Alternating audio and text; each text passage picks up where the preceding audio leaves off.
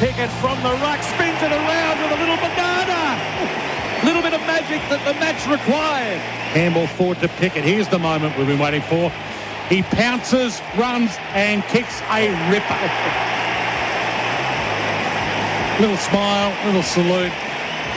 That's what I do. Just when you need me to do stuff, I can do some stuff. This is for number 4. And the checker. And the applause. You love coming to the footy to watch guys like Cozzy Pickett turn it on. It's been the only real big highlight of the night. As they sort themselves out, Fritsch has got it. So Fritsch now kicks in the Cozzy Pickett direction. Yes, McLeod! And he's taken a specky! Oh, Cozzy! Magnificent. Kicks to centre, half forward. Oh, that got the blood flowing. How good was that? That's mark of the year. I just marvel at what he can do. But when you look back if you look at players, some have got strength in one area and then, you know, they get by in others. Cozzy's the complete package. Yeah, I've played with and I've coached a lot of really, really good players over the journey, but Cozzy's as unique as all of those and right up there. The exceptional exploits of Cozzy Pickett define Anzac Eve, confirming his rise to the elite midfielders of the game and furthering Melbourne's MCG dominance. From 45, I think he touched the man on the marked fingers. Oh. Thank you. Massive grab, but it was touched on the way through. And he's hurt himself. He's on the deck. He went down head first. And they might have to stop play here. That was a shocking fall. It's about as landing as I've ever seen. Yeah, I reckon you're right. Siren beats the kick. The Swans play spoiler to the premiership celebrations of the Bulldogs. Inflict a heavy, heavy defeat on the Dogs.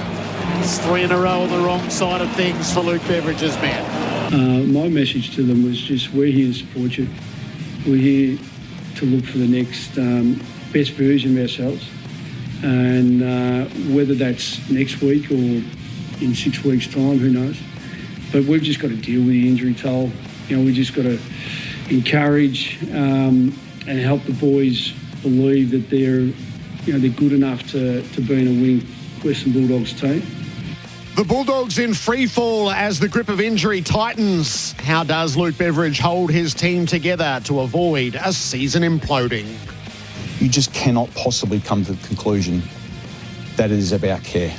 And in some ways, like, I'll be really honest, it's felt like a bordering on bullying. That's the way. Sorry, you've spoken, I'll speak. So rather than show compassion and empathy through a really difficult situation, we are being really judgmental with knowing little facts, without understanding history and background, and we've drawn our own outcomes. And we can't judge that in a binary way. It's complex. It's situational. And a combative Michael Voss mans the fort for an under-siege Carlton, while the league's judicial system has its worst week in modern times. This is the Anzac Day edition of Crunch Time.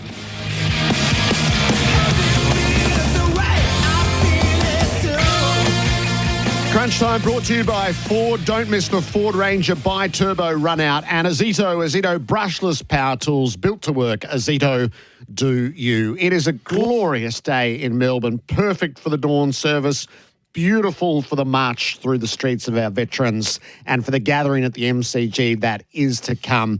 It is a blessed afternoon, that is for sure. Gerard Wheatley with you. Adam Simpson is with me on Crunch Time. Hello, Simo. Good morning, Gerard. Yeah, big day for the Simpson family too. It's my daughter's birthday today, so a lot's happened over the years. I've sort of missed it every year. Yes. And she's over to Victoria this morning, so she'll be heading to apparently the London Tavern's going to be doing a bit today. So, and she's looking for a birthday drink as well. So, yeah, and what a great day. I've never been to Anzac Day. I got the pleasure today to call the game with you, and I've never been to an Anzac Day game. I've either been playing or coaching interstate, so I can't wait to embrace the whole day. The half hour leading up to the opening siren is beyond compare. Right. So you're really in looking for forward to it. Something special. Tom Morris is with us. Hello to you, Tom. Hello, Gerard. Hello, Simo. Happy birthday to your daughter. Yes, Ellie, yeah. London Tavern's She's a a great listener, spot. avid listener. Love a crunch timer, is she? She's a crunch timer. She's She's not a fireballer. She's a crunch timer. It's been a heavy news week, Gerard, hasn't it? Yes. With tribunal debacles and controversies and statements that have been all over the place. The AFL not happy with the appeals board chair. And then some really unfortunate injuries. Aaron Norton gets away really luckily a couple of nights ago with what looked like a shocking neck or head injury. And then last night, Jai Cully as well. And then Richmond's injury list, we'll add to that this morning as well. And then we have just the perennial holding the ball debate, which is rich, and we'll get to that. We'll get to that. We can fix that in 10 seconds. Oh, I look forward to it. So if that's done, could you just get it done then? Cozzy Pickett last night was the defining act. It was Richmond tried their absolute darndest. It was fairly predictable, but Cozzy Pickett with his 4 goals and his best of field turn was just brilliant to watch. Is it justify the contract he got? When was the contract? Was it last year? Or start of this year? I can't remember, but it was a long one, and a lot's happened since then with contracts and the tenures and the money. But to do what he's done now, they saw the evolution before we did. I think Melbourne, and not necessarily the coach, but the list management. And we all thought there's talent there, but I didn't think it was going to be at this high end and this repeatable. And what he's done now in the midfield, he's had 6 clearances, 6 inside 50s, kicks his 4 goals, knows how to win a contest, and knows how to accumulate as well. So, and no one can catch him. You cannot catch. Once he gets the ball, it's corral. I think that's probably what you're saying to you. If you're trying to coach against, it's just force him to kick it, not take 2 bounces and kick it. So, yeah, exceptional last night, and he'll have an off quarter or an off half, but he always has at least 1 to 2 quarters where it's electric, and it puts him in the top bracket in the competition. So he signed midway through last year, $1.4 million a year it was, $12.5 million in total, locked into the end of 2034, at a time when I think most of us thought he might be looking to go to either Adelaide or Perth. It's cheap now, isn't it? What's he worth now? $1.4 million a year sounds cheap based on the way he's playing. It was the contract of an elite midfielder, not a small forward, That's right. and that was the shift. And Melbourne has lived its end of the bargain by giving him the midfield minutes. He's up beyond 80% now. Yeah. And he has evolved into... I mean, he is in the conversation with Nick Dacos and Marcus Bontempelli. Yeah, he is right now. I mean, part of the conversation for those guys is that they sustain it. They've been doing it for a while. So, you know, in the bracket of this year, he's in top 5. And, you know, you suppose you can't really let him live in that space regardless of his performances until he's done it for several years in a row. So he's still got a bit of work to do. But just, I heard someone mention today, is the Brownlow in, you know, if you do the Brownlow tomorrow, where is he? Top 4? Well, they've won 5 games, Melbourne, and in most of those wins, apart from last week, he's been excellent. Yeah. Well, I mean, and then we'll talk about Melbourne later, but they're playing a brand that suits him. That's right. It brings him into the game. So he goes home to Darwin, or goes and sees his daughter in Darwin on the 5-day break. So he leaves Sunday night from Melbourne, and he gets back in time for Wednesday main training. And he does recovery up in Darwin with a couple of people that he trusts, and they trust him. And it sets the tone for this new age of backing star players in to prepare themselves for games. I think that's always been there, backing your star players in. It's when the 44th player on the list wants to go home for a couple of days. Even on a 5-day break? Yeah. I think if it's, I mean, the attitude probably since 16, 17, around that era, is the family comes first, and it's followed through because you say it. You know, we want family comes first, but you're not going home. It's a 5-day break. I think clubs follow through now. I think the care and empathy for the player has gone to a level in which it can borderline go the other way. You can not take the piss a little bit, but if you're a player, you can probably get away with a lot because the empathy is so high at football clubs. I'm not saying for a second Pickett did that, but that's probably the risk. What's next when the players are really not abusing it, but the opportunity there is to put your family first. Absolutely. Melbourne unbeaten at the MCG. That's where they're building their campaign. And then the style is something, isn't it? I don't think the strategy was let's start winning our home games first. But when a new coach comes in, and I was really, I don't want to revert back to myself all the time. Gerard seemed to do that a little bit, so it just kept me in check. But my first year at West Coast, the nucleus of a really good list was there, and it was probably undervalued. And I wonder if we've undervalued. We saw who left the club, but we probably didn't look at who stayed at the club and what it's meant with someone who comes in with fresh eyes and gives everyone a new opportunity. Because when you're a player who's just been around and you've struggled through, but you've got the talent. You get a new coach, you just feel like it's a new lease of life. And I think he's really released the shackles on several players, and the top end players are leading from the front. Obviously, Gawn's important, although we saw a different mix last night, didn't we? And that shows evolution. And yeah, so early days, the sugar hit's real. It's there. It's just whether it's sustainable. I hope it is. I really do, because a lot of their games in shape. We thought it was just a ball movement game, fun, exciting, get on the outside, overlap, but we'll work that out if you're coaching against.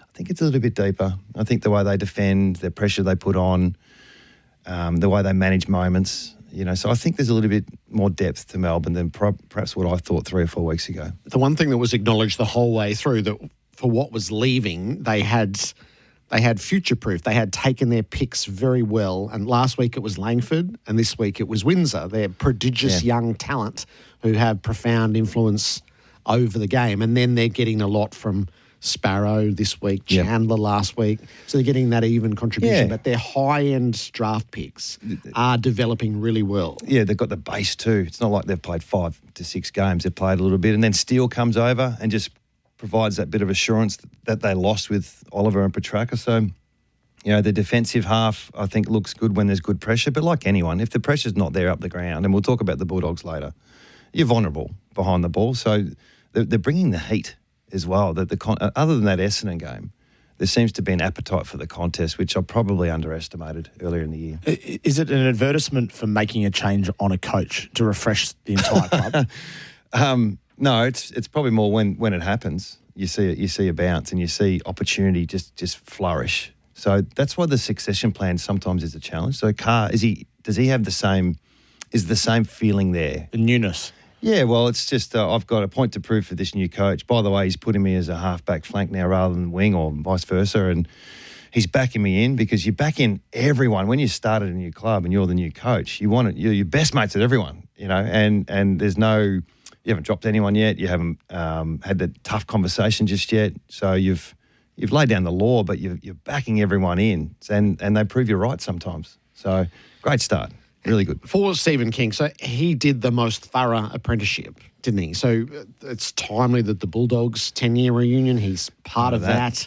He coaches the Suns after the sacking of Stuart Dew. He then goes to Geelong, which is recognised as probably the best system that there is. So he's done the most thorough grounding and developed his philosophies. And evidently that's why he won the job. He was so crystal in, this is how we will play, and this is what we will do, and this is why it's more optimistic than people think.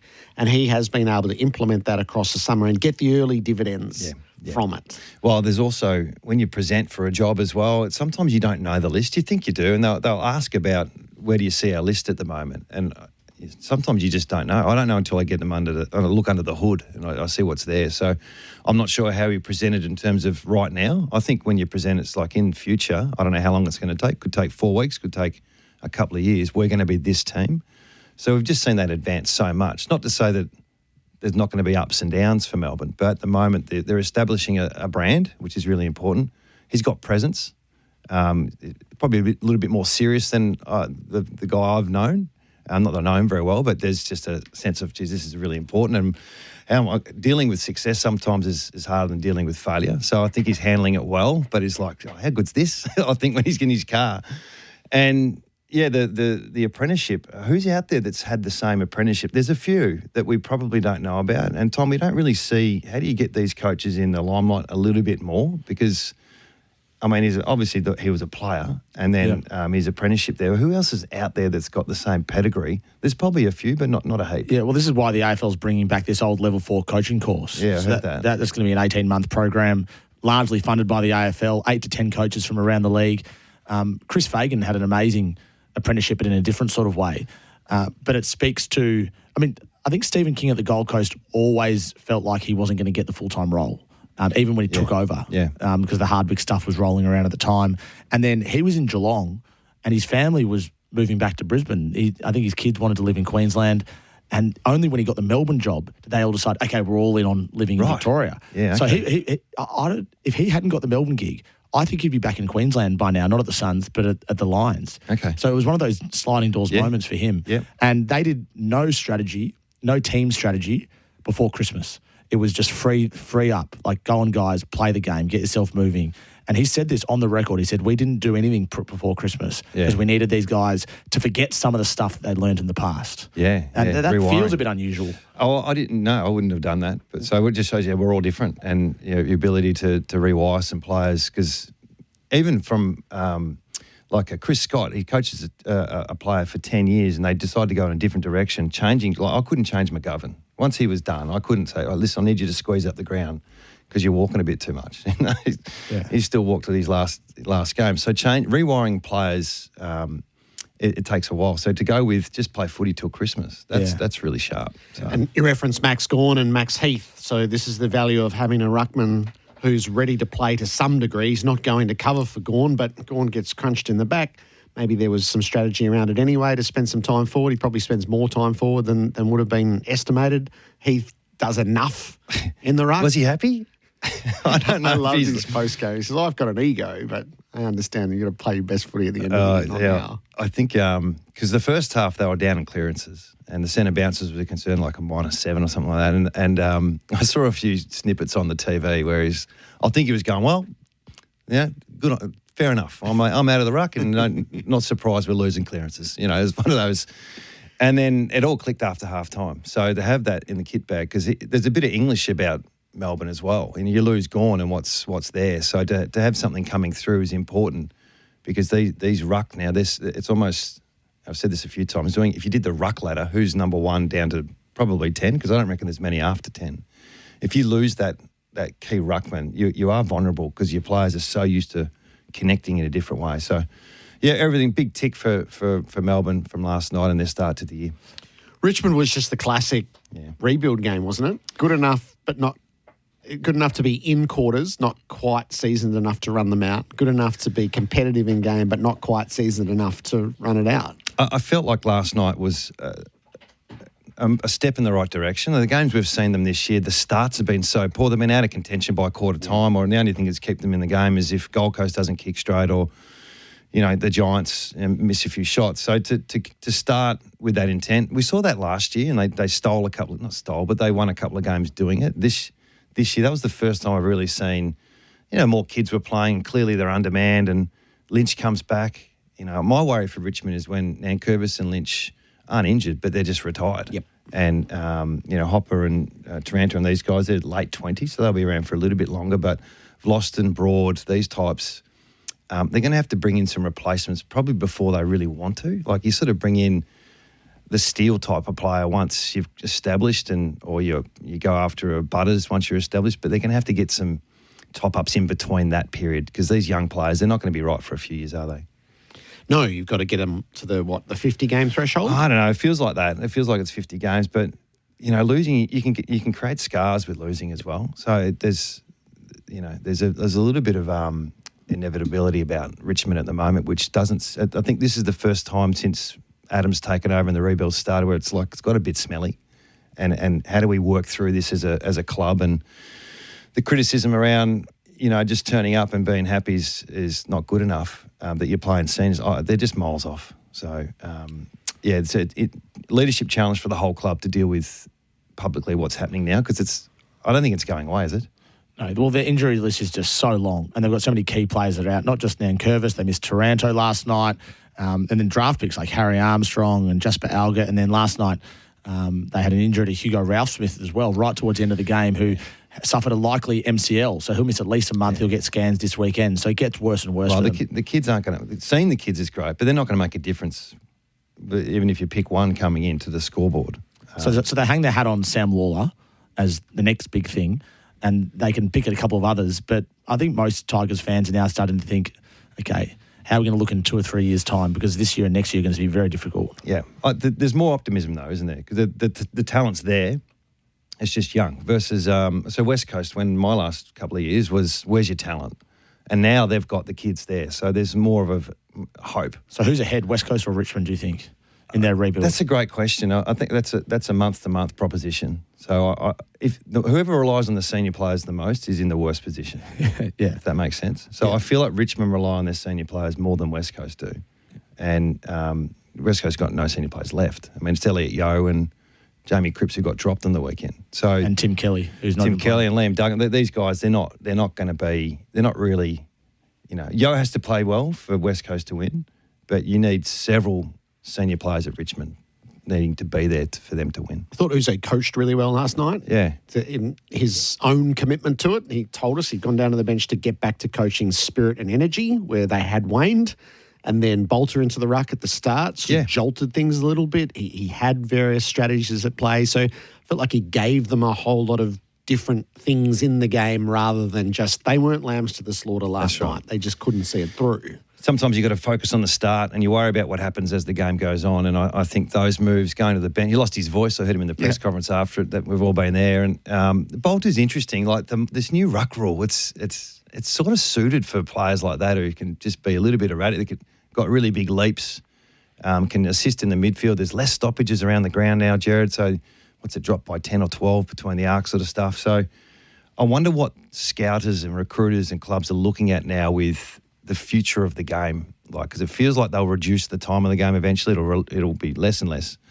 More, I don't want to say it, but you don't want soccer, do we, where you control the ball until you can attack. Yep. So we just got to keep an eye on keeping that integrity piece. But yeah, there's less and less stoppages, and these players like Boulder can actually have little influences. Adam Uze might have been hoarse because he spent the whole night yelling, "Ball!" Well, I know that we try and tackle, and you'd love to get rewarded for tackling. So, I think the umpires would review every game and they'd get some right and some wrong.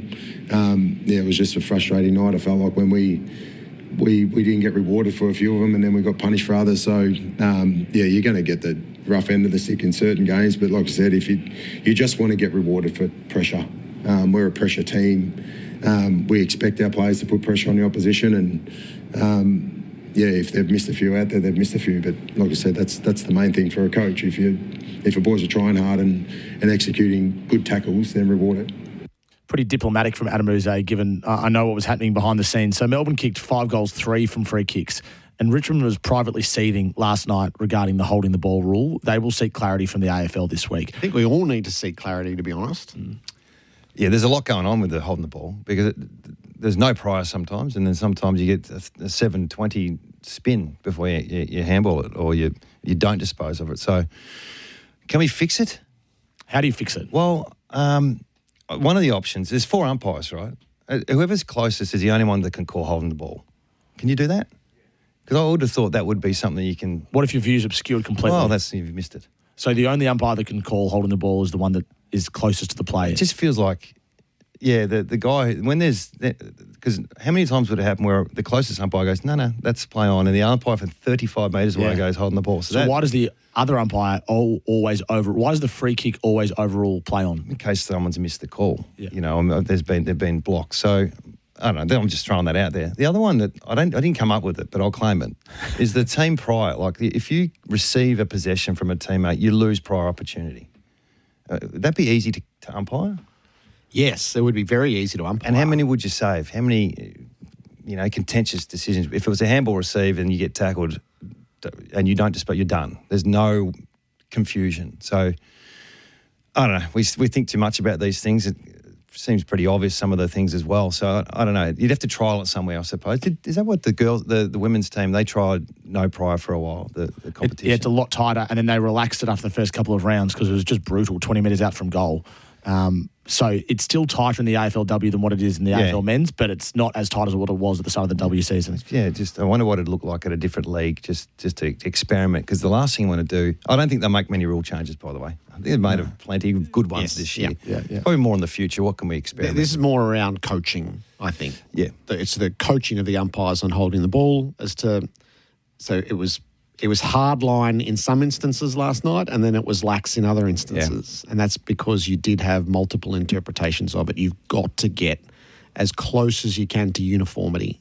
So what I don't like is both things can be true. No, you have to plant your flag and go, this is and this isn't. And you have to coach relentlessly to get either side of that line. But the methodology is that and either decision can work there. That doesn't help the game, and it leads to where we get to last night.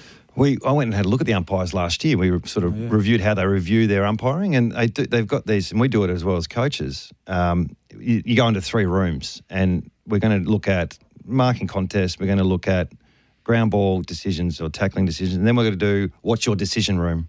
So they'll go, here's 4 contentious issues, and we'll go, all right, what do we think as a team? So for me, that's the way to get conformity, is to group discuss. But as long as someone comes over at the end and say, by the way, this is what it is. Yes. Not, oh, that's a good decision, great debate. See you next week. Because you need someone to go, right, we've heard everyone, but this is the right call. And from now on, make sure this is where we sit. And next week we'll show you 10. Good ones. And these are all to be holding the ball or not holding the ball. And the next week we'll show you 20 until you get, and I don't leave the room until everyone understands, oh, okay, so this is what we're paying. There is no, oh, this is justifiable, this is fine. That's how we've got to here. Yeah. I think the umpire's been okay this year. The anxiety of the bounce is gone, which I think they would have appreciated. I don't know, there's been some okay games. Am I wrong in saying that? Or I thought last year there's a lot more talk anyway. Fans will always complain. I don't really notice it last much, but I noticed it last night. Okay. Holding the ball. Quick one on Jai Cully. Yes. So suspected ACL here. He'll have scans in the next few hours on that. Rotten luck. He's done one knee before and he's done his right knee before. This was his left knee last night. We'll back the medicos at Melbourne because they were checking that left knee at quarter time and then he went out and supposedly ruptured it. But a bit of clarification on the Ds over the next few days would be important for that as well. Yeah, we got Jai to West Coast mid-season draft. And he's such a good kid. He's so diligent. He's probably the most diligent preparer of a game and trying to make it in the AFL like he was working in a supermarket type of thing. And then he's like, this is my one and only chance to change my life. And he committed his whole life to the game. And he's gone through 2 knee reconstructions at 2 different clubs. Yeah. So all the best for him. He's contracted to the end of 2028, so he's got time. The Friday wrap for Brant's. Brant's delivers unmatched support on John Deere equipment. And I to Thursday night next. Cars 24, 300-point inspected cars. Not sure it's right for you? The 30-day return guarantee gives you 30 days to return it. Cars24.com.au. Ozito brushless power tools. Tested by Grit and built to work. When it comes to doing tough jobs, do it yourself. Ozito. Home and garden brushless power tools. Do you. Only at Bunnings Warehouse. Freeway Motor Group is growing and now presents 9 brands across 16 dealerships and 4 locations, servicing Melbourne's east, southeast and the peninsula. Come test drive a massive range of new and used vehicles to suit all needs with plate clearance deals on brands like Ford, Hyundai, GWM, LDV, Ram, Jeep and now KGM and Leap Motor. Plus get your 4x4 kitted out for proper off-roading. Find your nearest dealership and plate clearance deals. Visit freewaymotorgroup.com.au. LMCT 9351. Punt with Ladbrokes fast new app and get the AFL season off to a screamer. Looking for a read on head-to-head or same-game multis? With big bets, you can see where the smart money's landing. Plus, you can copy and edit popular multis or build your own. Combine player markets like total goals, disposals and first goal kicker. Ladbrokes, your go-to app for footy punting. Too good. You win some, you lose more. For free and confidential support, visit gamblinghelpline.org.au. Don't get FOMO this winter. Wait, do the kids still say FOMO? What about 6-7? Is that still a thing? I kicked 6 goals 7 once. Get KO Sports with every game of every round of the 2026 AFL season live and on demand in 4K with no ad breaks during play. That is incredible! With all that footy plus the NRL, F1, Supercars, netball and all the other sport you love. You won't miss a thing on KO Sports. Crust Pizza. One mission, one very bold decision to do pizza differently back in 2001. Then came the peri peri chicken, the meat deluxe, the garlic prawn, and a following that never looked back. Try the difference. Signatures from $21, classics from $15. Real ingredients, unforgettable flavours. That's how Crust does pizza differently. Order online at crust.com.au. T's and C's apply. Go Harvey Norman, Melbourne's kitchen and laundry appliance specialist. Deals of the week in store now. Get 10% of your purchase price in Harvey Norman gift cards on selected Hisense French door fridges. Westinghouse front load washers from just $588. Big brand dryers from just $392. And built-in ovens starting from just $488. Hurry, limited time while stocks last. Best brands, best range, best prices. There's more in store at Harvey Norman, Melbourne's kitchen and laundry appliance specialist. Conditions and exclusions apply. Hey, Andy Lee here with some tips so your store fit this Australian Made Week, May 18 to 24. Practice speed pay. Push your limits. Carry all your shopping bags in a single trip. And train your eyes to lock in like a wedge-tailed eagle on the green and gold kangaroo logo. Because whatever you're buying, The Australian-made logo is the way to know it's made right here. Australian Made Week. Buy Australian, May 18 to 24.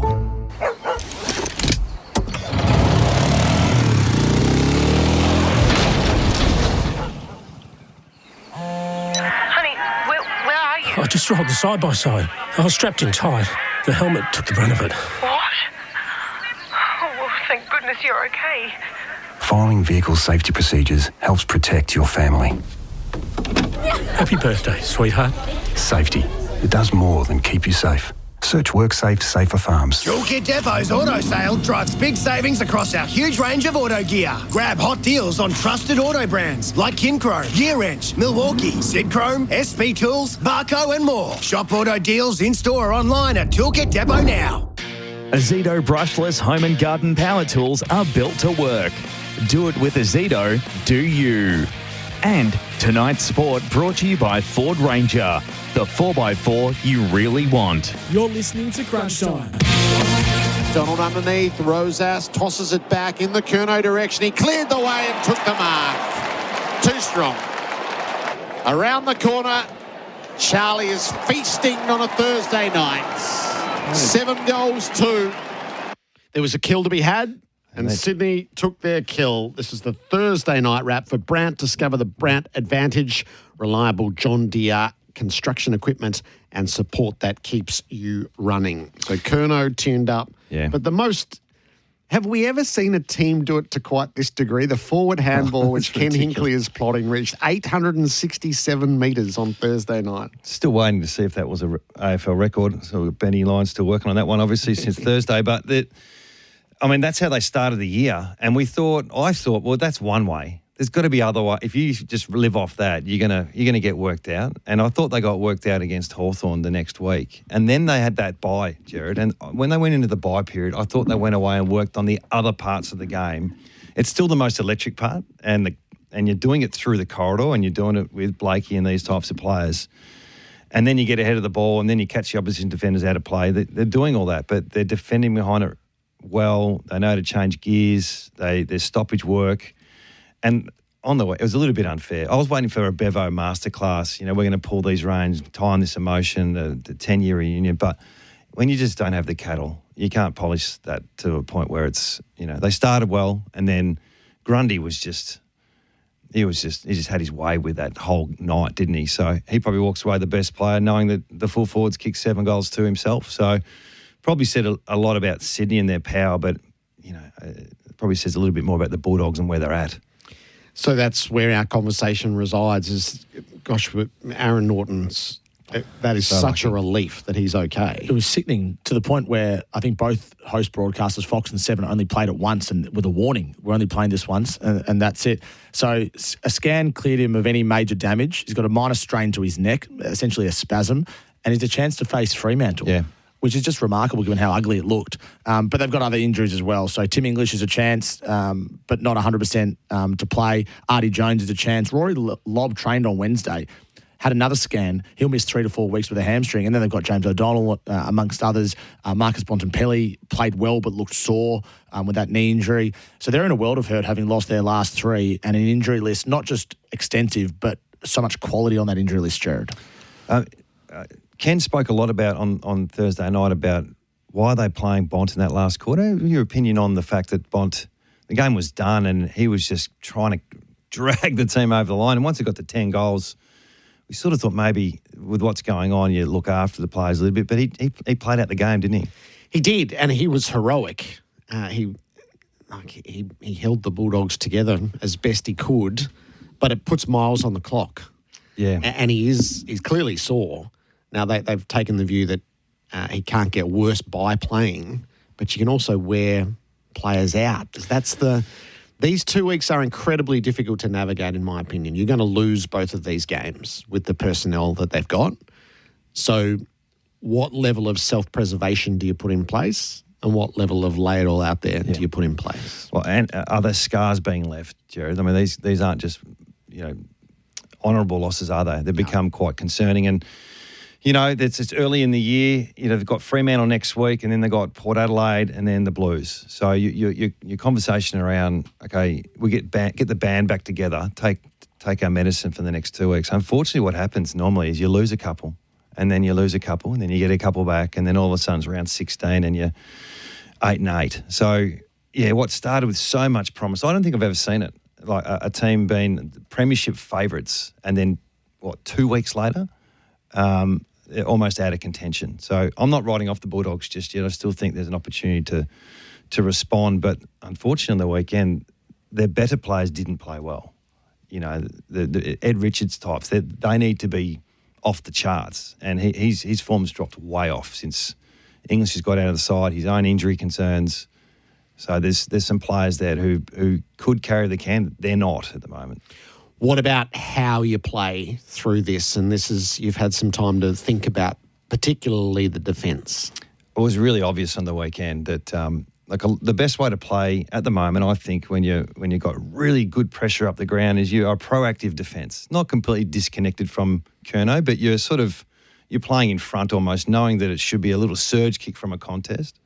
We must have seen 12 goals the other night when Sydney took them on like they do with their forward handball. You break one layer of defence and all of a sudden the poor defenders are just too far in front. It goes out the back and they must have kicked 7 goals, 8 goals from that particular play from the back half. So they're going to have to look at how they defend, Gerard, because you can't put those lambs to the slaughter. And sometimes you just got to go back shoulder. Sometimes you need an extra behind. Sometimes you got to find a way to curtail your biggest weaknesses, because it was personnel. It wasn't really system, but the personnel made the system look bad. The ruck situation, the clearances are through the floor now. The one-on-one defence is non-existent. And unfortunately, it's a bit of personnel. So you might have to change the system, unfortunately. Yes, and so Lobb and O'Donnell are going to miss together for, at least 3. At least 3, now. maybe more than that. Yeah, so think about Norton maybe going back. I brought it up. Kenny knocked me over with it, but Bevo knocks anyone over with it who wants to bring it up. Well, that's what happened. Yeah, that was the conversation. But there was that stark. Like, we've had Curnow kick 10 against us, and we had Brady Hoff on him because we didn't have McGovern or Barras. And it was like, who else is out there that can actually defend? So you've spoken in the past, Simo, about Bevo being willing to throw the magnets around and just except for that try some things. That's the only magnet that is rigid to the board. I think it's in spite of whoever said you should do it. It's like he needs to come up with the idea for it to actually be worthy. But you're missing your forward line at the moment. So he just doesn't have the tools to create the miracle that we thought, unless you go to the opposite way he is, and that's just flood. Just get everyone back, park the bus, make it a 10-goal to 10-goal game. We'll try and get some slingshot footy, which is not ideal for your development. To get out of that, you've got to really focus on. So that's the only piece. But that might be the only way they can win in the next week or two. Yes, the Fremantle matchup is, so the Dockers have the key forwards and the ruck dominance. So the two things they're most vulnerable to. The injuries have hit at exactly the wrong time. They've corresponded with games against Hawthorn, Geelong, Sydney. So the Grundy hit-outs to advantage were 17. Yeah. And then Jackson, I don't know, will Darcy be playing that game? I'd be surprised if Darcy's back by then. They've got the 3 key forwards, and the Bulldogs have got no one down back. Yeah. So the other piece too that's interesting with sides who are struggling, and I saw it last night and we saw it the night before, is, and no one cares about this except for coaches, but your kick-ins and zones. So the Bulldogs concede 3 goals from their kick-ins. So they've kicked it in, turns over, back over your head. So that's in that realm. And the zones, so their ability to defend their own points, they've conceded 3 goals, 1. So there's 6 goals, 3 there from whoever's in charge of that. It's normally maybe a stoppage coach, or your team D does your zones, all that sort of stuff. So those little things you think, we can fix that. But that's a big problem for the Bulldogs to concede so many scores against from when you've got the ball at the kick-in level. They can look at structure to help that. And it happened with Richmond as well. They conceded plenty of scores from those for those particular players. They conceded 5 goals too. So it's interesting when you go into coaching, you talk about forward 50 stoppages, clearances, turnovers, but if the kick-ins and zones aren't right, it's a really big success indicator. Yeah. And they do have, and this is the truth about the Bulldogs, as soon as injury strikes, they get incredibly young and incredibly inexperienced. Yeah. And that would play a role there, wouldn't it? You value the list. Like, where do we see it? Tom, you can do I know, is it Kane who's over-indexing the top-end talent? Probably. But where do we see the depth chart of a list, where would they sit? Well, the Dogs see themselves as they have good depth, but when all the talls are missing at once, it makes it almost impossible. You can't say that, though. Well, you have good depth to a point, but in the end, Well, the damn give me wall the breaks. good depth to no point. Just the depth chart. You should So do that. It'd be good for you I'll to give do. it to you that as soon as they lost English, so one player, the game against Hawthorn, they were in the bottom 4 for games played and experience, and they were there with West Coast, Richmond and Essendon. That's not the profile of a premiership team. So had that on, and then it compounds with the next injury and the next injury. But that was ground zero. Yeah. One injury, we're straight down in that quartile. So they're still young with some top-end talent. So against the Swans, they had 8 players with 20 or less games, and the Swans averaged 42 more games. Do we know that? Is that known enough? Because I think the perception is they're in the window, they're ready to go. It's because of the top 6 players. So it might be good exercise to see who actually has the best depth. Because you look at Brisbane and even the Suns today with what they've brought in. Like there's some exceptional depth at the moment and experience to marry up with where you should be on the ladder. The Bulldogs, the ongoing case study, we see them again on Friday night. You can catch up on any of the interviews across the weekend from AFL Nation on the podcast page, thanks to WorkSafe. Safety, it does more than keep you safe. Search WorkSafe Safer Farms to find out how. Mate, did you see that? Parked 3 wide the trip and still won. What are the odds? When you activate Odds Surge in your Ladbrokes app, pretty good actually. Yeah, your shout then. Ladbrokes Odds Surge. Activate on all races at Flemington this Saturday for bigger odds and bigger payouts. Max bet $100. First Odds Surge bet only. T's and C's apply. See website for details. You win some, you lose more. For free and confidential support, visit gamblinghelponline.org.au. Go where you really want with a 4K fuel card. With select Bi-Turbo models during the Ford Ranger Bi-Turbo run out at participating dealers. See Ford.com.au for details.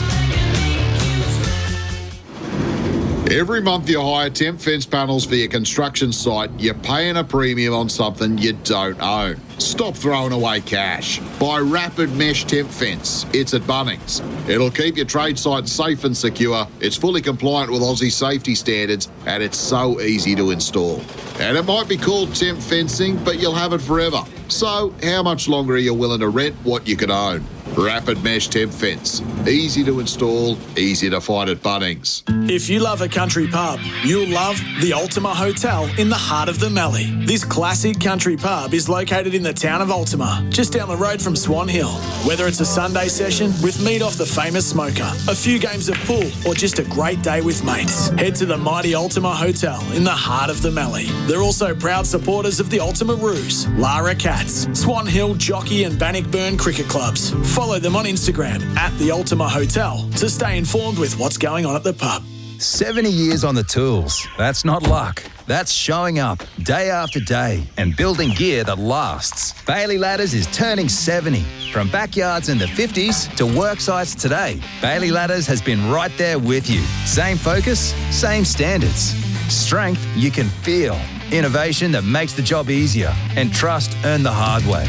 On your Bailey, no wonder you're Australia's #1 ladder brand. Bailey Ladders, still standing since 1956. Business owners, it's time to stop paying your suppliers. Just pay.com.au it instead and get points. With pay.com.au, you can finally get rewarded for the bills you're already paying. Simply link your payment details through pay.com.au and every business transaction made through the platform earns reward points. From straightforward bank transfers to leveraging your existing credit card facilities. Even those suppliers who traditionally only accept direct debits. You can use your points on almost anything. Flights, hotels, shopping and more. Discover the surprisingly rewarding side of managing your business finances. Visit pay.com.au today and get your business flying. Make the switch to Kia's award-winning EV range. Experience up to 612 kilometres of range in the all-electric EV4 sedan. Relax in the premium massage seat of the all-electric EV5 family SUV. Or test drive the reigning Motoring Car of the Year EV3 SUV. Now from $46,990 drive away. Visit your local Kia dealership today. Kia, movement that inspires. Mate, did you see that? Parked 3 wide the trip and still won. What are the odds? When you activate Odds Surge in your Ladbrokes app, pretty good actually. Yeah, your shout then. Ladbrokes Odds Surge. Activate on all races at Flemington this Saturday for bigger odds and bigger payouts. Go, you good thing. Go, you good thing. Max bet $100. First Odds Surge bet only. T's and C's apply. See website for details. You win some, you lose more. For free and confidential support, visit gamblinghelponline.org.au. Azito brushless home and garden power tools are built to work. Do it with Azito, do you. And tonight's sport brought to you by Ford Ranger, the 4x4 you really want. You're listening to Crunch Time. Anzac Day footy ahead. It starts in Launceston. It's the early start, so it's a truncated crunch time before we relocate to the MCG for Essendon and Collingwood. Crunch Time is brought to you by Ford. Don't miss the Ford Ranger Bi-Turbo runouts and Azito brushless power tools. Built to work, Azito do you. The hot seat. Oh, there's a few nominations for the hot seat this week. For Razorback 4x4, Australia's best four-wheel drive seat covers with unbeatable protection and comforts. Carlton is obviously on the hot seat and has been for more than a week now. The contrast from the coach's press conference, the chief executive's press conference, they needed somebody to step forth and man the fort. And while Carlton might only be lukewarm on the future of Michael Voss committed wholeheartedly to defending Carlton. And I think they owe him a debt of gratitude for that. I agree. The jury's out whether he is the right coach for this club, but he is certainly the right leader for this club. And he showed that leadership at his media conference. And I disagree with the criticism of him. Yes, I don't necessarily think that... no, I'll rephrase that. I disagree with the criticism of him because he's entitled to defend his football club however he sees fit to rally the people at that football club, the players, the coaches, the staff. And I know that the people inside that footy club loved what he said. And at a time of trauma, at a time of great unrest at Icon Park, that's exactly what was required, Simo. Well, I know what's going on to a certain degree in terms of the cultural piece, and he's leading better now than he did in 2023. So this leadership space, that's not... I don't think anyone's debating that because his ability, obviously premiership captain, you know, and the way he led his team up there, he's happy to take bullets for anyone. So, and speaking to some of the coaches around, it's like, you know, they can't believe what he's doing when he turns up because you got to hit the top of the door and you got to go, all right, it's not about me today. And you got to get on with it. I think Chris Davies was unavailable for that particular press conference. He had to get back to Adelaide. So, because that would be normally a footy manager type of press conference because you got to spend a lot of time. You got training planning, match committee, you're dropping people, you're trying to get everything right, how to beat Fremantle, and then you got to carry yourself through this. So that takes a lot of man hours in your brain, really, to get ready for any type of conflict you might confront. But what's my goal in this press conference? And it's to defend my people. Yeah, but equally, the questions of Carlton are also fair, aren't they? Yeah, definitely. Yeah. I think that Alistair Clarkson spoke about this the other day with Kingy and Kane. You know, the difference between care and process, and those lines are getting blurred. And there must be some frustration about we don't want to talk about this because it's a very deeply personal matter. So we're not going to talk about it. Therefore, all we can do is defend to the point where it's different. It's the care piece versus the process piece. Maybe the process needs to be looked at, but that would be industry-wide, not this particular moment. And Clarko has mentioned something that made me think a little bit because I'm too close to it to go to the minute detail of what is it like on game day when there's a situation happening that you're unaware of. And I'm thinking maybe I would have seen that if I was coaching. And then I didn't see it commentating. And Clarko is living in the world right now. I said, sometimes you just miss these things when you're right into the winning of the game, especially the senior coach. So, not there to defend anything other than the fact that it's the care process versus the care versus process, Gerard, which my ears pricked when I heard that. Yeah, so I thought Voss landed that extremely well. Yeah. It was hard to land bullying, but it rallied the troops. He was there to defend his footy club, and now they go on trial with the AFL. So I thought he was able to land that. And I thought he landed this is a broader conversation, is the rush to judgment. there's a lot to take in.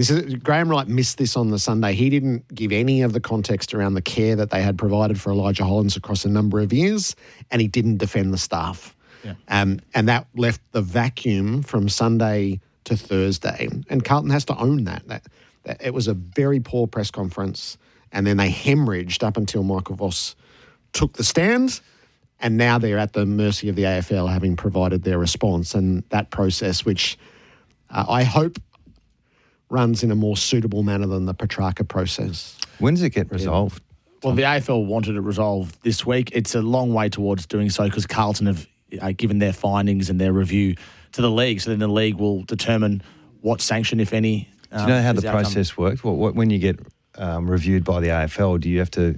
are you doing interviews with someone as an integrity officer? How does it work? I think the AFL, Gerard, will be aligning what they believe to be the truth behind the scenes based on their own investigation with what Carlton says it is and whether that all marries up. Okay. Yeah, I think that's what's important. And I think it's easy for me to say this based on there's no reason to think there's a smoking gun. There's no reason to think that there is gross negligence to the point of a $500,000 fine or a soft cap penalty that would cripple the club.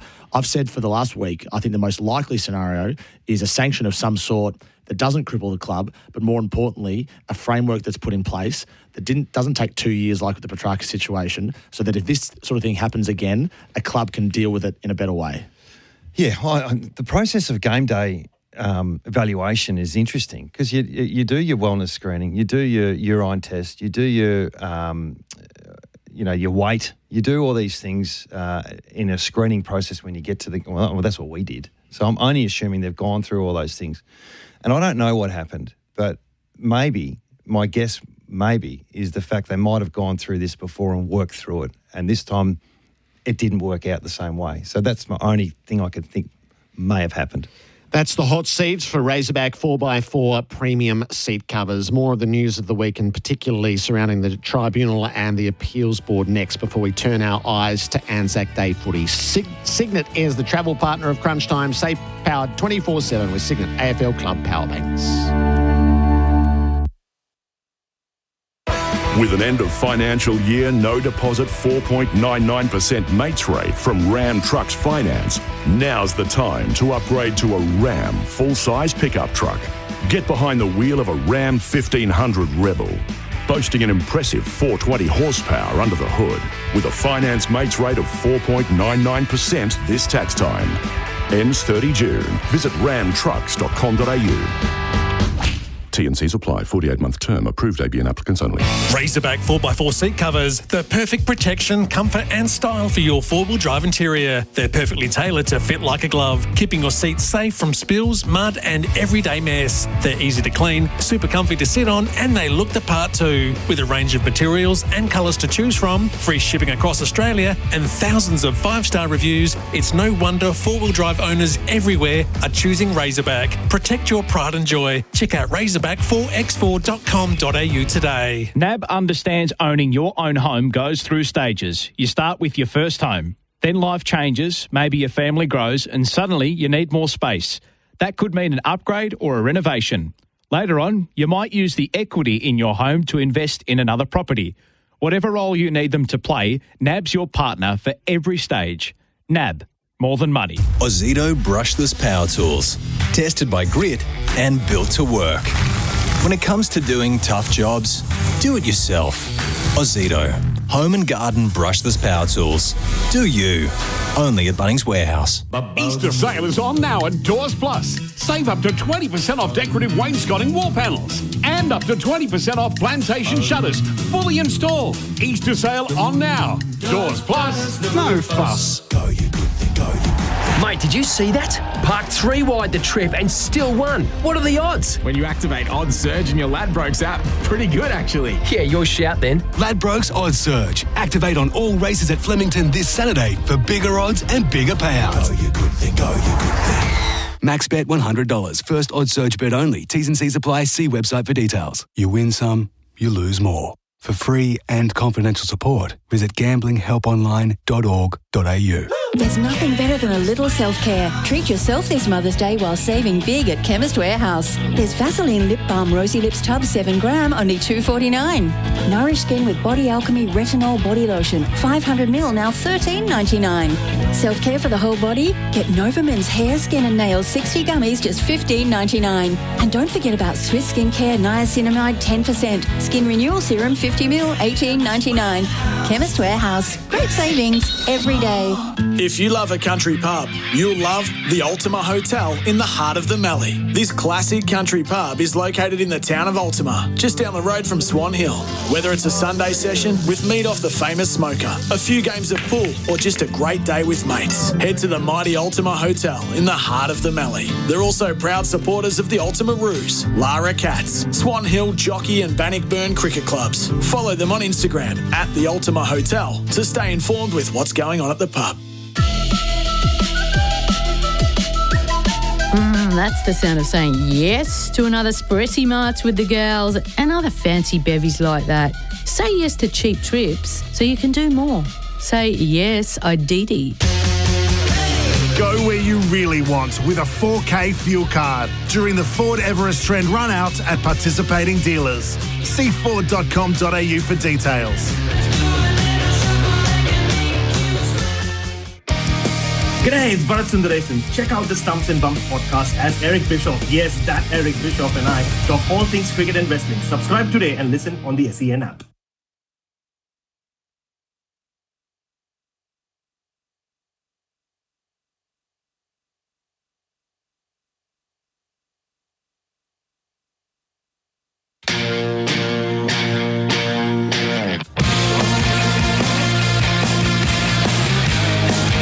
This is the Bunnings Build-Up on Crunch Time. The Bunnings Build-Up on Crunch Time. Bunnings Trade, helping tradies and builders get the job done. Anzac Day footy, the Bunnings Build-Up on Crunch Time. Site-ready Siteco available at Bunnings Warehouse. 4 games with Anzac Day falling on a Saturday. Launceston is the early start. Hawthorn and Gold Coast to the MCG for Essendon and Collingwood. Adelaide for Port Adelaide and Geelong. We finish in the west with Fremantle and Perth. We'll get Adam Simpson to turn his eye there in a few moments' time. We're quarter of an hour away from heading up the broadcast in Launceston. The first hour on the podcast, listen to the discussions on Thursday night footy, Friday night footy, and the situation at Carlton. So let's just ping off the last of the news topics. Tom Morris, the AFL Appeals Boards. There's always great discussion around adjudications that come out of the tribunal and the appeals board, and fundamental to the way football operates. I can't remember a finding as genuinely shocking as what came in the Lance Collard case on Thursday night. Galling, not just to you, Gerard, not just to me and other people in the industry, but also to the very most senior people at the AFL. I'll read out the quote from the appeals board chair, William Horton, KC. We observe that football is a hard game. It is highly competitive, particularly at its high levels. It is commonplace that players can employ language from time to time which is racist, sexist, or homophobic whilst on the field. I can't understand how such intelligent people in a room could conceive that line and then commit it to the public domain. First of all, it's wrong. It would have been jarring 30 years ago to write that line, but in the modern context, it's wrong. And how do you miss it? It falsely normalises and legitimises what we have tried to eradicate from the game. Yeah. That is such a damaging line. And I don't know how William Horton, KC, who I tried to contact yesterday but I've never met, can remain in that role. Now, I've spoken to the AFL and they were unable to guarantee that he would stay in that role. The way the process works is the AFL appoints the chair, but the tribunal that sits below the chair, that's just a rotating cast of people. So they could easily just move one of those to the side, but they would have to either ask him to resign or sack him if they didn't want him to be there for an appeals board hearing next week. And they should. So there's a fundamental practice in law. You cannot sack a judge because you don't like a decision. This is different to that. This is the High Court of the AFL. That the league has no capacity to either shape or manoeuvre thereafter. So what comes from the appeals board holds. And if your values of the league are so far removed from the value of the chair of that panel, you should remove him. He serves at the AFL's pleasure.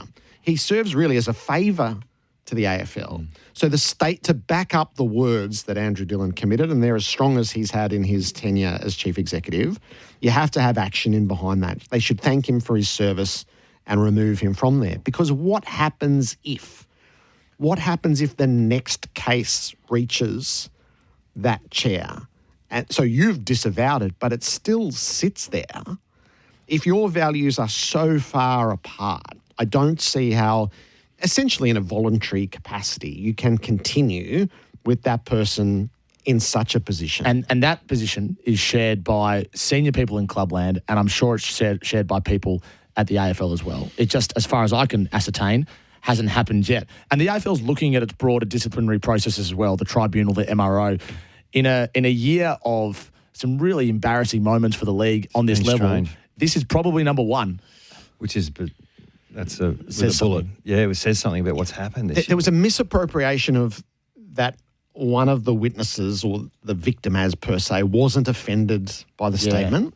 And that was to zero in on one phrase. But that witness also said, I've got family members who are homosexual. I've got friends who are homosexual. And I recognise that it can't be said and shouldn't be done in our game. That's right. So the idea, which is reprehensible anyway, because the vice in the slur, it does not matter what level of offence it causes to the actual person. We've established that over a long period of time, but it was also a misreading of the evidence. Yeah, that's right. It isolated a single moment at the exclusion of the rest of what that witness said, which was that it can't and shouldn't be said in the game. That's right. So the fact the victim wasn't personally offended, the relatively lesser seriousness compared to Collard's previous use of the slur, and the context of the game in which the incident occurred.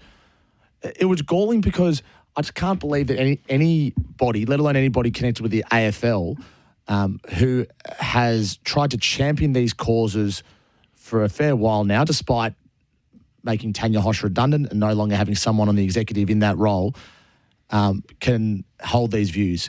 It's a big week because you just cannot see a situation where if we go to appeals board on Wednesday, William Horton is running that process. So how does it play out? How do they either ask him to resign?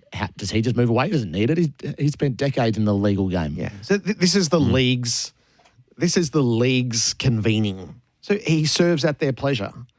It can't serve anymore. So you just have to take the pragmatic step. You can do it. You can do it without judgment. You can just shake your hand and say thank you, but our values are too far apart here.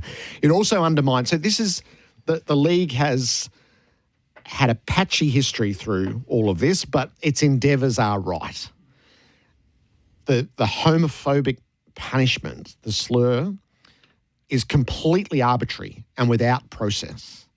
And so it's utterly undermined by this. Is the next player, God help us, who gets either the 5 weeks or if the league wavers on what it should be, that player and club can't accept it. They have to demand due process now. And due process takes you through a tribunal, and they would hope, they would aspire to get to the appeals board because of what happened. So it just fundamentally undermines all the work that has been done. And as I say, a lot of it's patchy and arbitrary, which hasn't been very good policy. And that's why the AFL Players Association has been hot on this as well. James Gallagher released a strong statement yesterday.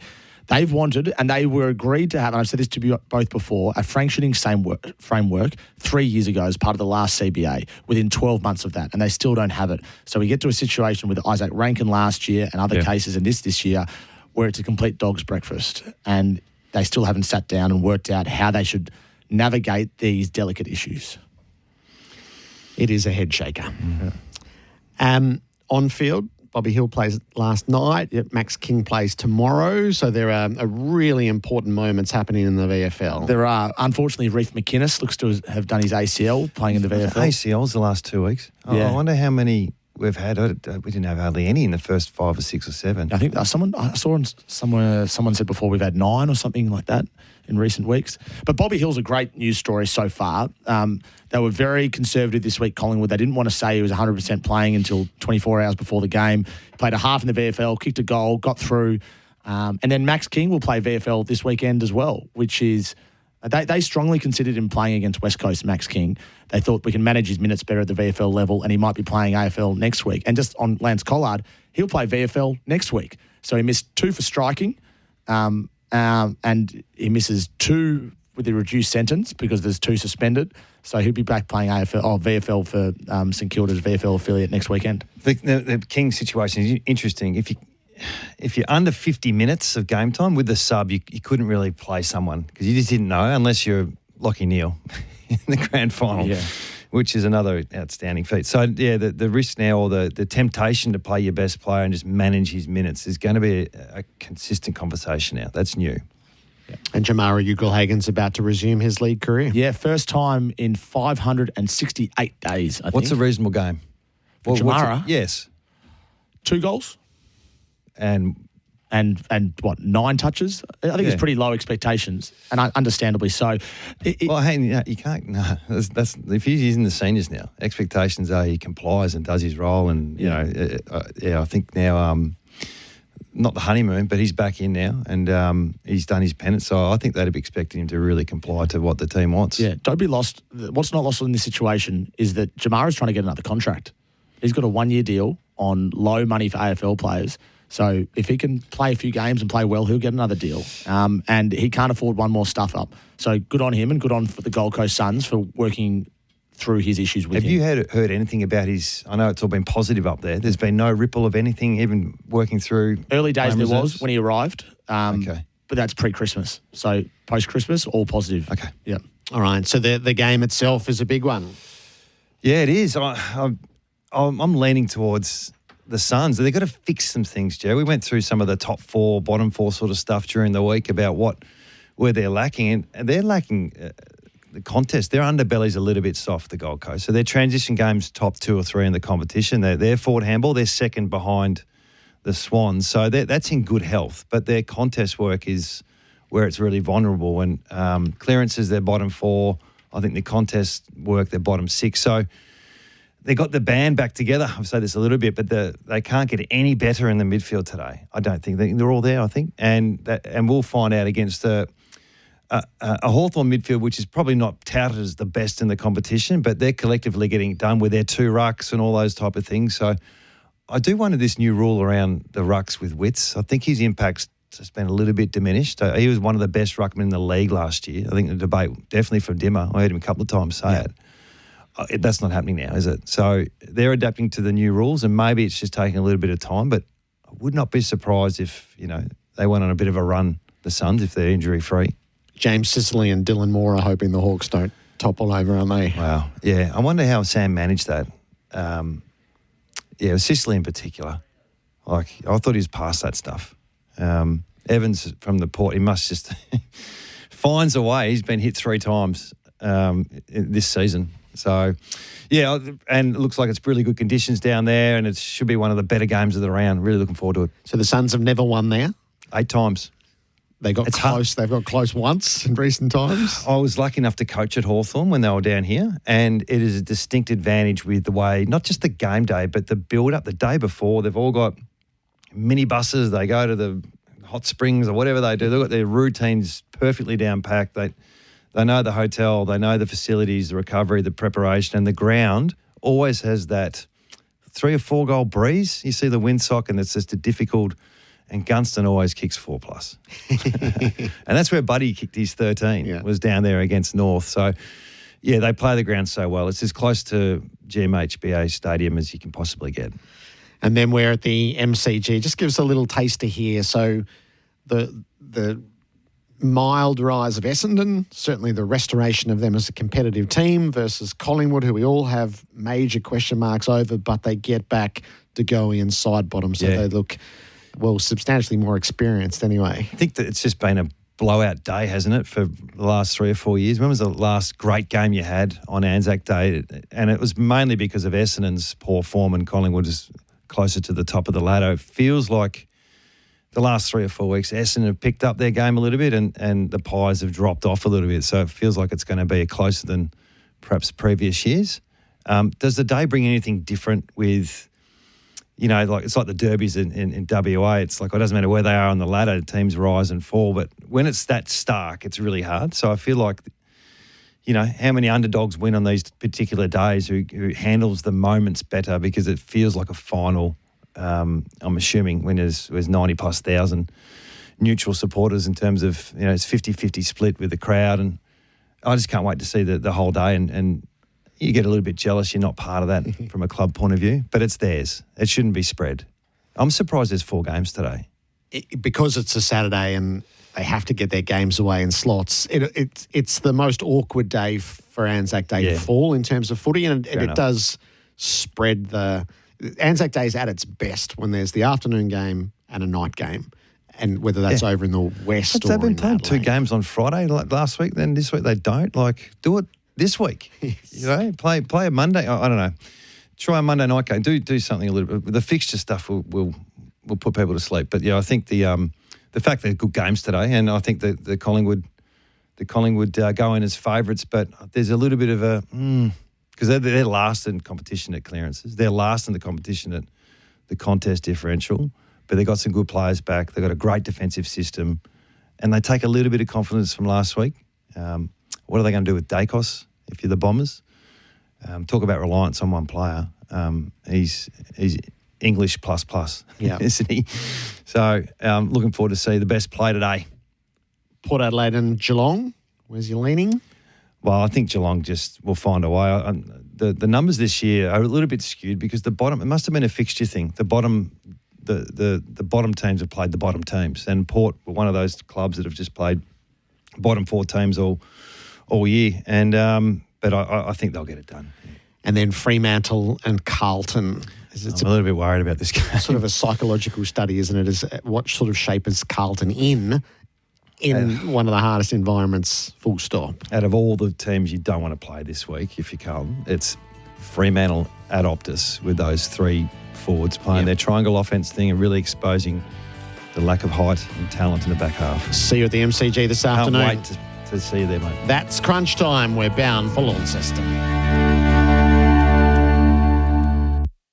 It's the final week to save 20 to 60% off store-wide at the Lounge Lovers birthday sale. Plus, free Metro delivery till Monday. Visit a showroom or shop online. Terms apply. Did you know you can watch all your favourite SEN shows on YouTube? Subscribe today. Ring-a-ding-ding! Welcome to Tasman Butcher's Secret Specials with Frank and Mario. This week, award-winning Farm 88 pasture-fed yearling beef whole porterhouse, only $34.99 a kilo. Gold Star quality Farm 88 pasture-fed yearling beef boulder blade roast, only $15.99 a kilo. The freshest cuts and the largest variety. Don't settle for the other stuff. Eat better meat with Tasman Butchers.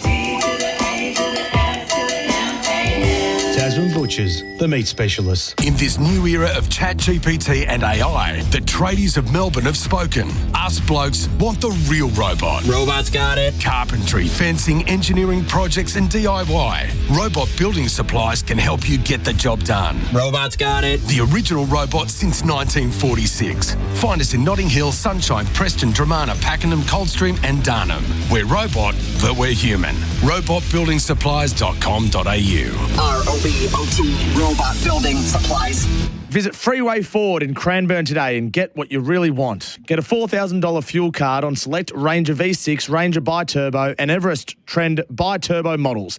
That's a $4,000 to help you work and play more. Get an even better deal when you trade in with top dollar offered for your current vehicle. Visit freewayford.com.au for more details. Sales numbers based on VFAX data. LMCT 9315. Ozito brushless home and garden power tools are built to work. Tough isn't something you just claim. It's something you prove. It's about handling the hard, repetitive stuff without giving up. Testing what you're made of and what you're working with. When it comes to doing tough jobs around the home, do it yourself. Ozito brushless power tools. Do you? Only at Bunnings Warehouse. At CommBank, we'll help you get your business in shape, no doubt. Whether you need capital, cash flow or payment solutions, talk to one of our local specialists today. Search CommBank Business. Eligibility criteria, T's and C's apply. Running towards goal. Whoa, that's holding the ball. That commentary with a little adult twist is brought to you by Sexyland. They get it, now so can you. Right to the final siren. Australia's biggest range of sexy costumes, lingerie, couples toys and fun gifts and games for adults. Sexyland. 11 stores in Melbourne, including Geelong and new store in Seaford. Open till midnight, 7 days a week, or shop online for 2-hour delivery. Nobody calls us with good news. We hear from you when things have gone wrong. When you're injured or sick because of your job. When you've been hurt in a road accident. When a trip to the shop ends in the back of an ambulance. But it's okay. We know what to do. At Carbone Lawyers, we're experts in getting you compensation. So remember, when things go wrong, get Carbone on the phone. Get Carbone on the phone. Get Carbone on the phone. We don't settle for less, neither should you. Visit carbonelawyers.com.au or call 1800 369 888. 2025 Platinum Winning Dealer of the Year for Sales and Service is Werribee Isuzu Ute. Their 2025 plate clearance sale is on now with fantastic ready-to-drive-away deals, but hurry, stock is limited. And if you're looking for pre-owned vehicles, they have you covered with over 80 pre-owned vehicles in stock, all priced to sell. Don't miss Werribee Isuzu Ute's 2025 plate clearance sale on now. Visit Werribee Isuzu Ute, Victoria's #1 selling Isuzu Ute dealership. LMCT 114.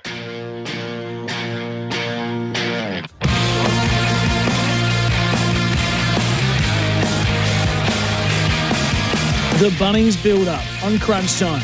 Bunnings Trade, helping tradies and builders get the job done. Acknowledge the traditional owners of the land on which the upcoming match is being played.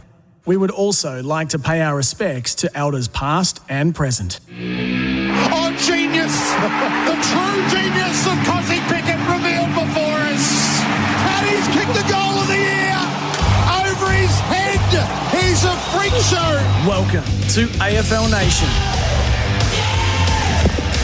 Good afternoon and welcome to AFL Nation for Didi. Yes, I Didi this footy season and Victoria Police. Good under pressure. Search Victoria Police Careers. Miles Fitzner with you very shortly. I'll be joined by Matthew Cox and Liam Pickering for the call of the game between Hawthorn and Gold Coast here at UTAS Stadium. But first, we have to get a market update from the team at Ladbrokes. Punt with Ladbrokes' new fast app. Go you good thing. What's gambling really costing you?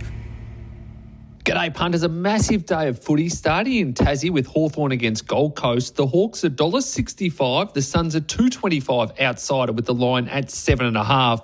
Then the big one at the G, Essendon against Collingwood. The Bombers $2.95, the Maggies $1.40 with the line at 6.5. The Anzac Day medal winner, Nick Dacos, a $2.75 favourite. Zach Merritt 8, Darcy Parish 13, Josh Dacos 17, Jamie Elliott 21, Scott Pendlebury 26 and Jordan De Goey a $34 chance. Two games tonight. First up, Port Adelaide a $4 outsider against Geelong with the Cats $1.25. And then Fremantle all the rage against Carlton. The Dockers $1.10, Carlton 7 with the line at 40.5. You can check all those markets on the Ladbrokes app. And as we say, please gamble responsibly. Punt with Ladbrokes' new fast app. Find and track footy same-game multis quicker than ever. What's gambling really costing you? For free and confidential support, visit gamblinghelponline.org.au. Thanks to Ladbrokes for the market update there. This is the pre-game show for Early Pay. Better business on your terms. Search Early Pay today. The warm-ups have been completed for Ream Manufacturing in Australia for over 80 years, and the players are making their way over now for the Anzac observance. As I welcome in my co-host for the day, gun commentator Matthew Cox. Hello to you, Coxie. G'day, Miles. Great to be here. Plenty of changes for the Hawks coming into today's game. Finn McGuinness, Harry Morrison, Jack Gunston, Jack Dalton, Jack Scrimshaw all in. Cicely McCabe, Moore, Perez, Butler out. And for the Gold Coast Suns, Jamara Ugle-Hagan makes his debut while they welcome back Noah Anderson. Joel Jeffrey and Charlie Ballard go out of the team. Game number 52 for Nick Watson today as well. He's been absolutely on fire. We're going to get down to the ground now. It is Hawthorn v Gold Coast at Utah Stadium. We welcome in Liam Pickering, the super. I was going to give you a spell for a moment. 124 games, 1997 BNF, and he played a stack at the North Melbourne Cricket Club too. Hello, Piggers. G'day, Miles. Hello, Coxie. Yeah, it's a big afternoon, Anzac Day footy, so looking forward to this game, and it should be a really good one as well. Certainly should be. The players lined up, of course, on Anzac Day. Hopefully you got out to a dawn service, some Anzac Day biscuits with some pre-game show for early pay. Better business on your terms. Search early pay today. I brought some Anzac biscuits for you. You say you brought them in. I brought some Anzac biscuits for you. I'm going to give them a go. We better get down there for the service. Yeah, we certainly will, as their drummers are making their way out now. And we'll go down for the Anzac observance.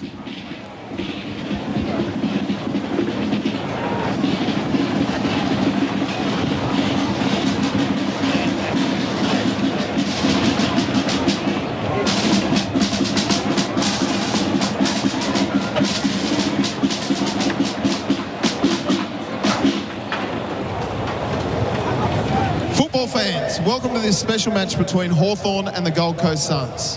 We are honoured to play for you all today and compete for the Alec Campbell Cup. Please join me in welcoming Warrant Officer Marcus Bagley and members of the Australian Navy Band to lead us in an Anzac ceremony.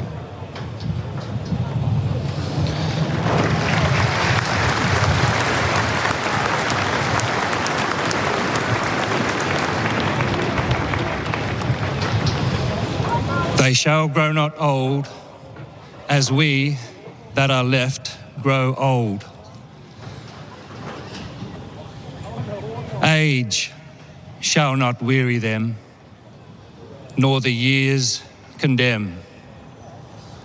At the going down of the sun, and in the morning, we will remember them.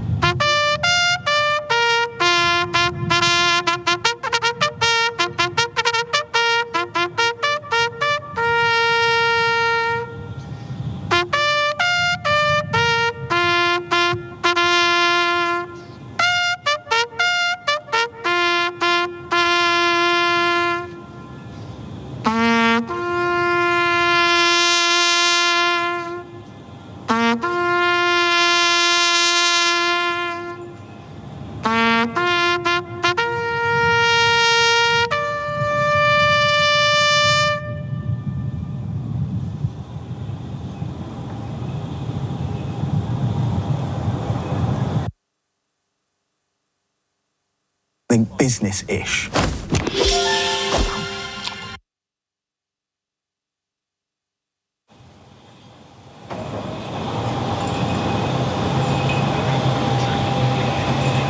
Lest we forget.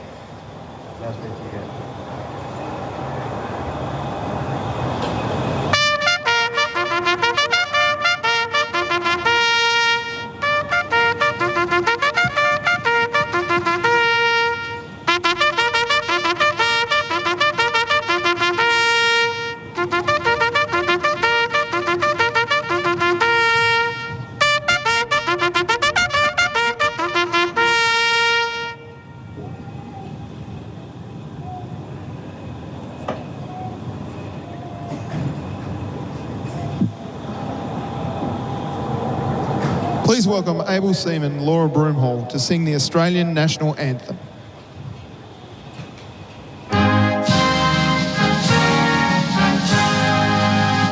Australians will let us rejoice, for we are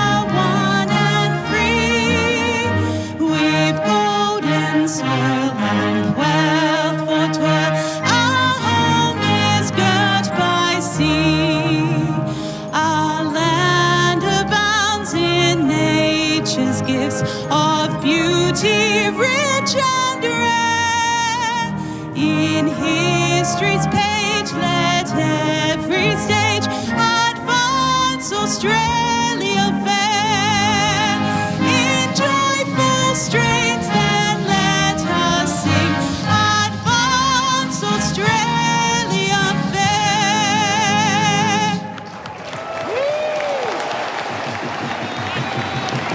Well, it's enough to make the hair on the back of your neck stand up every time you hear it. The Australian National Anthem there in the Anzac observance.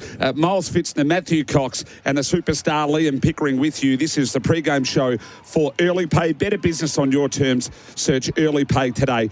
Pickers, I need an unmissable moment today. In a moment for Drink Wise. You won't miss a moment if you drink wise. If you choose to have a drink, choose to drink wise, because there could be plenty with these two teams. 3rd v 5th after Melbourne overtook the Suns on the ladder last night. Yeah, look, I'll go with Nick Watson. I watched him live last week against Port Adelaide. He was absolutely superb and 5 goals. And I do think, I've got a feeling that Gold Coast might win, but I think he'll do something pretty special, which he normally does, the Wizard. Suns have won 5 of their last 6 against Hawthorn by an average margin of 46 points. But Hawthorn have won their last 10 matches at UTAS Stadium, dating back to round 10, 2023, by an average of 40 points. So they sort of meet here at the right spot. Yeah, they do. And look, the Suns haven't been in the greatest form. They only fell in against Essendon last week, and Hawthorn had a scare against Port Adelaide, so that would have been a wake-up call. But a couple of outs really worry me for Hawthorn. You know, obviously Sicily's having a terrific season. Moore's a really important player as well. So that's why I've leant towards it.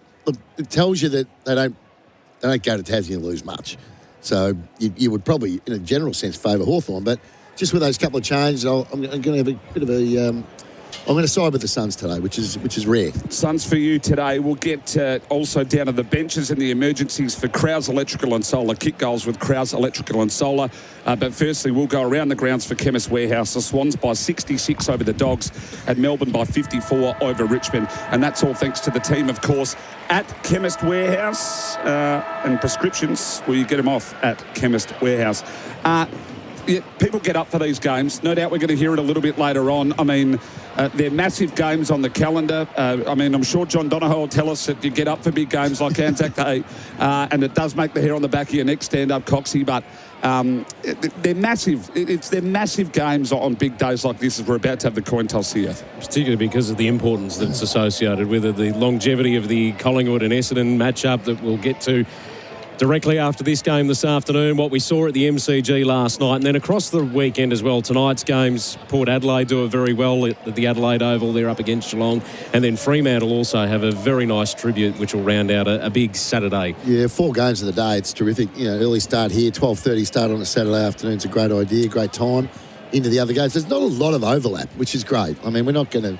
Yeah, the last game's at 8:15, so the Cats game will be nearly finished by then, so... we'll get to see a fair bit of footy today. If you love your footy, strap yourself in. It's going to be biggie. Down on the boundary for Rapid Mesh Temp Fence at Bunnings. Rapid Mesh Temp Fence, don't rent, buy it at Bunnings. Of course, conditions perfect here at UTAS Stadium for football. The toss of the coin has been won by the Gold Coast Suns. They will kick to the right-hand side of your radio dial. This is AFL Nation for Didi, Yes I Didi, and for Victoria Police Careers. Of course, you can apply now. And our scoreboard for the first quarter is all thanks to the team at Tyre Power. The Tyre Power scoreboard thinks safety this month. Get the free 5-minute tyre safety check at your local Tyre Power. Looking forward to this one. Could be game of the round. 3rd v 5th, 5-1 v 4-2. It is Gold Coast v Hawthorn. Miles Fitzner, Liam Pickering on AFL Nation. And to get you underway and get you started, the voice of AFL Nation, Matthew Cox. Oh, far from that, Miles Fitzner. Thank you very much to you. Well, the deep voice of Miles Coxie. First time we get an opportunity to see Anderson, Rowell and Petrarca line up in the middle for the Gold Coast Suns. Beautiful conditions at UTAS. A little bare given the reconstruction that's going on, but still a good crowd in the house. We're underway at ground level. Petrarca scoops it up, shuffles the ball towards left half forward. Long greets it. Able to work his way around Hardwick. Not the distance to Miller. Forced to play on. Got around Amon. Sends it deep inside attacking 50 for the Gold Coast Suns. Pack collides. Barras off hands to Impey, who saws the kick out of defensive 50. Very close to the line. Ethan Reid takes the intercept mark. Yeah, well, the man with the 5.55 2K went to hit the 45 inboard. Found Anderson. Looks inside 50, and a great kick it was. Finds well up. So Lockie Weller on a bit straighter than a 45-degree angle here, Pickers. He's going to kick this from 40 out. Yeah, it was a good build-up. It was very well done by Ethan Reid, who's playing on the wing against Wheatley, who's not small, but he is a 200-centimetre runner. And he squared it up, and it was a good kick in the end from Anderson. He found the unchecked Weller, who really should give them the perfect start here. Has Weddle got the motor to go with Reid today? It's a big question, isn't it? So Weller with a very good look to open the account for the Gold Coast Suns. The sun in the eyes of the goal umpire moved 2 steps to the left and went straight through. Gold Coast get first blood nice and early here at UTAS Stadium.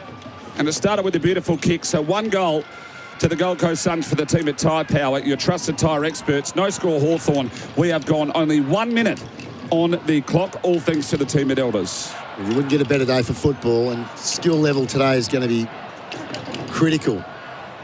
Sometimes you get a blowy day down in Tassie, but today it's a perfect day. So you've got to use the ball well. They've had their hands on the ball a lot in the first minute. The Gold Coast Hawthorn, not so much. First opportunity we get to see of a stacked forward line too for Gold Coast, given you've got King down there, Walter down there, Ugle-Hagan now is down there. Ethan Reid, we've already alluded to, playing the wing role this afternoon. Back in the middle, Reeves won the tap. Newcomb gets a high tackle. Yeah, copped the brush on the chin on the way past. Gives a handball off to Impey. Deep entry inside 50 for the Hawks. Collins had to spoil Adams, his teammate, out the back. Mac Andrew, so he's playing a defensive role this week. Kick towards the wing will go out of bounds as a lasso, and Hawthorn get the reprieve. So he started as a the relief ruckman last week, Mac Andrew. This week he's in defensive 50. So short to D'Ambrosio and then pumps it to the teeth of goal. Collins, there was a push there. Sort of an ugly, awkward handball over the top. Watson pounces goals. It was an awful handball over the top. Really didn't do his teammate any service at all. And if you give this man an inch, he will take a mile. The Wizard goes bang. He's on the board nice and early. Inside 2 minutes, 1 goal apiece here at UTAS Stadium. Yeah, good response, Hawks. Really good response. It was an errant kick out of defence by Mac Andrew, who would set up the lasso, and then they were out of shape down there. Was a push in the back against Collins, which wasn't seen, to Lewis, and then the panic handball. I think that was Reid, was it? Yeah, it was. And he just handballed to space, but the space was in front of Nick Watson. And the Wizard going across the face of the goals and hooking it around the corner is never going to miss that. Maybe just a little bit of credit to Weddle. Might have just sort of half smothered that. Got a hand in there as well. But on the Tyre Power scoreboard, your trusted tyre experts, 1 goal apiece here at UTAS. As Reeves wins the tap out again in the middle. Stolen by Nash. Petrarca stole it back. Suns towards half forward. Went high in the air, got lost in the sun a little bit. Battle has to give the handball off to Impey under pressure. Kick towards the wing, out in front of D'Ambrosio. Rao cuts him off and then gets claimed by D'Ambrosio. Ball up centre wing, broadcast side. He's a wrecking ball, Matt Rowley. Just puts his head over the footy and charges into players. Did it so well then.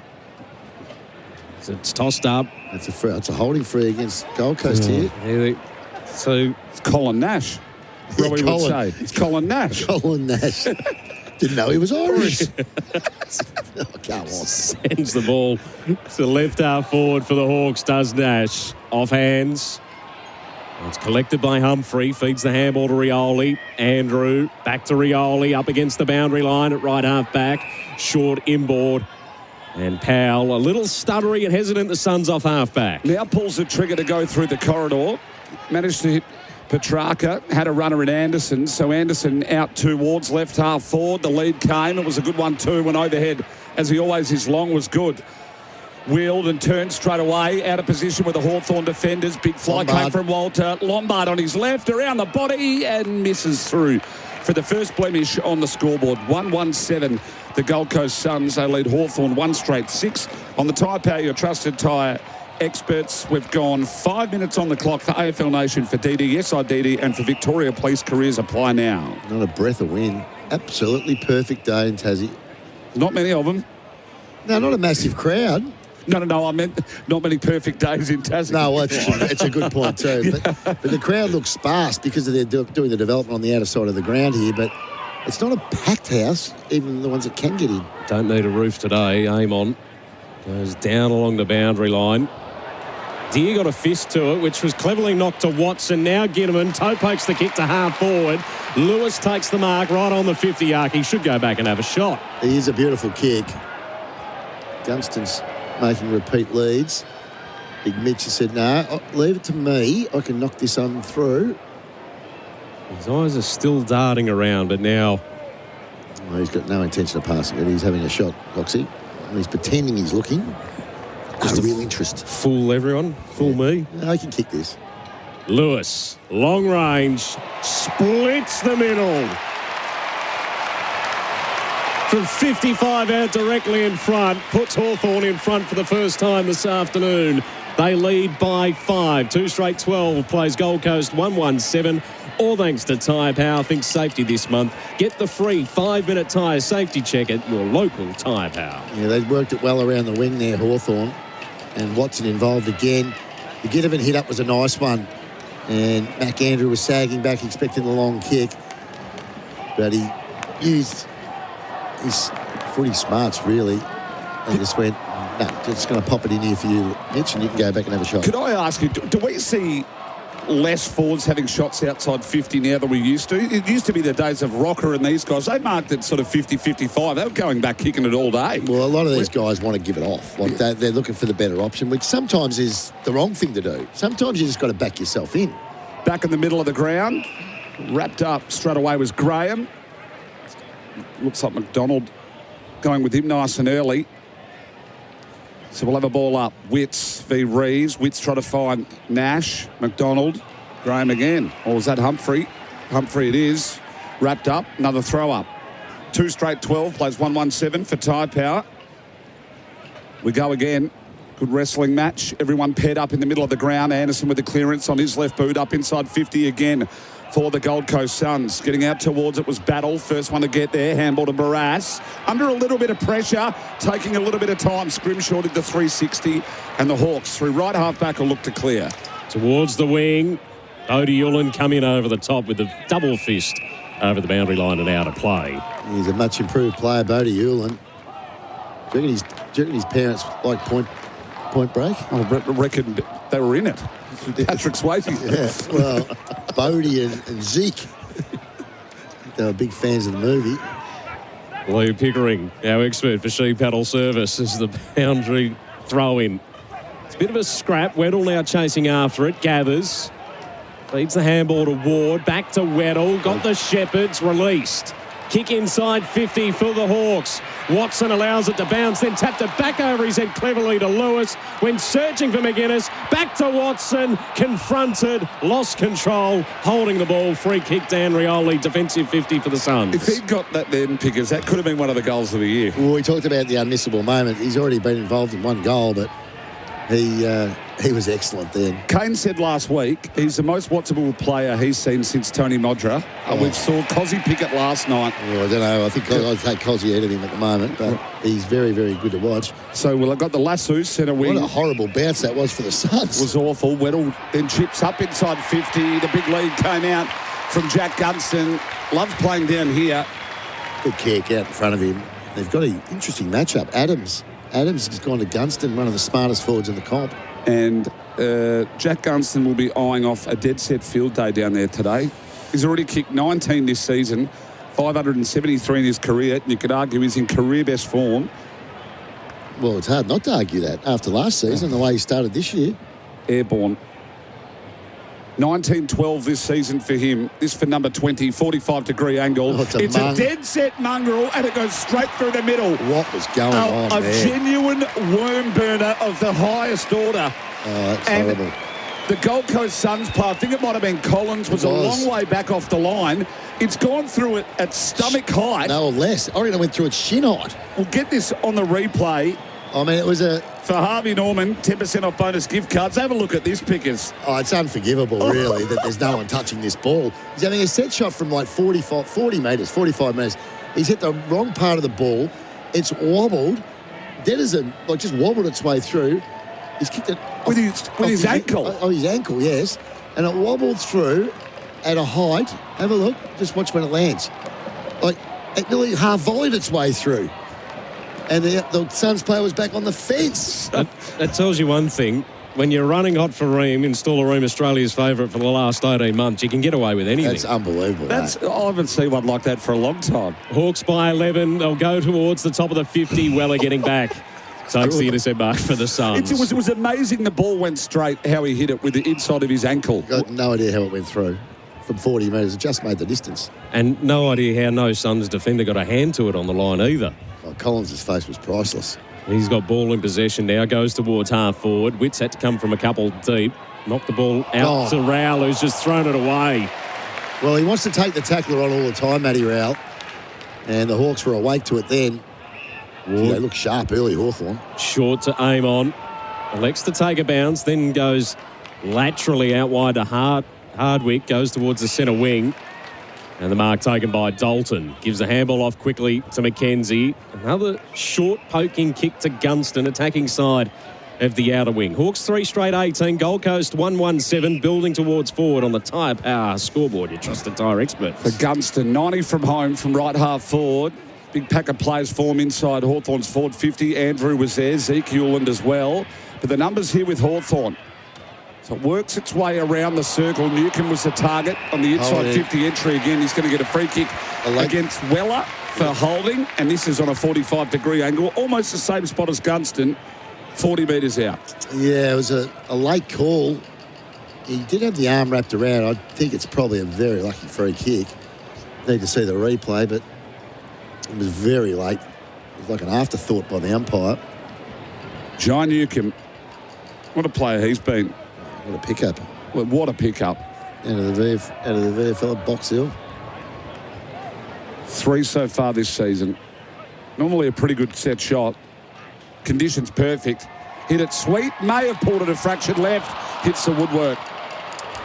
So a blemish. Another one. 3-2-20. Hawthorn lead Gold Coast 1-1-7 on the Tyre Power scoreboard. Your trusted tyre experts. This is AFL Nation. For Didi, yes, IDD, and for Victoria Police, careers apply now. Noble brings the ball back into play. Got off his suspension during the week. This kick turned over. Morrison gave the handball to McKenzie. He dropped it, went back in, kept endeavouring, found Meek by hand, who wobbles it inside 50. Andrew initially went with the fist, then was claiming the mark. Caught by Deere and Ginnivan, ball up. As Dan's committee would say, trying to claim that mark was ambitious. Very ambitious. I hope in hell that wasn't the Hawthorn man's first. Do apologise. 3-1-19 V7. Coxie. As it's tossed back up, Rowell again trying to break through the tackle, but's unable to. He had 3 hanging off him that time. Another ball up. 45 out from home for the Hawks, leading by 12. Meek grabs it straight out, claimed by Witts, got boot the ball just. Graham, handball up to Noble, goes to ground. Graham keeps fighting after it, found Miller, releases Bodie Yulland, awkward handball for Traka, turned over. McGuinness to McKenzie, handball smothered. Hawks with numbers, Ward receives, pokes it inside, attacking 50, and the outstretched arms of McDonald. He takes the mark, 45-degree angle, 40 out. Yeah, their pressure's a lead at the moment, Hawthorn. Gold Coast got a goal within the first minute, and they haven't looked like it since. But all Hawks. Connor McDonald, he's a clever player. He's got rid of that filthy rat tail. Yeah, good. He's got rid of it. Still got a dodgy-looking mullet, though. No, it's the rat tail's worse. The rat tail was a shocker. But he's a good goal kicker. He comes in. Oh, it's great, that. Gone out to the right. Like a rat's tail. And the miners score. It's still there. Oh, I thought he got rid of it. Now, that is on the Harvey Norman replay. Get 10% in bonus gift cards when you spend 500 or more on selected products. Offer ends Monday. T's and C's apply. Gift card valid for 1 month. We've just seen it on the replay. Turned his head, and it is still there. The rat lives on. Reed kicks it out of bounds on the full. It's the pressure they're bringing at the moment. Really good. Hawthorn. Really good. Josh Battle. So right at the interchange gates. Will run around on his right, put it up towards left half forward. They're kicking to the left of your radio dial. Big fist from Collins. Ball spill out maybe near the junction. Well, it bounced at right angles. Back to Harry Morrison, back in the side. He slipped over when he should have kept his feet. Newcomb overran it. Inboard now to Rowell. Full 360 on the spot did Rowell. And, well, it's turnover. Now to Hawthorn in the middle of the ground. Ward looks inside 50 once more. Thinking maybe off hands, is it here? And we'll have a boundary throw in, 5 metres in from the junction, 45 around left forward pocket. as you can see the windsock just quite flaccid there down at UTAS Stadium. And no real breeze to speak of. As the Hawks have got territory at the moment, they lead by 13 points. From the boundary throw-in, it's a scrap again at ground level. Walter trying to enforce himself on McDonald. Meek clambers over the top of him. We get another stoppage, left half forward for the Hawks. Yeah, be pleased, Sam Mitchell, with this start. Gold Coast are really feeling the pressure. Graham, he toe-poked the kick to Rowell, who was standing right next to him. Another whole heap of pressure, ball up. Yeah, well, Sam Mitchell for Henley Holmes, call 1-800-64-64-64. Contender for coach of the day so far, brought the pressure. As Meek fists it down, going the wrong direction, but it was toward effective. Morrison spirals it inside 50. Gunston the fly. Ball to ground. Ethan Reid. He lost control of it, still trying to gain possession. Clambered into the back from Ginnivan, who was wanting the free kick. Doesn't get it. Ball up, just in from the boundary line. Left forward pocket for the Hawks. Our expert Liam Pickering for Sheen Panel Service. Ball up, free kick paid out of this. Against Walter. This is what happens when you get inexperienced people or players in the ruck. They don't really know what they're doing, so they give away free, they hold. Big Meekie. Don't know whether Meekie's got this in the wheelhouse, does he? He has to kick this essentially from the junction and to take his best. It's a good kick, but this is a very good kick. I'm not seeing it going through. No. So Big Meekie for Sheet Panel Service, our expert. Come for the right repair advice. Call 1300 Repair. Is Liam Pickering. Big Meekie, and we're bang on this time. That's out of bounds on the full. Yeah, tough kick. Well, ruckman from the junction is not really something they're known for. Not really. Johnny Noble's going to have somewhere to go when you run around the back. He's found someone. He goes long towards the outer wing. Hardwick, the big fist. Dalton, ground level for the Hawks. Fed it to Newcomb, who was loading up, then goes short to McKenzie. Not the distance. Has to play on inside 50. Reid collides with Watson.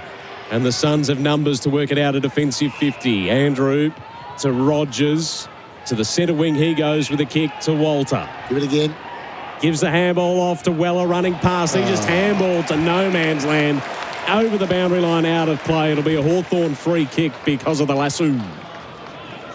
So Impey, who was enormous last week. He's been a terrific player for Hawthorn.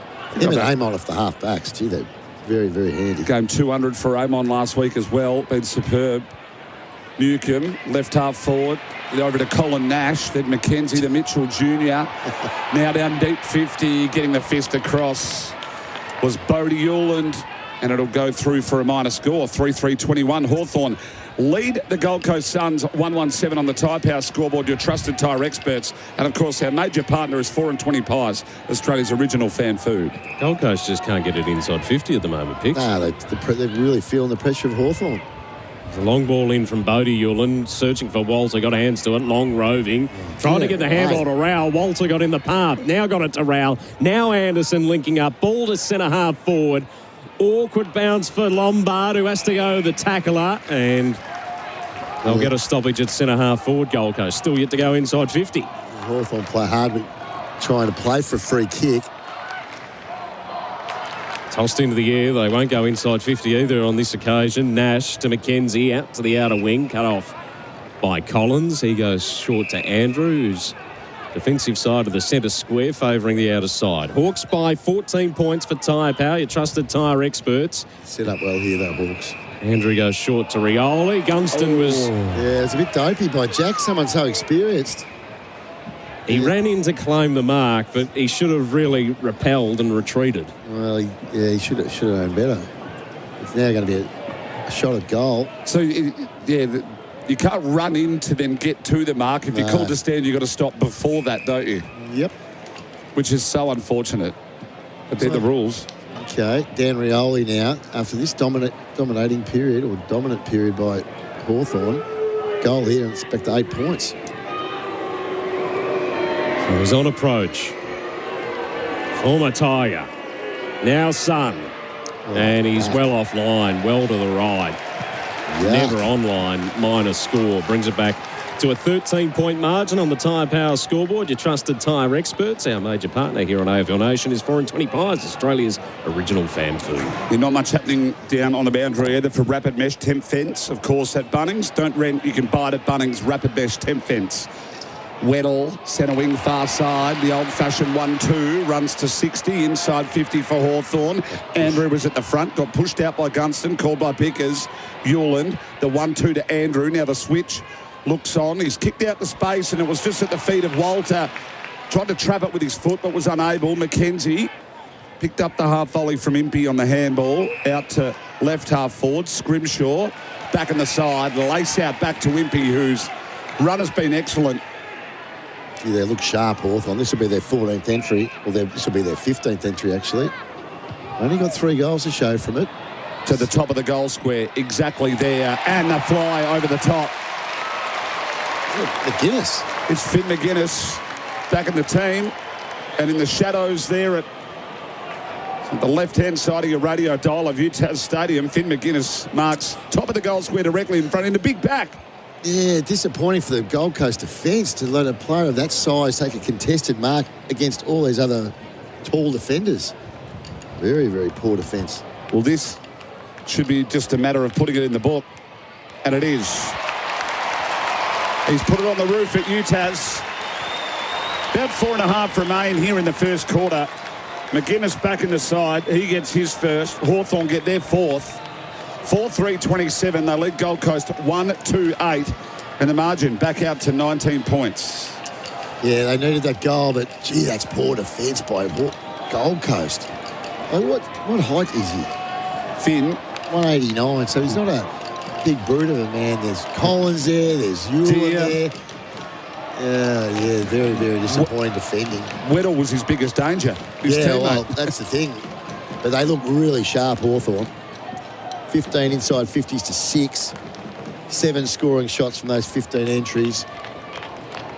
Yeah, and they need a big lift here. The Gold Coast, they're not defending very well at all at the moment. No, as Rao gets claimed. Won the free kick. Anderson takes the advantage. Ball inside 50 for the Suns. Comes out the bag. Oh, Ugelhagen tried to toe poke it. Impey under pressure. Long lost control. Cardwick to Weddle. Back pocket out of side. Battle dumps the kick. And that was a poor option. Petrarca's taken the mark. 45-degree angle. 45 out. Thought about giving it off. And then goes back to line up on the mark. Yeah, those dump kicks don't often work unless you really get a good purchase of them. That was around the corner, went about 25 metres, and they were set. Absolutely set. Kicked 3 goals last week, 25 touches, Christian Petrarca. In what was his return from missing a couple for a hamstring injury. And what is a needed goal here for Gold Coast? Is it ever? Against the momentum, Christian Petrarca, he skews it off the side of the boot and won't register a score. It's out on the full. They are failing to do the 1%ers at the moment for -1 refrigerated transport. Damien Hardwick's got the cat's bum going there. The lips, the mouth. I wish this was a visual platform to see what Pickers just... He's not happy. He's not happy. It's the old balloon knot face. He's not happy. Got the cat's bum going on. Well, it spun better than Gunston's did at the other end. Didn't go anywhere near as straight. Flick off to Weller. Fend off from Morrison. Could be holding the footy and is. So nice tackle from Morrison. Thought he might have given it away, but... I thought he might have handled that, but... Whether or not umpire thought he's had it too long, but Morrison back in the side. Good to see. Game 125 for him. He did try and fend off, so they're not going to give you much leeway from there. Only his second match for the season for Morrison. Hard team to crack into. A couple of suspensions with Sicily and Ward out of the side. Tell you what we are noticing with Hawthorn. They've got a bit more depth than people thought. Certainly do. I mean, the guys like Scrimshaw can't get a game. Watson peels around, pumps it inside 50. Big flight the back, Cowshed here. Ginnivan getting to the front. Done well, Rioli. Flick the handball over the top to Miller. Then to Anderson. The usual suspects. They all line up. Rioli and Miller at half-back. They look to transition across to centre wing. This is better. Good from Graham. Gives the handball to Walter. And hits up Ugelhagen, who scoops it in with the one hand. Oh, well done. A terrific mark. But what a great build-up from deep in defence with handball. precision kicking. Yeah, well done. That was terrific by the Suns. What about now Big Jamara? The man who's missed almost 600 days of footy. Yeah, he's been out a while, hasn't he? Was the leading goal kicker for the Western Bulldogs the last time we saw him at AFL level in that elimination final back in 2024. After a year of challenges, he redeems himself. Jamara Ugle-Hagan gets the opportunity with the Gold Coast Suns and scores his first goal.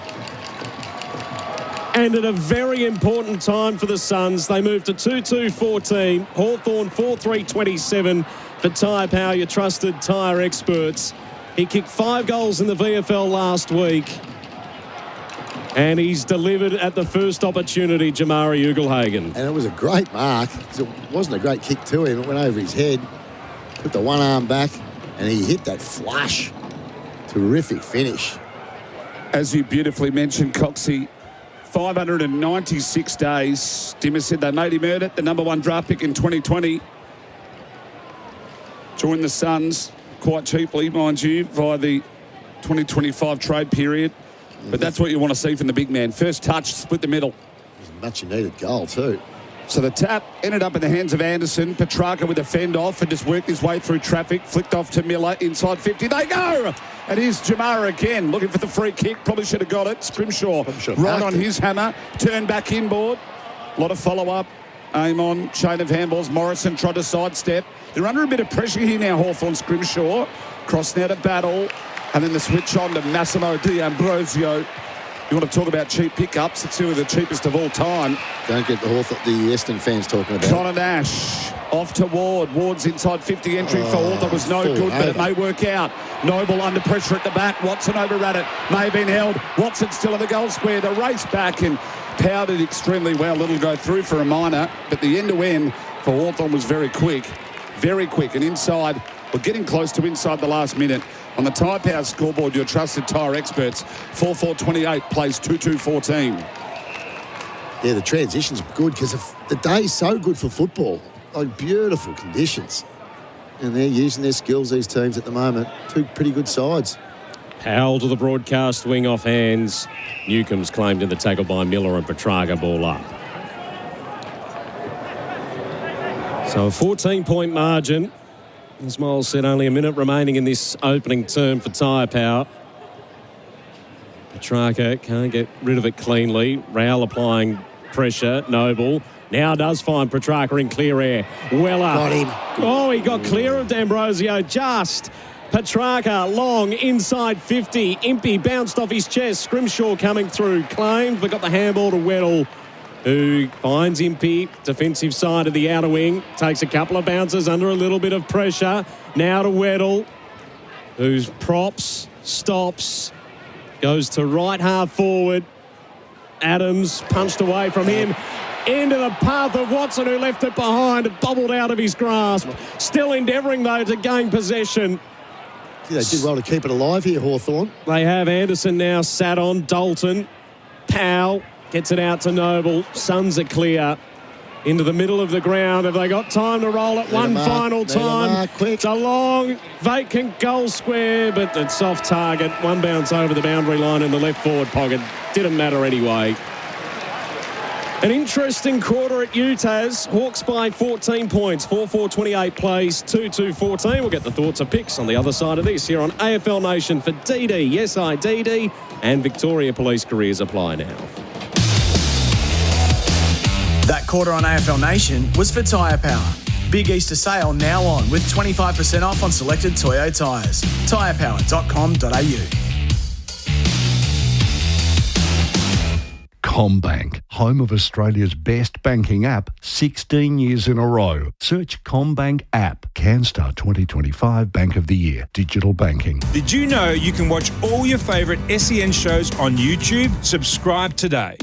Stop paying for petrol. Buy any in-stock Kia K4 hatch or sedan at Werribee Kia and get a $1,000 fuel card. Werribee Kia are slashing K4 prices and offering huge trade-in deals on all makes and models. Perfect time to upgrade and save. And yes, there is a finance offer also on these K4s. Don't miss out. They're selling fast. Lending criteria, terms and conditions apply. $1,000 fuel card offer now on, and it's only at Werribee Kia. We make buying cars easy. LMCT 114.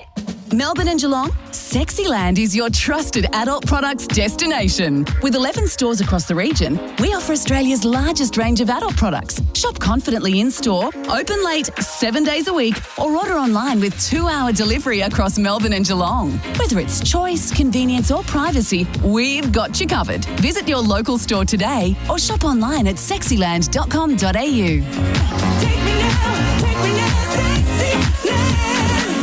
Darren's days of digging blind are over. Ever since he blindly dug into that internet cable and took out an entire neighbourhood. Ever since his insurance declined to cover the repair costs. And ever since he saw that he was millimetres away from also striking a high voltage electricity cable. Don't be like Darren. Always search before you dig online before every job to avoid striking buried pipes and cables. Search before you dig online every time.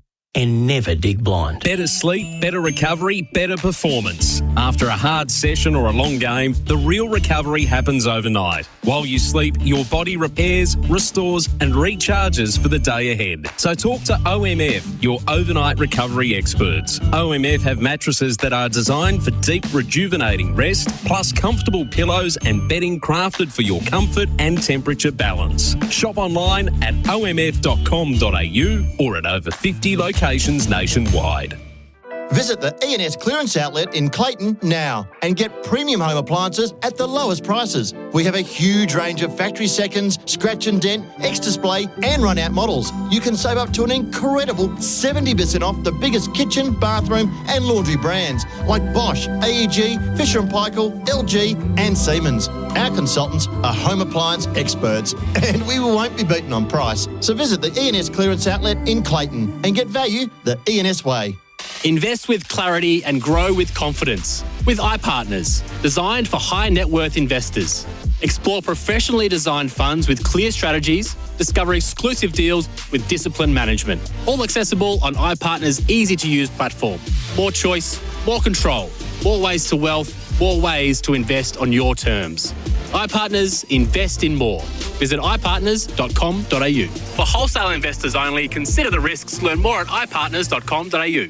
At Bunnings Trade, no matter where you are, we're here to help. We have trade specialists in-store dedicated to you and your trade. Whether it's sourcing supplies, quoting on jobs, or arranging delivery direct to site. And our builders team with dedicated account managers has got you covered at every building stage, from the front fence to the back gate. Plus, you can call our Trade Assist team on 134872 for quick quotes on a wide range of supplies, saving you time and hassle. Bunnings Trade. Helping business is our trade. Don't get caught out with a flat battery. Drive into Chadstone Toyota for a free battery health check. No appointment needed, plus 10% off new batteries. Book today. T's and C's apply. Oh, what a feeling. Toyota LMCT 8169.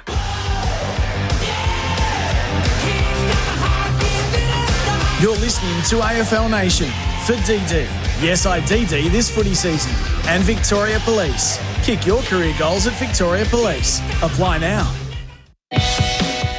So Weller with a very good look to open the account for the Gold Coast Suns. The sun in the eyes of the goal umpire, moved 2 steps to the left and went straight through. Gold Coast get first blood nice and early. Sort of an ugly, awkward handball over the top. Watson pounces goals. Jack Gunston will be eyeing off a dead set field day down there today. 45-degree angle. It's a dead set mongrel and it goes straight through the middle. What was going on A there? genuine worm burner of the highest order. Hits up Ugle-Hagan, who scoops it in with the one hand. After a year of challenges, he redeems himself. Jamari Ugle-Hagan gets the opportunity with the Gold Coast Suns and scores his first goal. Maccas, I'm loving it moments. Never miss a moment of footy with McDelivery. Welcome back to AFL Nation. For DD, SIDD and for Victoria Police careers apply now. The match between Hawthorn and Gold Coast down here in Tasmania. You can just smell the fresh air out of Tasmania, can't you? Here at UTAS Stadium. 28 plays 14, the margin 14 points on the Robot Building Supply scoreboard. Robot's got it. Our expert is Liam Pickering for Sheen Panel Service. Sheen Panel Service expert. Come for the right repair advice. Call 1300 Repair. Pickers. Yeah, very impressive Hawthorn in the first quarter after the initial goal to the Gold Coast. They really dominated for the majority of the quarter. I thought that Gold Coast in the last few minutes of that quarter started to get their running game going, and they were using handball a lot in the second part of that quarter. So at the moment it's Hawthorn. Yeah, they're dominating. If you look at the inside 50 count, it's 18 to 12, and 16 to 10 tackles. So their pressure's really good as well. The defence is set. But I did like the promising signs at the back end of that quarter, the likes of Anderson and Petrarca in particular. AFL Nation for DD, SIDD and for Victoria Police careers apply now. Miles Fitznerley and Pickering, Matthew Cox. And we've got an infringement to restart things here. Rao receives the free kick, so he sends it inside 50. Did Humphrey no favours. Aim on. Oh, Miller left him behind. Was tackle. Looking where the ball went, and Amon still had it. Sends it out to the outer wing. Deere and Andrew. That'll be a lasso. No one touched it, so Andrew with the free kick. Shepherded it out.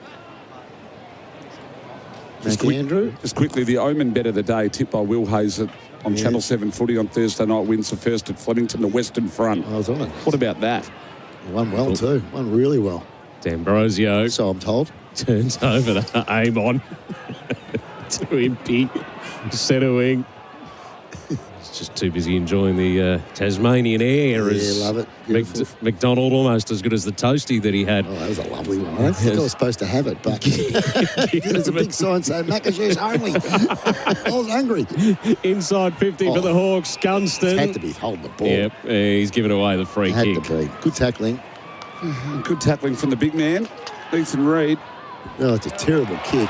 And it's a howler inboard, and Cal Shadir was called to play on. Handball quickly off to Nash. Petrarca wrapped him up, and we'll have a ball up. They called touch off the boot either, or not 15? No, not 15. It wasn't either. It was about 8 metres, but it was a good interception. Very lucky for Ethan Reid. It was a horrible switch of play. Might have been a play on not 15 last night. That went about 30. Oh, I saw that one. So Nash with a blind handball over his head towards the junction. D'Ambrosio on the boundary, takes it on himself and across the face. Through for a minor. 4-5-29. Hawthorn lead the Gold Coast. 2-2-14 on the Robot Building Supply scoreboard. Robot's got it. And down on the boundary, they're rolling interchanges for Rapid Mesh Temp Fence at Bunnings. Some of these leading possession winners. Impey's had it 10 times. Connor Nash and Carl Amon 9 each. Gold Coast, 8 to Anderson, 7 to Petrarca. And running hot for Ream, Australia's favourite, that's steady, hot and strong. Rioli eventually decided to play on from the defensive goal square. Goes to Miller, who's turned it over on the wing. Hawthorn get another opportunity. Weddle, handball to Newcomb. They look sharp. Oh, he's fallen over. Just as you say that, as Lewis pounces on Andrew as he tried to take possession. Ball up, centre half forward for the Hawks. Fun fact, I think Mitch Lewis spent the Super Bowl on Cam Luke's couch in America. Did you know that? No, I did not know that. There you go. I'm asleep now, though. You told me. Fun fact for the day. Ball to the top of the goal square. Gunston knocked away from him into the pocket. Adams goes to ground for Gold Coast. He's still got possession. Can't get it out. Ginnivan's trapped it in. He won't be rewarded, though. Ball up, left forward pocket for the Hawks with a lead of 15 points for Robot Building Supplies. Robot's got it. So Hawthorn to the right-hand side of your radio dial. Only a Zephyr down here at UTAS Stadium. Out to Newcomb, then to Massimo on his right. And that is a cracker. A genuine contender for snag of the day for Tasman Butchers, the meat specialists. The handballs were very, very quick. Out of the stoppage, Newcomb found D'Ambrosio sort of out on his own, unchecked completely. And D'Ambrosio had to snap on his non-preferred. And it was an awesome finish. Oh, I think Sam Mitch should be really happy with the pressure that the Hawthorn team are putting on Gold Coast at the moment. Really are. They're being impressive from the get-go. They're tackling excellent. And just the inferred pressure. And they are feeling the heat, the Gold Coast early. Margin out at 21 for Robot Building Supplies on the scoreboard. Robot's got it. They've never won in Tassie, Gold Coast. They lost the 8 games to the Hawks here at UTAS. 6 games to the Hawks here at UTAS and the 2 to North Melbourne down in Hobart. So it's not a happy hunting ground for them, but they do have momentum against the Hawks in their recent matchups. Ball out to the wing. Newcombe claimed by Weller, who takes possession, gets the handball to Anderson. He's up against the boundary line on the outer wing. Towards right half forward, King. That's really the first time this afternoon we've seen him. He had to go the defender, though, on Barras to knock the ball over the boundary line and out of play. He hasn't had a touch yet, neither Zeke Yuland. What weird stats, aren't they? That the Suns have won 5 of their last 6 against Hawthorn. Gold Coast have never won in Tassie, losing all 8. 8 to play at 8 down there's a lot, but Hawthorn have won their last 10 at UTAS. Like, I mean, they're all over the shop. There's numbers everywhere this afternoon as Rowell is claimed, and it's another tackle that he tried to break through but wasn't able to. Nash. Research isn't just a suburb, Coxie, as you know. No. And even then, I still don't know where research is. Ball out. It's out north. I thought it was out east. D'Ambrosio to the centre wing on the outer side. You can tell I'm a Western boy. Here's Nick Watson. Takes it. Takes a bounce. Runs the left half forward. Pulled the kick beautifully to Gunston. Excellent kick by Watson. He is a headache and a half at the moment.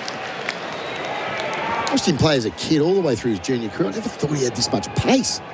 He's got some speed. And he's got impact too as Gunston curls it around. This time he kicks it better for his second.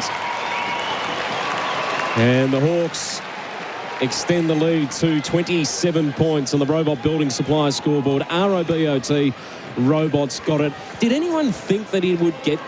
You just admitted there that you didn't think that he was capable of producing what he has done in the first... Watson. month and a half of the season. Yeah, Nick Watson. No, I never thought that. Having the impact, though, in the middle that he's having now. I actually thought at the start of the year they had to put him in the middle, and he's been up the ground a lot more. He's just such a dynamic player. You know, there's speed on him. Do you remember the patch he had where, would he kick 14 or 15 straight behinds, and they went, we're waiting for this, you know, he early almost days. felt really early, and they went, he's electric, but he can't finish, and they built up the behinds, and then now he's just exploded. He's very talented. Margin out to 27 points on the Robot Building Supply scoreboard pickers. He's become a really good team player. That was a beautiful kick to Watson. He could have every right to go and have a shot himself, but he just kicked to advantage of Jack Gunston. Our expert for Sheen Panel Service, Liam Pickering. He's young. 1997 B&F.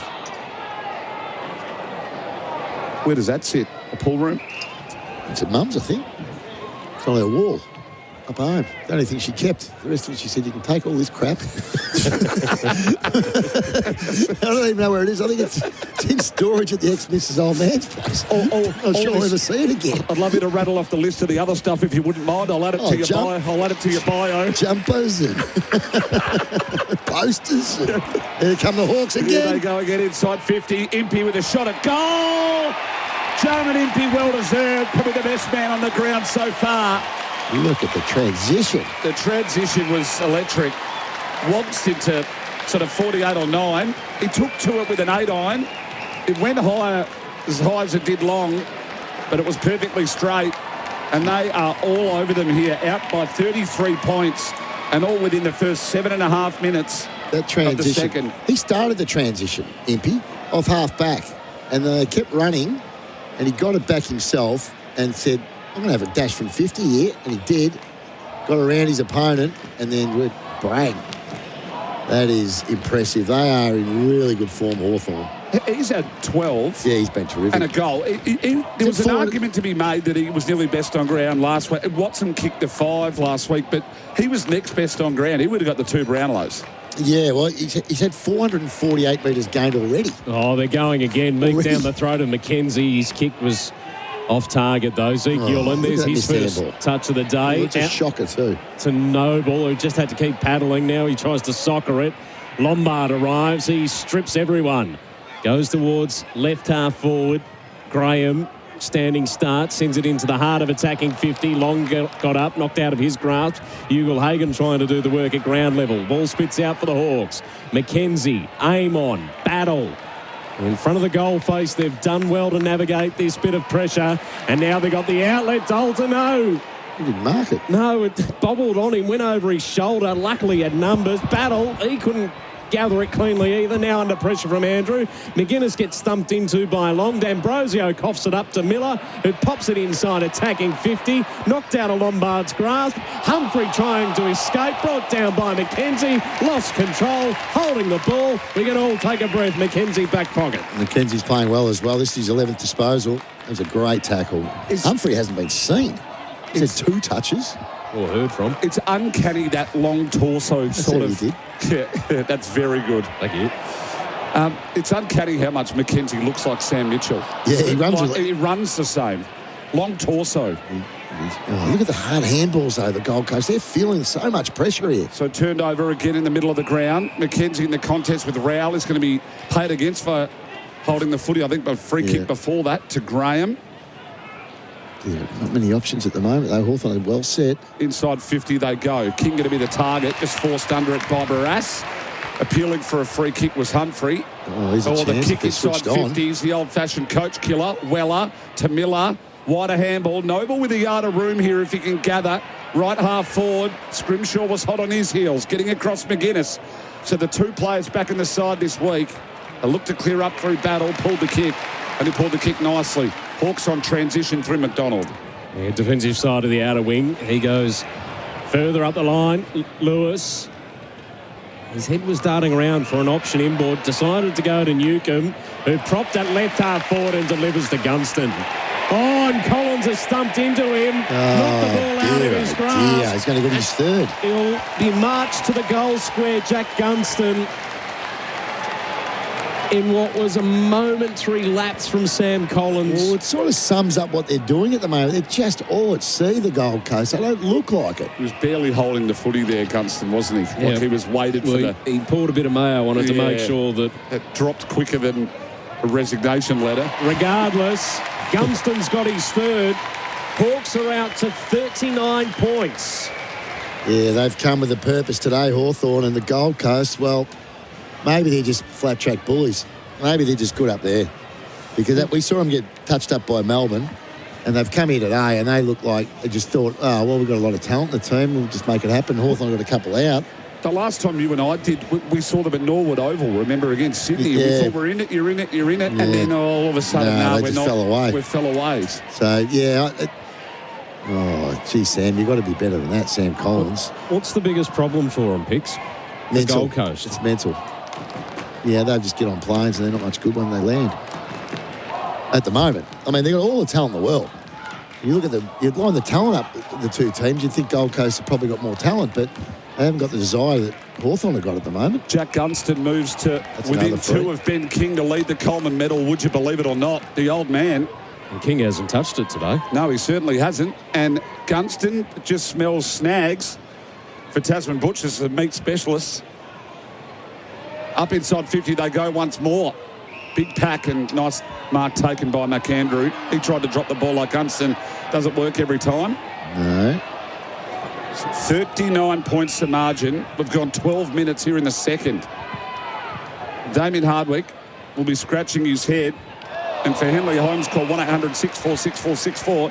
Sam Mitchell, or no balloon lot, or cat's bum lips on that side of the coach's box. No, he smiles. Cat's bum's on the other side. He's Dimmer's got some issues with his team. Henley Holmes, call 1-800-646-464. Ball to left half forward for the Suns. Knocked off hands.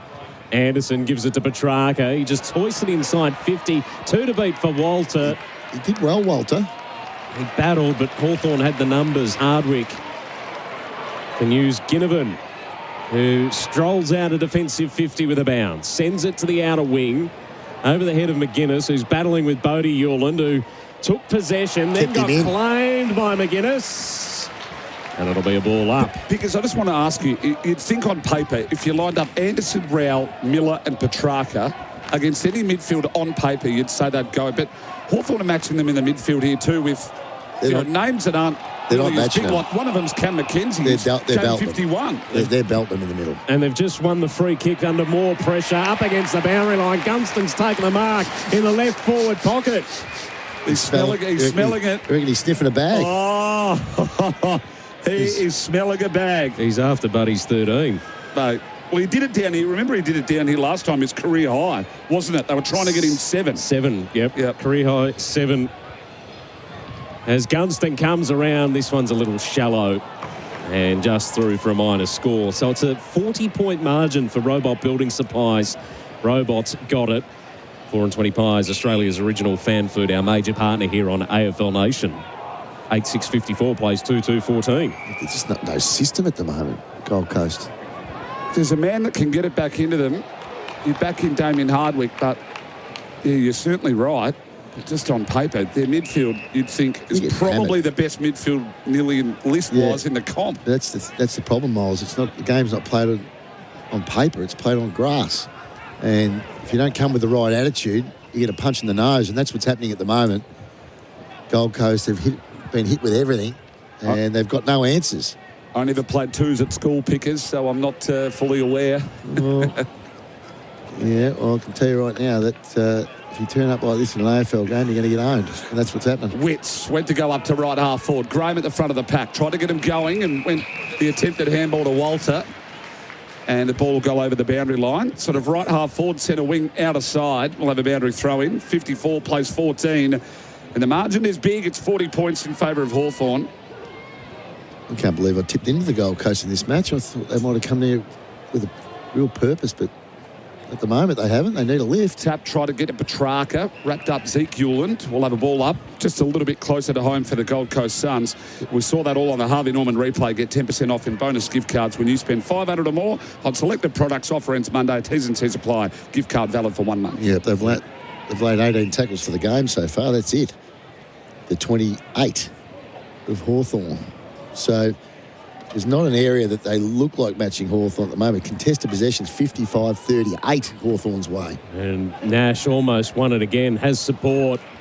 McGuinness over the head, handball for Ward. Releases Dalton on the outer wing, goes to half forward. Lewis, cut off by Collins, who slipped over. Did well to actually impact that contest. Rioli to Miller. Yeah, they're into trouble again. Rioli's left it behind. Newcomb comes up with it. Handball to McGuinness. They've got numbers streaming everywhere. McDonald from just inside 50 puts it through. His first of the afternoon. The Hawks are out to a 46-point margin on the Robot Building Supplies. Robot's got its scoreboard. Liam Pickering for Sheen Panel Service. Well, they've put 5 on Gold Coast in this first 10 minutes or first half of this quarter. And it doesn't look like, again, they're handballing themselves into under pressure, the Gold Coast, because the Hawks are swarming. They're all over them. Certainly are. It's starting from... I mean, the games of Impey so far, even Scrimshaw, there are a few guys that might sense, like Scrimshaw and McGuinness, that really have to start playing well. They're not going to get a game. Morrison. Yeah, Morrison, big time. And when there's competition for spots, all of a sudden, everyone lifts. What's in the middle here? So Reeves v McAndrew. Nash against Graham. Graham just picked it up one-handed and barreled it down towards right half forward. It's going to bounce out towards the junction. Scrimshaw overran it. King has got the tough job on him today, but he's done well so far. The dribble around the boundary didn't work. Only went as far as Noble. Powell tried to turn on the spot. He hasn't had a lot of the footy. Hewland, handball to Graham. In trouble too. Comes inside. There's Rogers. Lowers the eyes. Had an option. It's cut off. Nice mark taken back there by Cal Shadir. Hawthorn through Weddle out of right half back. A wide kick, too wide in the end. That's the one knock on Wheatley. He's got a lot of things you like about his game, but his kicking's not one of them. His ball use has got a weird ball drop, and he does miss a lot of targets. Speaking of the ball, never miss a moment for footy with Mick Delivery. We've lost one into the construction site. Well, it's been 8 inside 50s for this quarter for 5 goals to Hawthorn. 8 inside 50s for no score. And Walter just put it up. Coast. The forward turn defender, Cal Shadir, intercept mark for him inside defensive 50. Did you hear that? 8 inside 50s for no score Gold Coast. 8 inside 50s for 5 goals Hawthorn. That's a huge difference. Just look the way the system's set up. Bodie Hewland, they're going to have another try here, Gold Coast. Walter, he stripped the tackle, but turned it over to Deer. He's still playing defensively. Now goes with the soccer towards centre half forward. Look who wants it the most. Watson arriving on the scene. Doesn't take possession. Rioli trying to sidestep. Gets the kick out wide. And Zeke Yulen will take the mark. Watson ran past two Hawthorn players, West Gold Coast players, to get that ball. He just wanted it more. In the competition, Hawthorn are ranked second for tackles inside 50, Gold Coast 14th. They're second and third for goals, respectively, and second and fifth for efficiency normally. But they do hunt in defensive 50 to the Hawks. Inside 50, they went looking for Reid. Hardwick back there, really loses a one-on-one. Then went to Rogers. The turnover, tried to square the footy up.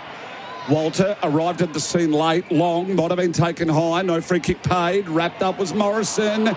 By Weller. Umpire said, I'll have it. We'll have a ball up 30 out directly in front of Gold Coast goal. 7.5 remain here in the second. 60 plays 14. 9-6-60 to 2-2-14 if you don't mind. Tap. Went down a long. Didn't quite shrug the D'Ambrosio tackle. Back towards Lombardo. Leo Lombard. Weddle. Nearly went with a nickname. Lombard the paper people. Lombard the paper people. Cut off now. There by Bodie Yulen. What's their next move? What's their next move from here? Well, he goes to Andrew, now goes to Noble, who's at centre-half forward. There's no movement. It's just all Hawthorn, just dropping back in defence. Noble hoists it towards the square. Walter, big hit on Scrimshaw. Falls to Humphrey. Gives the handball to Weller, who kicks his second. It was hard work, but they've finally got there. Their first score in the second quarter, Gold Coast. Lockie Weller gets his second for the game. They move it back to 40 points, but, geez, even to get that opportunity was hard work. It was hard work. I mean, it was just a bang and hope, and it was a great contest by Walter, who got the ball to ground, and then it was Humphrey to Weller around the corner. But there's no movement. It's just bang it high and hope, and Hawthorn are so set up for that.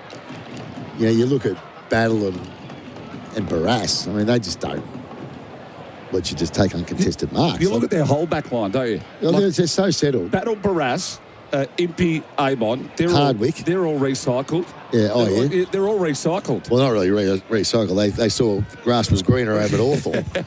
All of them, the four of them. All of you. Proving to be smart at the moment. Absolutely it is. Absolutely. Back in the middle of the ground, McKenzie. Ollie's having a fun day. Anderson. So, chain of handballs. They go up towards left half forward to be just at inside 50 again. Scrimshaw v King. They're going to pay a hold. Who to? And we didn't know. We just waited for the arm to go up. It's going to go to... They'll both hold each other. And then they've given the free It's free to Ugle-Hagan. Yeah, Jamara's got it. So Ugle-Hagan with a free kick. He hit the first one sweet. This one, tougher angle, especially for... Let's have a look at this hold. His boot. But arms went around for a second, but not really a hold. He hits that one beautifully. It's going to go across the face and maybe not quite make it, though. Walter, another massive contest from him down there. D'Ambrosio, handball to a ruckman in defence, as always, nervous. Went to Impey and then, well, that was a handball to touch towards the junction. There was insufficient intent there to keep it in, but well disguised. Boundary throw in at right half forward here for the Gold Coast Suns. 40 points the margin, 22 minutes gone. AFL Nation for Didi, yes Didi, and for Victoria Police careers apply now. Fitzner, Pickering and Cox. Thrown in. McKenzie takes it. He's taken by Rao. McKenzie stripped Rao. Petrarca now claimed. Yeah, got holding the ball against McKenzie. Did the first bit well, and then the second bit not so well. What's Petrarca up to? He's started being all right. This is his 10th disposal. He's kicked the goal. Has he kicked the goal? No, he hasn't. Oh, he kicked that shocker, didn't he? That set shot. Out on the full, I think it went. Spun beautifully. Just went right angles. He looks fit. Rock hard. I mean, they should be. Quarter of the way through the season. Well, he had a great start to the year, that little mishap with the hamstring, and then returned last week and had an impact against the Bombers. He needs to convert here from the right forward pocket. Man on the mark stands 40 out. Kicks, and this time it's well to the left. Falls short. Weddle went up for the mark, doesn't complete. Battle claimed by Lombard. There'll be a ball up at the top of the goal square for the Gold Coast Suns. So at least they've been able to maintain territory, but they should have had the scoreboard impact. You probably should have taken that too, Weddle. So the ruck contest, danger territory here for the Hawks. Big Meekie, he's wrapped up again. Wrapped up by Lombard. Leonardo Lombard. Game 11 for him. Witts Dangerous territory, long snap goal. It's a good play. It was an unbelievable tap. Long with a good finish. But the tap was superb. And when you tap it out to space, the ball's going end on end and bouncing beautifully like that. Good crummers, dine out. Long gets his first. It's been a very good pickup for them. He gives them aggression and he gives them attack at the footy and he gets it to scoreboard. He gets in good spots. But you're right, it was a fabulous tap down by Wheats. That'll be disappointing for the coach of Hawthorn. He'll be thinking, hang on, boys, we had to have someone sweeping there. You left the space open. Yeah, looks even better on the Harvey Norman replay. Get 10% in bonus gift cards when you spend 500 or less, but a left-handed tap to space, unreal. Yeah, it was very good.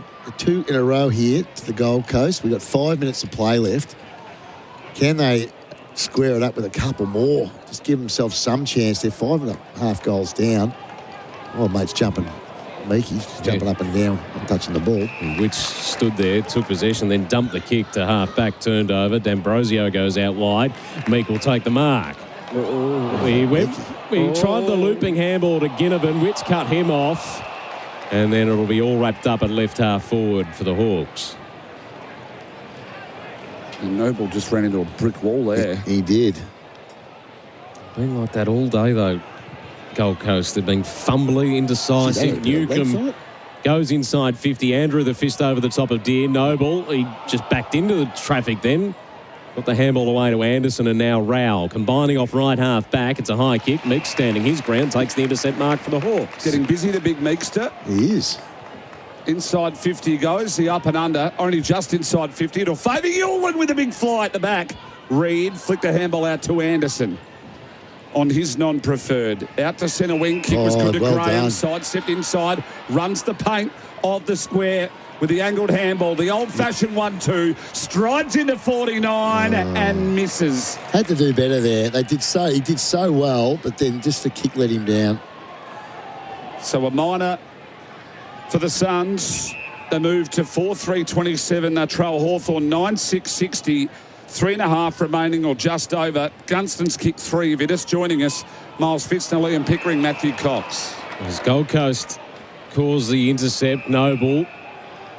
Short, Ugle-Hagan stabs it into the top of the square. King couldn't take the mark. Long disposed of. Barras, handball out to Ward, to Scrimshaw. Bobbles, gathers. Gets it to Hardwick. They see off the pressure again, the Hawks, towards the outer wing. Nice mark taken by Lewis. Edged out Collins in the contest. Looks corridor. It's a brave kick. It'll come off. It'll be a beauty. Dalton will take the mark at centre half forward. Lines up from 50, but it's offline. And through for a minor score, back to 34 points. But both missed opportunities for either team, Picks, which is crucial with 3 minutes remaining in this second term on the Robot Building Supplies scoreboard. Yeah, it is. It was a golden opportunity there, missed by Dalton. Sort of a few of them streaming into 50. Weren't they? Game opening up. It is opening up. All the players between the arcs, and there's been options aplenty. Now Noble, he's on the paint of the square, far side this time. Hits up a lead in Jamara Ugle-Hagan. He wheeled around, lowered the eyes, inside 50 to Long. Went to go the 2 grabber. Defending was very good, coming across. Impey was brilliant again. Yeah, Impey, it's been enormous. It's a 14 already, Jarman, but little spalls like that, they don't get registered. Superb throw up. Paint of 50. Right half forward. There's going to be a free kick here for a hold. No one knows. I think it's going to Hawthorn, isn't it? Oh, no. Rowell. He gets a lot of frees, Matty Rowell, doesn't he? He also gives a few away. Yeah, he does, but he's in the contest the whole time. Inside 50, try to find Ugle-Hagan, turning on the spot. Rogers one way, the other. He got pushed right as he tried to snap and had a complete fresh airy by about a metre. He got pushed by the bigger fella and he just went flying. Just pushed him in the side, mind you. Northern margin, 34 points for Robot Building Supplies. It's a throw in right forward pocket for the Suns. 2.5 remaining in the second term. In a half that's been largely dominated by the Hawks. Gold Coast trying to work their way back into the contest. Here's Zeke Hewlin curling it around from 45 out across the face, and Ugle-Hagan, it's just out of his grasp. He fumbles it over the boundary line in the left forward pocket. He's been all right, Jamara. He's kicked one. Fingertipper there, wasn't it? Yeah, I just couldn't quite grab it. So it'll be a boundary throw-in next to the behind post, left forward pocket for the Suns. King doing the ruck work, still to have an impact. Toe poked the ball, didn't get any distance on the kick. Hardwick comes up with it for the Hawks. A high ball towards the broadcast side. Powell slipped through his grass, went back, got it, then's claimed. That'll be holding the ball. Just noticing an interesting battle off the footy here too, down on the bench for Rabbit Mesh Temp Fence at Bunnings. Sorry, Miles, it won't be holding the ball. It's a ball up. Ball up.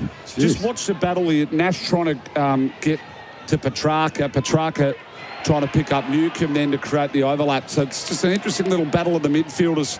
Might have changed it up. Gunston inside 50. It's going to be a genuine one-on-one. Calshania and Andrew Watson on the scene late. He went to ground, got taken high. And what does the umpire say? No, I'll have it. He was playing for the high free kick. I think he did cop it around the shoulder, but he's that small. The umpire was on the wrong side to see whether it was across the shoulder, but it did look a bit high. Ball up, 20 out directly in front of the Hawthorn goal. Kick out of fresh air to Gunston. Across the face. That would have been something else. Through for another minor. So Hawthorn just with repeat inside 50 entries here. 62 plays 27. Turnover now. McGuinness flicked the handball off. Ends up in the hands of Newcomb. Newcomb then the turnover now to Rowell. And through Miller. Then Anderson. They'll look to get out of defensive 50. Hard work though, isn't it? It's a mess. Finally they're out, although the handball awkward for Petrarca, who has to lay the tackle on Ginnivan. Ball up next to the centre circles. So 35 points the margin in favour of the Hawks. It's just such hard work at the moment from getting it out of defence from the Gold Coast. Witts just thumps it forward. Impey was standing in its path. Ball out to Newcomb on the wing. Hoists it towards right half forward. Andrew did enough to get in the way of Deere. Ball over the boundary line and out of play. So 9-8-62 plays 4-3-27 as we edge ever so close at half time here on AFL Nation for DD, SIDD and Victoria Police careers apply now. Thrown in. Witts won the tap. Anderson hoists the handball for Petrarca. Awkward. Miller. Now Petrarca receives it from Anderson, who all combined by hand. Inside 50, they need a mark. They won't get it. Barras. Almost the intercept. Knocked out of his path. Humphrey curling and gets the goal. A handy one just prior to the main break for the Gold Coast Suns to bring it back under 30 points. Margin is 29. On the Robot Building Supplies, Robot's got a scoreboard. Liam Pickering for Sheen Panel Service. Yeah, I think Hawthorn will be disappointed to give one up so late. And again, Long was involved at ground level. And Humphrey, who's been hardly sighted. Humphrey, he's had 5 disposals, but a good finish. And the last 3 goals of the quarter after the Hawks put the first 5 through, all of a sudden, the margin was 14 at quarter time. What is it currently, 29? Got out to 46. Yeah. So 46 at the 16-minute mark. So they've kicked the last 3 goals of the quarter. Barring anything miraculous here, they should be taking that and running at half time. Back in the middle of the ground, Meeks trying to do a lot. Cut off by Anderson. They're going to go inside 50 once more. Is there time? Only seconds remain. Long. With 40 out from goal. Long around the body. Out of tone. He kicks his second, and would you read about it? 23 points to margin. They've kicked the last 4 of the match in a row. Repeat inside 50 entries, and lip readers in the coach's box look away now because Sam Mitchell is letting them go. Well, I'd be so disappointed. That I said barring anything miraculous. Well, it was miraculous. And again, Long just keeps saying, Big Meeky had it. Handball backwards, be intercepted by Anderson. A quick kick into a sort of a messy forward line. They've just had repeat entry after entry. So Barras, Battle and Weddle have had a miss mark, a punch out to open space there from Scrimshaw. It went straight down the throat of Long. What happens with repeat entries? And the old Shark celebration too. Wow. Yeah, well, they will be getting told all about this end of this quarter because that was disappointing by Hawthorn. Yes, it's all wrapped up. Wheatley the tackle on Mackenzie as the final 3 seconds expired for the first half. So a 23-point margin for the Hawks. They got out to a 46-point margin halfway through that second term. And the Gold Coast Suns kicked the last 4 goals of that second term to bring it back to 23 points. 9-8-62 plays 6-3-39 on the Robot Building Supplies. Robot's got its scoreboard. Jack Gunston, he's kicked 3 goals, 3 goals 2 so far this afternoon. Singles to Lewis, Impey, Watson, McDonald, D'Ambrosio and McGuinness. While for the Gold Coast Suns, 2 to Ben Long and Lockie Weller, singles to Jamara Ugelhagen and Bailey Humphrey. Half-time here at UTAS. It's the Hawks by 23 points on a big day of footy here on AFL Nation for DD, SIDD and for Victoria Police. Careers apply now. At the conclusion of this game, we'll take you to the MCG for the traditional Essendon-Collingwood matchup. That quarter on AFL Nation was for Robot Building Supplies. ROBOT. Robots got it.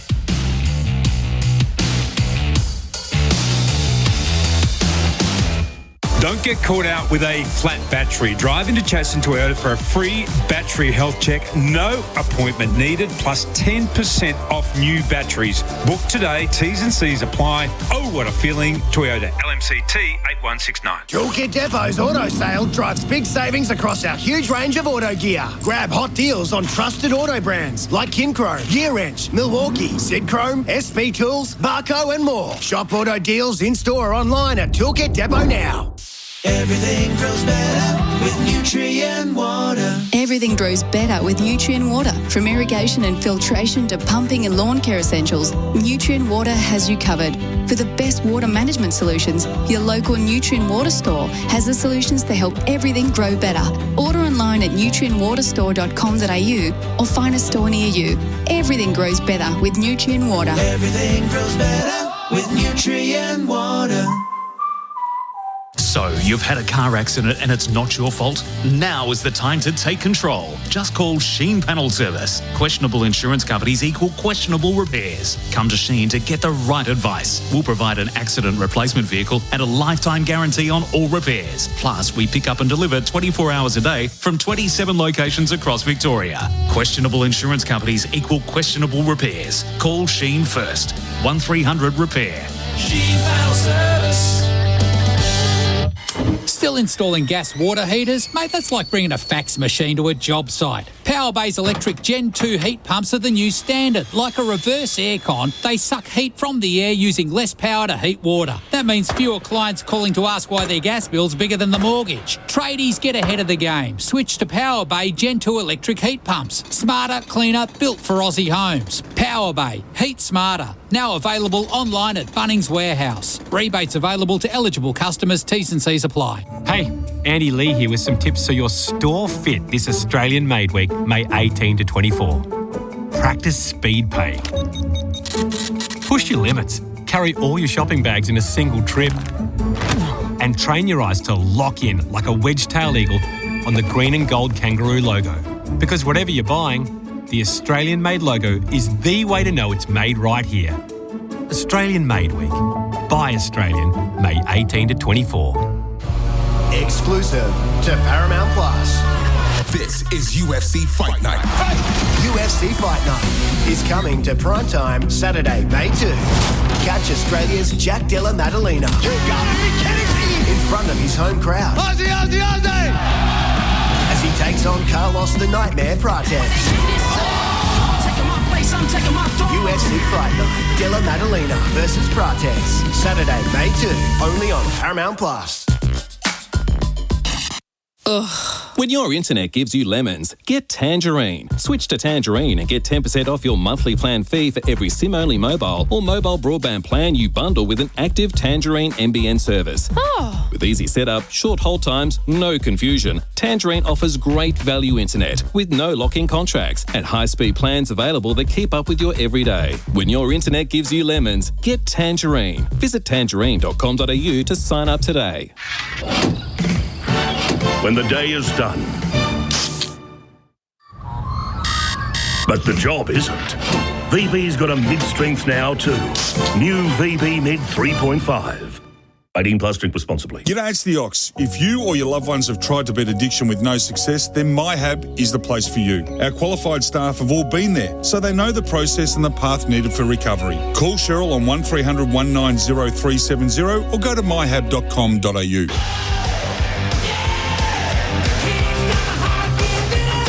You're listening to AFL Nation for DD.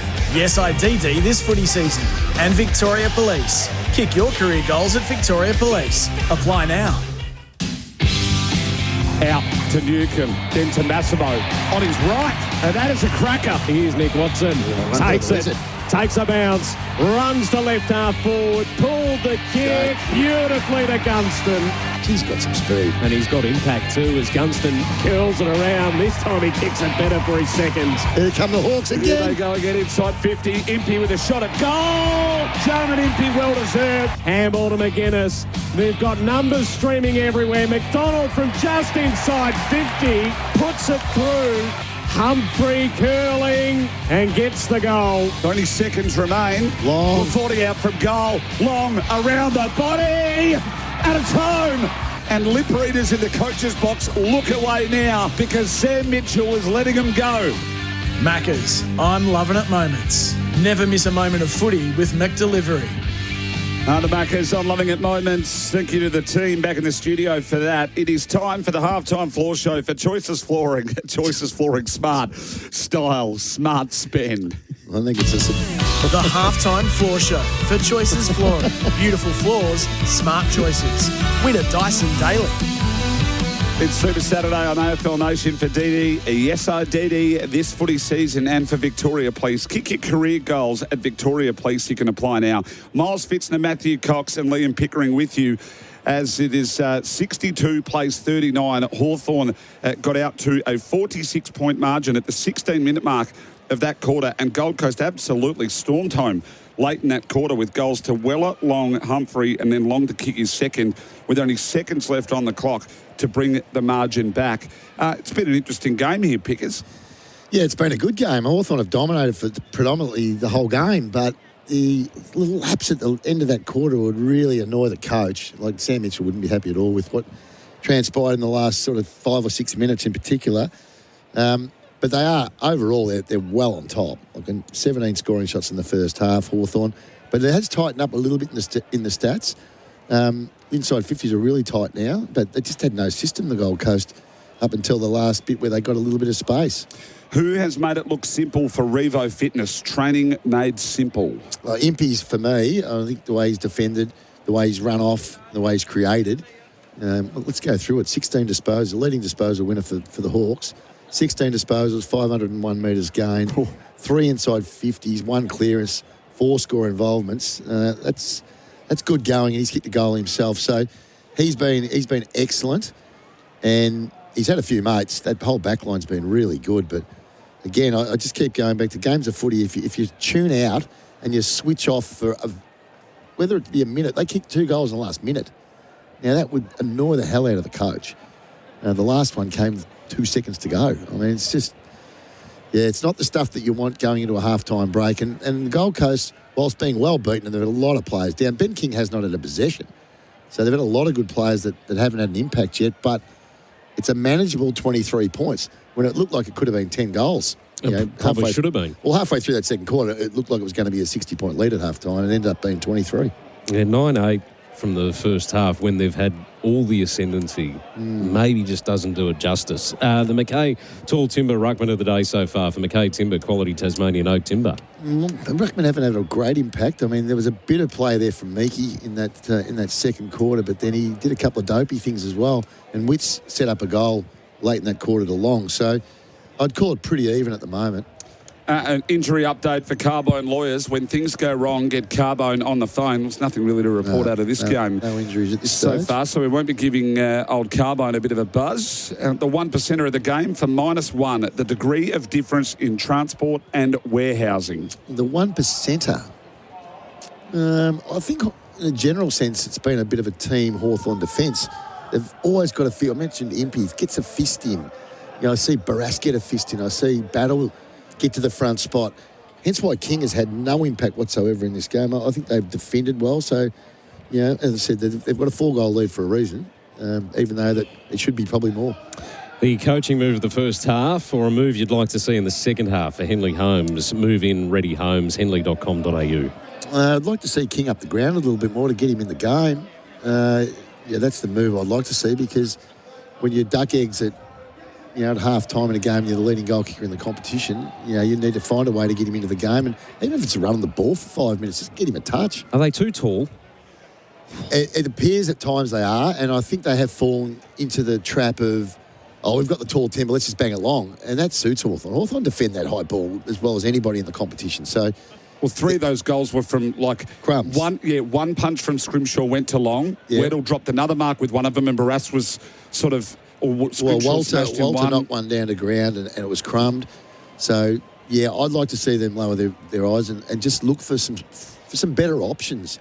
At the back end of the first quarter, I thought they got themselves back into it a little bit because they started to run handball. But early in that second quarter, all they did was handball, and it was under pressure handball, and the Hawks didn't give them any space to move, which made it really difficult. So they'll take something out of the back 5 minutes of that quarter, though, with the way they were able to transition the ball. Goes to prove if you got your head in the game, anything can happen. I just think they just turned up thinking it's going to be, they got the first goal within a minute, and it's going to be, we're a pretty talented team, but Hawthorn are a good team. Is there a bit of arrogance with this group considering the improvement they made, particularly at the back end of last year?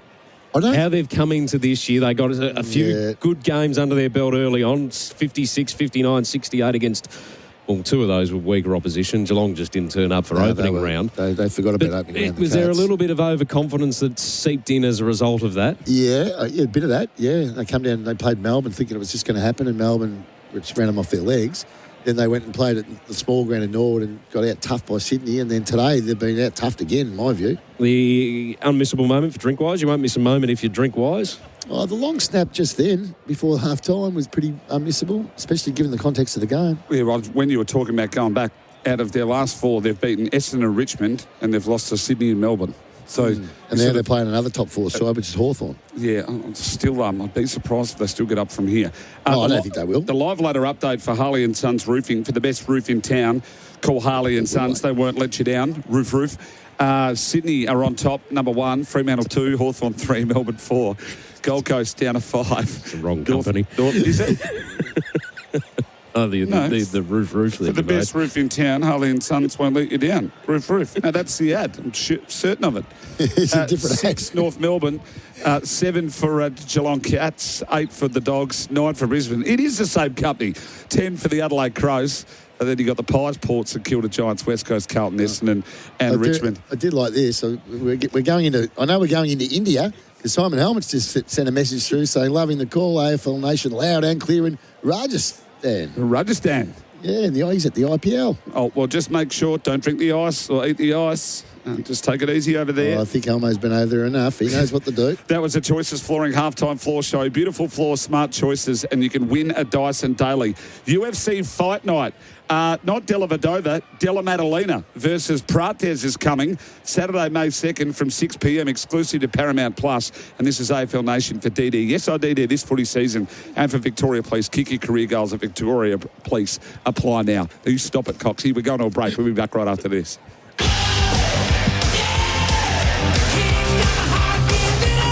You're listening to AFL Nation for DD. Yes, I DD this footy season. And Victoria Police. Kick your career goals at Victoria Police. Apply now.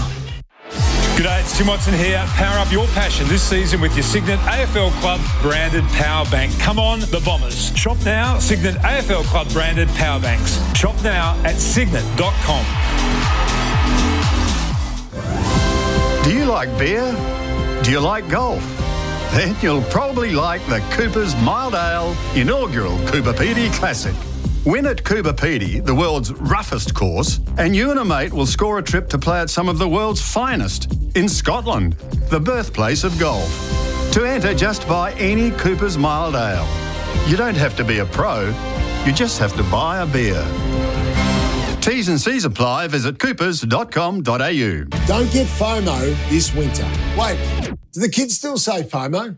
What about 6-7? Is that still a thing? I kicked 6 goals 7 once. Get KO Sports with every game of every round of the 2026 AFL season live and on demand in 4K with no ad breaks during play. That is incredible! With all that footy plus the NRL, F1, Supercars, netball and all the other sport you love. You won't miss a thing on KO Sports. Your business's vehicles are one of its most valuable assets, so knowing where they are at any time is paramount for keeping them safe and secure. Radius Telematics offers GPS tracking, asset tracking, high-definition dash cameras and more, all live on your mobile app or desktop. Their fleet solutions scale with your business, so no matter how big or small, they have a solution for you. Be informed on previous locations, speeding alerts, even driving behaviour, plus much more. Visit radius.com today. Does your local tick all the boxes? Lush beer garden, classic pub fare including steak night, trivia nights and a Sunday roast special? Sounds like the Flying Duck in Paran, where gastropub meets a neighbourhood local favourite. Think good pub vibes inside at the public bar, the spacious 84-seat open plan dining room and 40-seat private dining room, or sunny vibes while enjoying the sprawling beer garden. Make the Flying Duck in Paran your local favourite. Drop in at 67 Bendigo Street, Paran. Every month you hire temp fence panels for your construction site, you're paying a premium on something you don't own. Stop throwing away cash. Buy Rapid Mesh Temp Fence. It's at Bunnings. It'll keep your trade site safe and secure. It's fully compliant with Aussie safety standards and it's so easy to install. And it might be called temp fencing, but you'll have it forever. So how much longer are you willing to rent what you can own? Rapid Mesh Temp Fence. Easy to install, easy to find at Bunnings. You back the Aussies on the field. Early Pay back Australian businesses off the field with flexible and reliable working capital finance. In fact, it's what gets them out of bed in the morning. They'll back you with invoice finance and equipment finance created for flexibility and real business needs. Early Pay are proud to be backing Australian businesses with the cash flow they need to grow. Early Pay. Better business on your terms. Visit earlypay.com.au to learn more. Don't get caught out with a flat battery. Drive into Chadstone Toyota for a free battery health check. No appointment needed, plus 10% off new batteries. Book today. T's and C's apply. Oh, what a feeling. Toyota LMCT 8169. It's a huge round 7 in Suncorp Super Netball. The Mavericks are in action on Sunday from 2 p.m. as they head north to take on the Firebirds. Then it's straight into more netball with the Vixens travelling west for a blockbuster grand final rematch against the Fever Sunday from 4 p.m. Settle in for back-to-back games featuring fast-paced action and elite matchups across every quarter. Tickets are on sale now via Ticketek or watch every game live and on demand on KO Sports, Foxtel and Binge.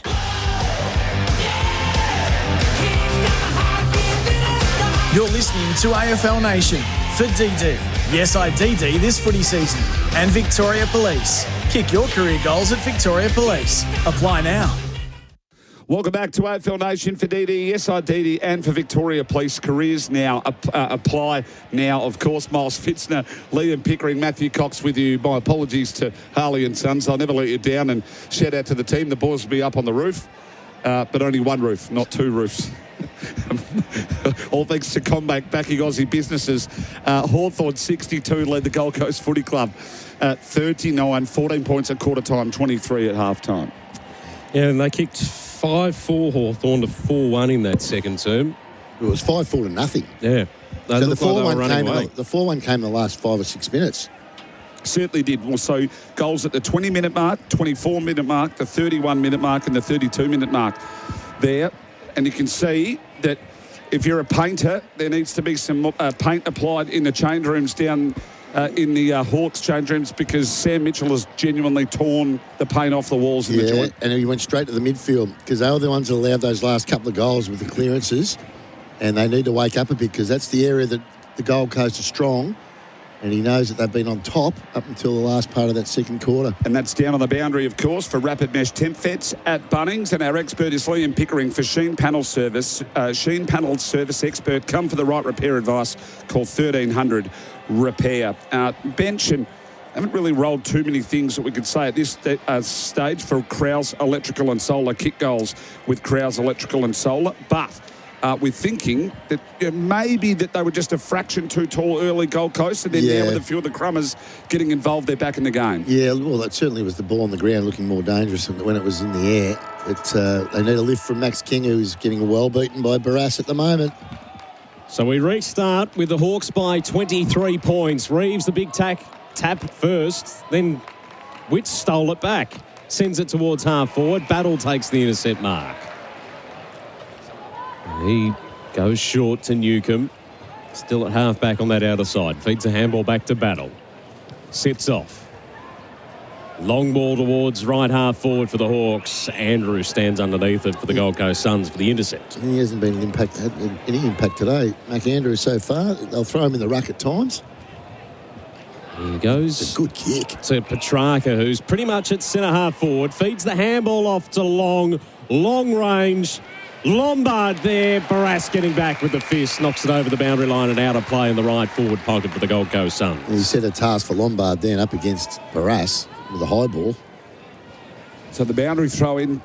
Gold Coast kicking to the right-hand side of your radio dial. 9-8-62 Hawthorn lead the Suns. 6-3-39. And they kicked the last 4 goals of the second quarter did the Gold Coast Suns. So from the throw-in, King tried to take it out. Reeves all over him. Soccer off the ground from Rogers. Hits the pine. And another minor. 6-4-40. The Suns trail the Hawks. 9-8-62. 22 points the margin. And we're getting back to what it was at the 3-minute mark of the second quarter. Ever so slowly, though, for the Suns. Scrimshaw. He was on his way out of defensive 50, then retreated to aim on. He takes a bounce, switches to the broadcast side. Ginnivan takes the mark, has D'Ambrosio on, who takes the mark defensive side of the broadcast wing. It's open. Yeah, at the moment it is. Hawks want to run this. Watson took the mark, gave the handball back to a running D'Ambrosio. Nice kick to Lewis, who squares it up into the middle for Ginnivan. He's been quiet, Guinea. He's only had the 3 touches. This is his 4th. He just looks around, goes sideways again. Hardwick. He pokes it short to McDonald.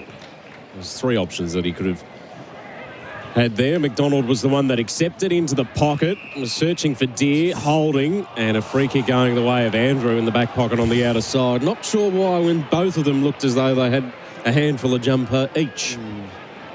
Certainly did. Well, when they both turn and look at the umpire, not knowing who's given away the free, it's always interesting as we're catching that on the Harvey Norman replay screen. Get 10% in bonus gift cards when you spend $500 or more on selected products. Offer ends Monday. T's and C's apply. Gift card valid for 1 month. Yeah, that was a play on call. Should have been. Noble, right half back. Weller, tight on the boundary near the interchange. Centre wing commentary side. It's construction underway here at UTAS. He goes up towards right half forward. A big fly over the top. Jamari Ugle-Hagan. It's what we want from him. He's got an option that's in half forward if you can see him, and spots him up and use him now. It's Bailey Humphrey now. He can kick a footy. And he's going to have to kick it a lot further than you think because he's got to kick it over Ned Reeves, who's about 7 foot. He's manning the mark. Look at the size of the big unit. He's not someone you'd want to run into in a dark alley. Mind you, he can't move, so he can run out to the right and hook it back, which he'll probably do anyway. He's the sort of kid that can kick this. 5 touches, 2 inside 50s in a goal. Just starting to have a little bit more impact. Wheels around on his right. Thump it goes from long range. Humphrey B. Bear remains solid no longer. He gets his second, and the Suns start the third in the finest of fashion. 5 in a row they've kicked now. 5 in a row. Well, it started with the Jamari Ugle-Hagan big fly and grab. He ended up taking it one-handed again. It's his second one-hander of the game so far. Yeah, that was an impressive mark. That was the mark of the day. Contested mark one-handed. Might be for the -1 refrigerated transport. We can even see the Macca's logo on the footy. Never miss a moment with the footy with McDelivery. What a thumb. Humphrey's got that in his wheelhouse. Yes. Always has for a little bloke. Yeah, he's not little. Yeah, he's not little. Humphrey, no way. He's 6'1" and strong as a bull. Made it look simple for Revo Fitness. Training made simple as well. Ball back in the middle. Reeves the tap. Nash got it back to Reeves, who just skies it inside 50 for the Hawks. Lewis and Collins. Collins ended up going with the fist. Knocked into the path of Ward. Claimed by Rao. Ball spills free. Hewland. That's Bodie taken into the ground by Ginnivan. Ball up. Reminder that we'll take you to the MCG at the conclusion of this match for Essendon and Collingwood. At the moment, it's the Hawks by 16. They're inside 50. Weller, though, for the Suns, is going to get it out of defensive 50. They're running there, the Suns, though. Rao, Miller. They looked the better of the two to start this second half. Humphrey couldn't take the mark at half forward. Lombard paddling it, trapping it. Claimed. Ball up inside the centre square, just in the right corner, favouring the Suns. It was 7-4-46, trailing Hawthorn 9-8-62, all thanks to CommBank backing Aussie business. Day in, day out, they do, no doubt. CommBank backing Aussie business. Harry Morrison by hand to D'Ambrosio. Then to the runner in Nash. Looks up inside 50, left half forward. Trying to get position, there was Lewis. He'll be a free to and Collins. It's going to be a free to Collins. Collins just said, gimme, gimme. Or he just got his big strong body in front and Lewis just defended. Powell across to Andrew. So the switch looks on. Gold Coast. Andrew then decided to maybe come back the other way. No. Stays with the switch on the centre wing far side. Non-commentary. Or the construction side of Utah Stadium. Humphrey at the front of the stoppage. Ginnivan, little handball to Weddle. Runs into 52. Long kick from Weddle. Long deep to the teeth of goal. And a mark taken before it goes over the line. Is it by Cal Shadir? No. We're going to have a score review for Martor Safety Knives. Cut smarter, work safer. Visit martoraustralia.com.au to see whether or not the mark was taken inside the behinds. Umpire's saying it's a point. Let's have a little look at the review. Yeah, it's a point. Didn't control it. Didn't control that. So the soft call was a behind. And it was a behind. And it'll stay behind. Just a glorious day for football here in Tasmania. Glorious day everywhere. Certainly is. Hopefully a few of you got out to the Anzac Day service. Except Eagle Farm looks a bit heavy. Brisbane copped a little bit of it. Copped a bit of it. Beautiful one day, piss and rain the next. Well, basically happens up there. 9-9-63 to 7-4-46. Hawthorn lead by, that'll be 17 points. Now the margin, sort of really that third quarter, the second quarter, almost just get rid of it. Back to what it was at quarter time. As Bodie Hewland goes down the broadcast wing with his kick, knocked away from Witts, Weller front and centre. It's a speculative handball though, wasn't it? It was. Amon's able to cut it off. Got it to battle. MP, Amon, who's now inside defensive 50, into the middle of the ground. It's going to work out. It was a little risky for Ward. He took it. He overcooked the kick to McDonald. Turnover. Suns inside 50, King. And finally the King arrives. The King arrives, all right. He got one lace out, and it's game right on here if Ben King, with his first disposal, can finish off. And he should. He's it was a drop mark by Connor McDonald, wasn't it? Oh, straight through his hands, and the turnover was going to hurt. Big Benny got his kicking boots on. He's had them on all year. Oh, hasn't he ever? 24 goals, 5 for the year. We haven't seen him, though, this afternoon. This one is online. And the Suns have the first two in this third quarter. 6 in a row. And it's back to 11 points on the CommBank backing Aussie business scoreboard. If we said this 45 minutes ago that it'd be this close, we'd end up in the McCrazies. Yeah, you'd be in the McCrazies, correct. It's quite astounding, the turnaround, particularly for the Gold Coast Suns, who looked all at sea. Well, now it's Hawthorn making some uncharacteristic errors. They put themselves in a lot of pressure there. That's a gift. It was, yeah. It was the turnover in the middle of the ground. If King was ever going to get involved in the match, it's off the back of that. But I'd suggest even in the first half, if Gold Coast had that opportunity, they would have stuffed it up. Yeah, probably. Yeah, I think that their confidence has risen. There's no doubt about that. Back in the middle of the ground, 63 plays 52 for CommBank, backing Aussie business and AFL Nation. For DD, SIDD, and for Victoria Police Careers, Fitzner, Pickering and Cox, Mackenzie, Over to Ginnivan, out to right half forward with a yard of room is Dalton. Has to be good, gathered well. Went over to Watson from the junction. Kicks towards goal. Fly came from Lewis. Boyle came in on top. Rowell ran straight into Nash. Dumped ball. And the funny part is too, Matt Rowell's been caught holding the footy 20 more times than any other player in the competition. But that one he had little to no choice whatsoever. But as Rowie would say, Colin Nash. Old Uncle Colin. Old Uncle Colin.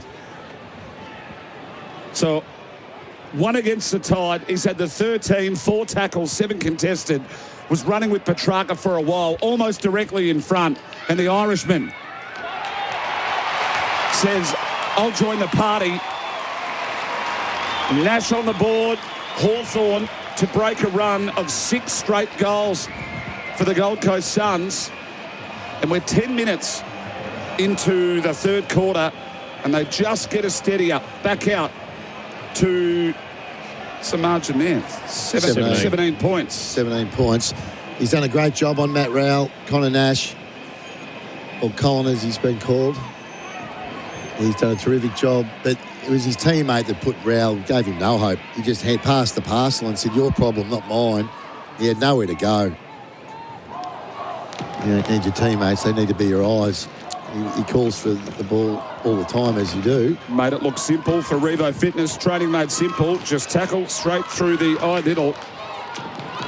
Matthew Cox. Back in the middle. Petrarca to Rowell. Suns win the clearance towards half forward. Battle to possession, got claimed by Humphrey. He's lifted. And he needed to, along with a lot of his teammates, Bailey Humphrey. This one's probably too far out, so he's just going to send it long. From inside the centre square, he's given it a good roost. King probably trapped it in. He could have shepherded it through for a rush behind. If we had a look at that on the Harvey Norman replay, I reckon if King doesn't go up for that, it goes through. If he gets a little bit of help on the line, it goes through on the full. Yeah, it's a massive kick, that could be 70 metres. 16 points the margin. It's going over there to Carl Amon's kicked it out in the full. So Petrarca, right by the interchange, hit a 45 backwards to Noble. Andrew setting up for the switch, as is Collins, but Noble signals that he's going up towards the right half-forward pocket. King getting to the front, fly from Walter at the back. There's going to be a whistle off hands. We'll have a boundary throw in 10 or 15 metres around right forward pocket to the Gold Coast Suns. They'll have the boundary throw in. 5 to 6 inside 50s, favouring the Suns this quarter. 69 plays 53. AFL Nation for DD and Victoria Police. Thrown in, Meek and Andrew. Meek wins the day. Gets the handball cut off by Noble. Lombard keeps the ball alive by handing it and pulling it back into Andrew. Well, Lombard kept going. Evading traffic, will follow up his handball up against the boundary line. The ball will go over the line. He attempted to have the shot, but just ran out of room. He thought he was playing kids footy again, where you handball it over the bloke's head and you run back on and get your own ball. Well, it nearly came off. Well, but this is AFL footy. You don't get away with that stuff in AFL footy. You might in the juniors. Boundary throw in. The throw in, the top of the goal square. Meek grabs it out, gave it a Scrimshaw, sidesteps to Nash, who hooks the kick. It was a shank, but ends up in the lap of Watson. Watson, left half back, pulled the kick short to find McGuinness. By hand, went across to Morrison, ran his full journey, and the kick is absolutely woeful. Straight down the throat of Noah Anderson. Possession number 21 for him already, and he's got going. Has Noah with the nose neighbour. Sets it up to right half forward for the Suns. Morrison looking to redeem himself. Big Meekie wrapped himself up. Flick to Weddle. McKenzie, corner of the square. Backwards with a handball to Amon. Try to pull the kick to Scrimshaw. Lombard was hot on his heels. McKenzie, he ducked beautifully. Well, he just went harder than his opponent, and that's why he won the free kick. He wanted it more. It's been good, McKenzie. Retreats ground inside. Defensive 50 to Battle, and now pierces the corridor over the head of Morrison. Out the back, Anderson mopping up for the Suns. Found Graham to Noble. Bodie Ulan from inside the centre square launches at Goldwood. but it's out to the right, minus score margin now 15 points. Because did you ever find you had better kicking days and the ball's travelled a lot further than other days? Because today, it's a good kicking day here at UTAS. The ball is travelling a long way. Yeah, it is. There's no doubt about that. It's not usually blowing a gale. It's so much today. So the kick out from Battle to centre wing. Yeah, there'll be a free to the Gold Coast. And it was Reid v Meek. Ethan Reid. Handballs across to Rioli. Normally a beautiful user. Looks towards King in the pocket. One bounce. I'm calling them kick to touch. It's happening a lot more. Oh, they're getting right on that corner, aren't they? They're targeting that sort of 10 or 15 metres inside 50, maybe 20 metres in, to then draw that forward line stoppage, knowing now that they can't get lassoed. Yeah, I think you're right. Notice it quite a lot. And then something from the stoppage, the Suns. Walter up against Meek, down to Newcomb, clearing kick for the Hawks. Andrew flies, got a fist involved, down to Anderson. Handball to Miller, back to Anderson in some space, working into the leading lane at King, who takes the mark directly in front, 30 out. I thought it was going over his head, but he just got the on his tippy toes, up he went, just grabbed it. And now from a very similar kick to the one he belted through before, Anderson's getting busy. What's he up to now? 24 disposals. Oh. They're set up so well behind the footy now. They're big names. They're making a Hawthorn rush too. Yeah, big names are starting to have an impact. For goal number 2 in this term, Ben King. He gets it. We're back to 9 points. Read about this. All thanks to CommBank backing Aussie business. It is 10-9-69. Hawthorn still with the lead, but Gold Coast, they are 9-6-60. Yeah, very good answering goal. We mentioned if there was a man to get him going, turn him around, and we were talking about how talented the list was, how talented the midfield is. I think arrogance may have been mentioned at some point. Well, they were, but they were playing like they were playing like it. Yeah, but they've rolled up their sleeves since halfway through, well, 3/4 of the way through the second quarter. They've been much busier, and that was a good mark because it was the highest point. Well, he's had, I mean, where he leads too helps him with his goal kicking. He takes a lot of marks directly in front in that channel, doesn't he? Yeah, he does, and that's because Anderson went back inboard and got the corridor for him. Yeah, Anderson's been enormous here. He's up to 630 metres gained. So he's turning it on. 3-3 to 1-1 so far this quarter. 2 goals to King. Back in the middle of the ground. Petrarca went missing a bit too. Petrarca with a clearance this time. Up inside 50 they go once more. Lombard went for the, I wouldn't even say unrealistic attempt. I'd say just gave away a free. Just silly attempt. Barras, Impey, left half back. Long up the line. See, they're set up here again. Andrew, Reid, all of them. Reid protected Andrew for the front position. And another turnover. Set up so well behind the football now, the Gold Coast Suns. And they've thrown Andrew in the ruck. He was in that last centre ball up. He has to do the dance to get around Meek and uses his athleticism. Inside 50 with the kick from Andrew. Ugle-Hagan got up, didn't take the mark. Graham's handball, Australia, Walter. Morrison has copped it up to Rowell. Standing start, 50, landing in the pocket. Barras. Harry Morrison's had a few dodgy disposals this quarter, hasn't he? Harry's panicked a bit a couple of times. Handball, missing the target. Handballing, kicking straight to the opposition as well. If you're just joining us on AFL Nation, for DD, and for Victoria Police Careers, Miles Fitz and Liam Pickering, Matthew Cox. Margin got out to 46 points in favour of Hawthorn at the 16-minute mark of the second. It's back now 9 points, still Hawthorn's way, but it hasn't been that close since the 9-minute mark of the first quarter. Well, they've kicked 7 of the last 8 goals, Gold Coast. So there's a few worries for the Hawks. Boundary throw-in, right half forward here for the Suns. Meek v Reid. Reid gets to the front, trying to tap down to Rowell. Newcomb did really well. Handball to McKenzie. Turned on a dime. Wheeled. He didn't really look. Positioning back there again was Collins in front of McGuinness. And once again, we keep saying it, but just set up beautifully behind the footy at the moment defensively. Which they weren't doing early. They were all over the place early. Look at good mark. Is that Humphrey again? The bear? No. Oh, it's Walter. Walter, and he's put a knee into the back of Witts, who's in a bit of pain. Right on the point of the gluteus maximus, I think there, Coxie. That's a bum corky for those playing at home. Yeah, not nice. Walter goes searching for Reid, knocked out of his grasp by Battle. Had a couple of those, Coxie. No, I haven't in my illustrious junior career, Miles. Boundary throw in right forward pocket. On the Harvey Norman replay. Was actually... It's in his hip. Was actually Meek. Got him right in the hip, thanks to Harvey Norman. He's battling away in this contest, though, his wits. Meek wins the clearance, though, for the Hawks. Dumps the kick towards the broadcast wing. Again, the Hawks are outnumbered by the Suns, and they get the free kick attacking side of the broadcast wing. They cannot get it past centre at the moment, Hawthorn. 9 points the margin. But they still lead by 9. That's the main thing. 10-9, 69. Hello, Rex, if you're listening. And Collins from 90 out, centre wing to the right forward pocket for the Suns.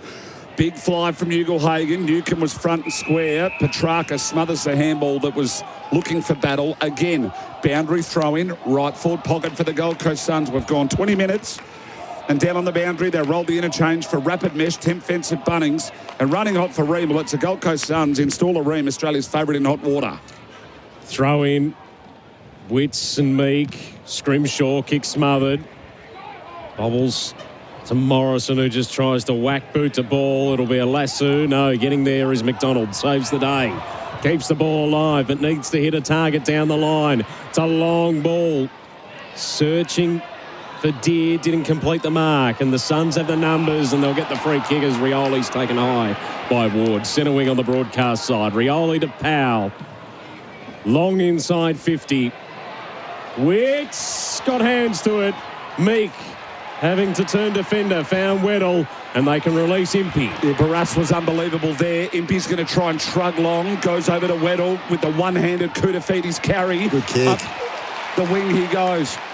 So finds Morrison. It's been horrible by foot. That one only just, but it stays alive. Finds Finn McGuinness, centre wing. McGuinness hits the square kick, back to Battle. Square kick again, back towards our commentary. Jarman Impey.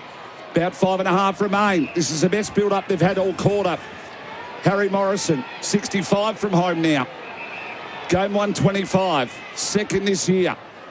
Just feeds it long. Down towards the teeth of goal, 20 metres out directly in front. Getting there. Watch for Watson. Watch for Watson. Calcidier, Watson in and under. May have been taken without it. McGuinness picked it up. Stopped. Tried to get a handball for Deer. He got wrapped up straight away by Miller. Umpire says, no, I'll have it. We'll have a ball up. Danger territory here for the Suns. They almost were able to manufacture something there, Hawthorn. They still might. They've got the dangerous players at ground level. Suns pushing a couple of numbers back here. Thrown up. McDonald tried to strip Graham. They're still battling away for it. Ball spills to Nash. Found Watson. 2 got him, though. Miller and Powell. It'll be a ball up. Closing speed of Powell there. He's a good player, Powell. Yeah. Really good player. Really talented. So ball up inside 50 for the Hawks. Watson lurking, got taken down by Powell again. He's wearing they're giving it to him. The Gold Coast boys are giving it to him. 7 Gold Coast boys around him there and 1 little Hawthorn player. But they're just saying, you're still playing for free kicks, mate. You're not going to get them. That's what they're saying. Newcombe, D'Ambrosio on the left, in the left pocket across the face of goal. Deer knocked it back into play. McGuinness caught by Noble. Handball released to Lewis. Paddling it away from goal. Morrison claimed by Collins. Found McGuinness up against the boundary line. Centering ball. Andrew didn't take the mark, but Gold Coast have the numbers. Rioli to Andrew, dancing at the top of the square. They've done well to get it out. Finally, the outlet Miller. Short ball to Petrarca. They're away, the Suns. They are away. And Lombard's got an absolute paddock of room. 1 bounce, 2 bounces, 3 bounces for Lombard. Centre wing, lowers the eyes, leading player. Just overcooked at a fraction. Scrimshaw met the footing at speed. He did really well. Left-handed handball over to Ward. So Ward tried to go inboard. It was a dangerous kick, but it's going to come off. Then it went over to Newcombe. Follow-up Scrimshaw. Missed the handball to Hardwick. Turnover now. Reid. Back now to Lombard. Oh, gee. This is hard work. Reid, it is hard work. It's getting scrappier. Pressure lifting. Now back to McDonald with the turnover. He feigns inside, outside. Now to the left foot of D'Ambrosio. Up inside 50. Overcooks and out the back. Only one back there is Collins. He overruns it. Getting back McGuinness. Calchenier went one-handed. May have been held. No free kick paid. Oh, should have blown a whistle. He should have got one there. There was some panic going on under the pressure from both teams. And everyone on edge. 9 points the margin in favour of the Hawks. 3.5 remain. Third term. Newcombe screws it around his body. Lands hard of attacking 50. Deere tried the handball, then had to soccer off the carpet. No advantage. Reid to Collins. Petrarca at centre-half back. Coming back. Goes down the throat of Scrimshaw. He gave the hot handball to Impey, who bobbled. Fended off Anderson, feeds the handball to D'Ambrosio, who loads up from beyond 50 at left half forward. It won't scrape in. It's out on the full left forward pocket for the Hawks. Oh, boy, that's pressure. It really is. Like the defence of the Gold Coast. Collins looks like he's in cement. He can't bend down to pick the ball up. Andrews is giving handballs up in the air. And the Hawks are the same. Inside 3 minutes, AFL Nation for DD, SRDD and Victoria Police Careers. Big fly, Barras. Centre wing was over Witts. Beautiful mark. What's happened And there? there's going to be 50. Look out. Oh, they called a player. Oh, Hardwick's losing it. He's gone berserk. Now, they're trying to work out which player infringed. It doesn't matter. That means that Barras will be having a shot from 35 metres out or even closer. So he's played 181 games in his career. How many goals? One. One career goal. We might double that right now. Round 1 against the Gold Coast Suns in 2022. Oh, well, he likes playing against the he loves him. He loves kicking goals against the Suns. They're his bunnies. They're his bunnies. He has a good long, hard think about it, Barras. Big kick, there. An enormous kick in the scheme of the game. The margin, 9 points. Inside, 2.5 remaining. Barras, 30 metres. Reasonably straightforward. Hits it beautifully. Barras kicks his second ever. They get around him. It's got to be his first for the club, I'm sure of that. So they get to him as if he's a debutant on debut. There's 17 men get around him. They've rubbed some of the grey out of the sides of his head. Hawthorn 11-9-75. They lead the Gold Coast Suns 9-6-60. Yeah. Liam Pickering. Well, I just don't know what the 50 was for, but I'll just have a look. Ugle-Hagen's on the mark. Stand. Who's moving? Stand. Witts. So Witts. Yeah, well, it's a... Witts was pointing at Ugle-Hagen. I think the umpires told Witts to stay. Ugle-Hagen wasn't moving, so... That's just they're hard to prevent, those, aren't they? Look, you're a bit stiff. You're two men looking at each other saying, you know, it's a bit like the Spider-Man meme, isn't it? You know, you got 3 Spider-Men all pointing at each other. Who's who? Something about... No, anyway, I won't say what I was going to say. There was an F in there, but it was know the rules to the umpire. Watson goes without it at half forward. Boundary throwing. This will be a lasso, won't it? Hawthorn it is, yes. Although there's a brief conversation with the boundary umpire, it is a lasso. So Ginnivan has it at right half forward for the Hawks. Goes short to the leading Gunston. We haven't seen him in this third term. No, he hasn't had the ball anywhere near him. But he has kicked 3. See, the late goal here. Remember, they gave up 4 goals in the last 7 minutes of the second quarter, Hawthorn. Can they pinch 2 back late in this third, which has been dominated really by Gold Coast? Completely and utterly dominated. To give them a little more breathing space. Right from the junction from Gunston with the right foot. Oh, that is superb. What a goal, Jack Gunston. That is the snag of the day for Tasman Butchers, the meat specialists. He's got 4 goals too. And Hawthorn are back out to 21 points. 12-9-81. Plays 9-6-60. I'm almost prepared to say, Pix, you won't see a better kick than that. It's just his timing, so good. He's even run out to the right and made the angle tighter. He knew exactly what he was doing. Without going over the boundary line. Without going over the boundary line. Kicked it right on the point. Look at the lead, though. He's literally led in the letter Z. The good leading patterns from the old dog. And he's playing on a good player too, mind you. Bodie Ewan is a really good defender. He started on Oscar Adams. It's a bit too smart for him. They've put their best defender on him now. Well, I think I think Gerard is. We said he was sniffing a bag, and he certainly is. 4 snags for the Tasman goal of the day for Jack Gunston. Harvey Norman replay made it even better. Petrarca now in the middle of the ground. The 2 number 3s went at it. Oh, geez, that's a good pickup by Petrarca. Look at this. It was a sort of a spoiled handball. Now Miller.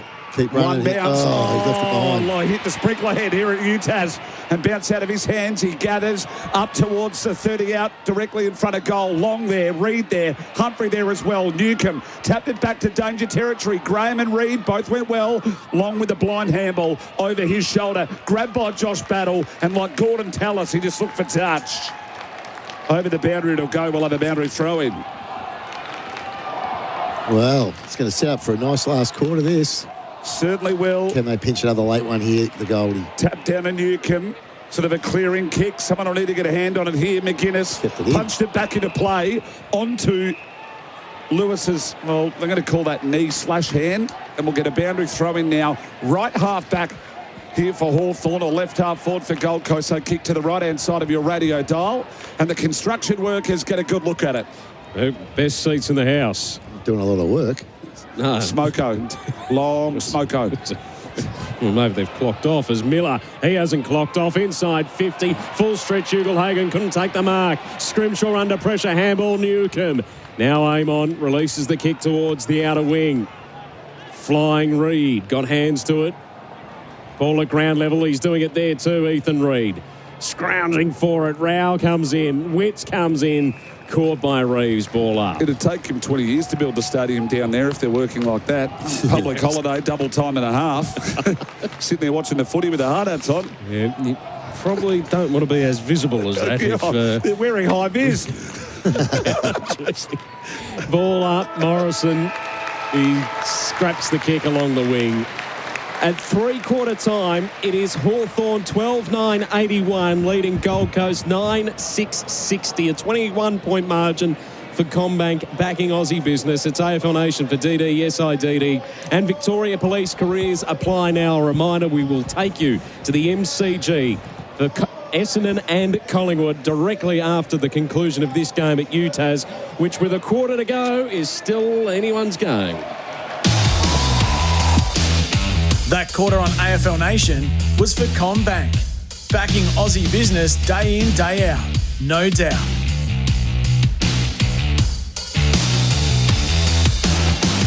Looking for luxury and performance with electric power? Check out BYD to lock in a great deal on BYD's most popular models, but only till June 29th. Did you know you can watch all your favourite SEN shows on YouTube? Subscribe today. In contact sports, we share a duty of care because the dangerous hit is the one you miss. Remove the guesswork with pro-level head impact tracking. The Hit IQ Protect Smart Mouthguard, powered by Shock Doctor, flags high-risk impacts. For players, it means playing with confidence, and for parents on the boundary line, it's total peace of mind. This season, make brain health an essential part of your kit. Every session, every game. Get yours at Rebel Sport, Chemist Warehouse online, or hitiq.com.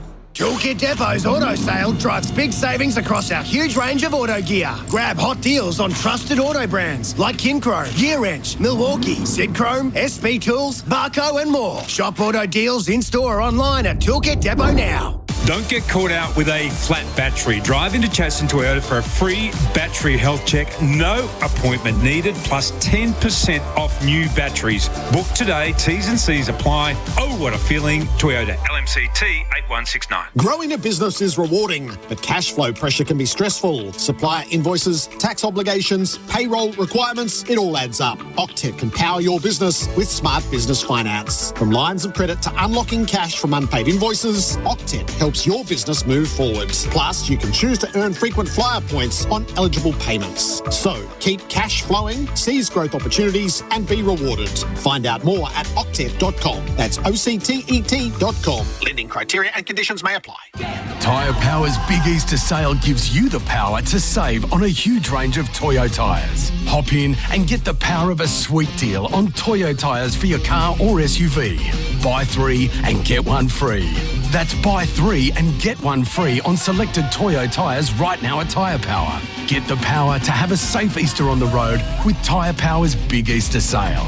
Visit tyrepower.com.au or call 13 21 91 for your local independent owner. Go Harvey Norman for 10% in bonus gift cards. Until Monday only, get 10% of your purchase price in bonus gift cards when you spend $500 or more on selected products. Shop TVs and fridges, laptops and mobiles, furniture, bedding and more. Spend $500 or more on selected products and get 10% in bonus gift cards. Best brands, best range, best prices and 10% in bonus gift cards. Hurry, offer ends Monday at Harvey Norman. Do not miss out. Terms, conditions and exclusions apply. Gift card valid for 1 month. Exclusive to Paramount Plus. This is UFC Fight Night. UFC Fight Night is coming to primetime Saturday, May 2. Catch Australia's Jack Della Maddalena. You gotta be kidding me! In front of his home crowd. Aussie, Aussie, Aussie! As he takes on Carlos the Nightmare Prates. UFC Fight Night, Della Maddalena versus Prates. Saturday, May 2, only on Paramount Plus. Do you like beer? Do you like golf? Then you'll probably like the Cooper's Mild Ale inaugural Cooper Pedy Classic. Win at Cooper Pedy, the world's roughest course, and you and a mate will score a trip to play at some of the world's finest in Scotland, the birthplace of golf. To enter, just buy any Cooper's Mild Ale. You don't have to be a pro, you just have to buy a beer. T's and C's apply. Visit coopers.com.au. Need plants for your next project? Plantmark is the trusted wholesale plant nursery for landscapers and tradies. With a big range, trade prices and delivery you can count on, they've got what you need. Open 6 days across 4 Melbourne locations. Visit plantmark.com.au.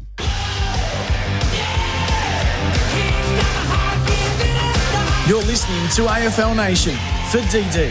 Yes, I DD this footy season. And Victoria Police. Kick your career goals at Victoria Police. Apply now. He goes up towards right half forward. A big fly over the top. Jamari Ugle-Hagan. Thump it goes from long range. Humphrey beat Bear remains solid no longer. Ran straight into Nash. Dumped ball. And the Irishman says, I'll join the party. Barras, 30 metres, reasonably straightforward. Hits it beautifully. Barras kicks his second ever. Right from the junction from Gunston with the right foot. Oh, that is superb.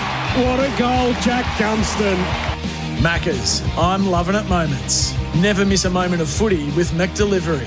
The Maccas, I'm loving it moments out of the break. And, of course, for AFL Nation, for DD, yes, I DD, and for Victoria Police careers apply now. Miles Fitzner, Matthew Cox and Liam Pickering with you. And on the Robot Building Supplies scoreboard, Robot's got it. 12-9-81. Hawthorn lead the Suns 9-6-60. That's for Robot Building Supplies scoreboard. Robot has got it. Our expert for Sheen Panel Service is Liam Pickering. Pickers, I need a very quick word. Well, Hawthorn controlled the second part of that third quarter, but it's game on. Don't worry about that, because if you look through what the Gold Coast have done since the second part of the second quarter and the start of the third, they're right in this. They certainly are. AFL Nation for DD, yes, I DD, and for Victoria Police careers apply now. And I mentioned before, Liam Pickering for Sheen Panel Service. He is our expert for today. Plenty of replays on the Harvey Norman replay screen. We'll get them to you throughout the quarter. Just remember too, if you are joining us, we're going straight to the MCG for Essendon and Collingwood. You'll go straight into the Anzac Day service.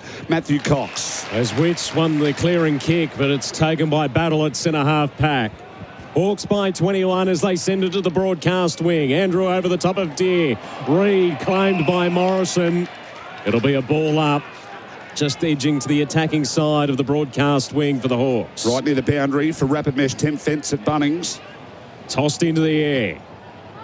Reeves wins the tap. Nash just got claim to it, and then he's put it out on the full. He's done a good job on Rowell, though.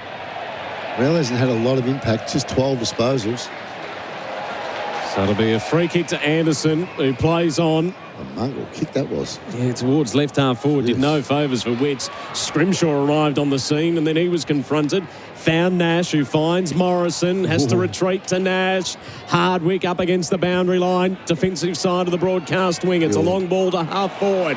Off hands McDonald. Handball out to Ginnivan from right on 50. Oh, that is beautiful. Almost as good as Jack Gunston's on the run. Jack Ginnivan puts it through. Margin to 27 for the Hawks. And more importantly, 3 in a row. They kicked the last 2 of the third and now the first goal of the last quarter, and that's a critical goal. That margin, as you say, at the 27. Wonderful finish. He has had a great impact today, Ginnivan, but he's a moments player. He sets a lot up and he finished that himself beautifully. Just snuck it in and said, have a look at me. But the problem is there's no one to salute him to. He saluted to where it was just an empty stand. On the Harvey Norman replay, get 10% off in bonus gift cards. We've just seen him salute and celebrate to a vacant construction yard. Yeah, I think he was hoping for one of those high-vis operators, but there was no one there. That's a contender for the Player That A for Plant Mark, wholesale plants and trees for landscapers and tradies, of course. AFL Nation for DDSIDD and for Victoria Police careers apply now. Back in the middle of the ground, up to left half forward here for the Gold Coast Suns. Going to be a free kick here. Goes to Ethan Reid. Front on contact, not against you, Jai. You don't have to worry about it. 27 points to margin. Reid goes short. Found Petrarca, flicks it off to Anderson. Tightish angle. Anderson. Why would he handball it to a bloke that's got no left foot and was running towards the boundary line? They have to kick it off the outside of his boot. Went on the tighter angle. 9-7-61. The Suns trail the Hawks 13-9-87 on the Robot Building Supplies scoreboard. Robot's got it. As Impey takes a couple of bounces, feeds the handball to Amon. It's a dodgy handball for Nash under pressure from Rowell. D'Ambrosio arrives on the scene. Releases the hand pass to Ward. McDonald, centre wing out of side. Hits up Ginnivan. Nice kick. Lays it inside 50. Couple of bounces. Unable to get there cleanly. Gunston. Did well. Gunston did really well. Got him. And the tackle laid on. Watson's copped a heavy bump from Adams. That was a good hit. As Power goes along the carpet to get it out of defensive 50, Bodie Euland's taken into the turf. It'll be a ball up. It's also the first time we've seen Adams. I don't think he's been anywhere near it most of the day, has he? Adams, no, he started on Gunston. He's had 3 disposals. Gunston was too smart. So Witts with a clearing kick. Only went as far as Amon. Shot at goal here from Carl Amon. Or fist came from McAndrew. Through for a minor, 13-10-88. They lead by 27 points. The margin back to 27 almost instantly after that behind from Noah Anderson. And they're rolling the interchanges on the boundary for rapid mesh temp fencing at Bunnings. As the Suns have mucked it up coming out of defensive 50. Anderson taken by Morrison. It'll be a stoppage. Right half forward for the Hawks. They're 13-10-88. Gold Coast 9-7-61 for Tyre Power, your trusted tyre experts. Double kick that again though by Rowell. And then it's fisted back towards the congestion by Hardwick. Nash found Ward. They get out of trouble. Amon inside 50. It's wide of Gunston. Watson's massive tackle on Adams. The two of them are going at it after that bump a few moments ago. Ball spills to Lewis, who tried to thread the eye of the needle. It's through to the right, minus score. Just giving him a kiss. Just give him a headlock, I know that. That's what it was. 28 points the margin for Tyre Power, your trusted tyre experts. AFL Nation for DDSIDD and for Victoria Police careers now. Just a reminder too, we're going to go straight from this at the final siren, straight into the Anzac service. So we'll roll out some of the awards before the end of this quarter. The handball missed the target from Rioli. Power was intended, managed to gather through the middle of the ground, leading straight at him. King then had his head ripped off directly in front, and this is where he leads the big fella. So King going back to line up for his third to bring the margin back to 22. Yeah, it was very good by Powell. It was a beautiful kick coming through the middle of the ground. Kept it low, gave Scrimshaw no chance. Hence why he ripped his head off. He couldn't get to the ball. Big Big Ben, he hasn't done much. He's kicked 2 though. 3 disposals and 2 goals. A double ear massage. Yeah, they hurt. 3 touches, 2 goals. And from here, you expect it to be 4 and 3. And the Moles. No. And it's come back. Now, He's celebrated. I think it's hit the post. That is a Nathan Lyon off break. Now, I think it's hit the post. We got the snicko here. Yeah. Umpire saying it's hit the post. Score review for Marta Safety Knives. We'll also check there for Crowds Electrical and Solar. Kick goals with Crowds Electrical and Solar. Let's hit the padding.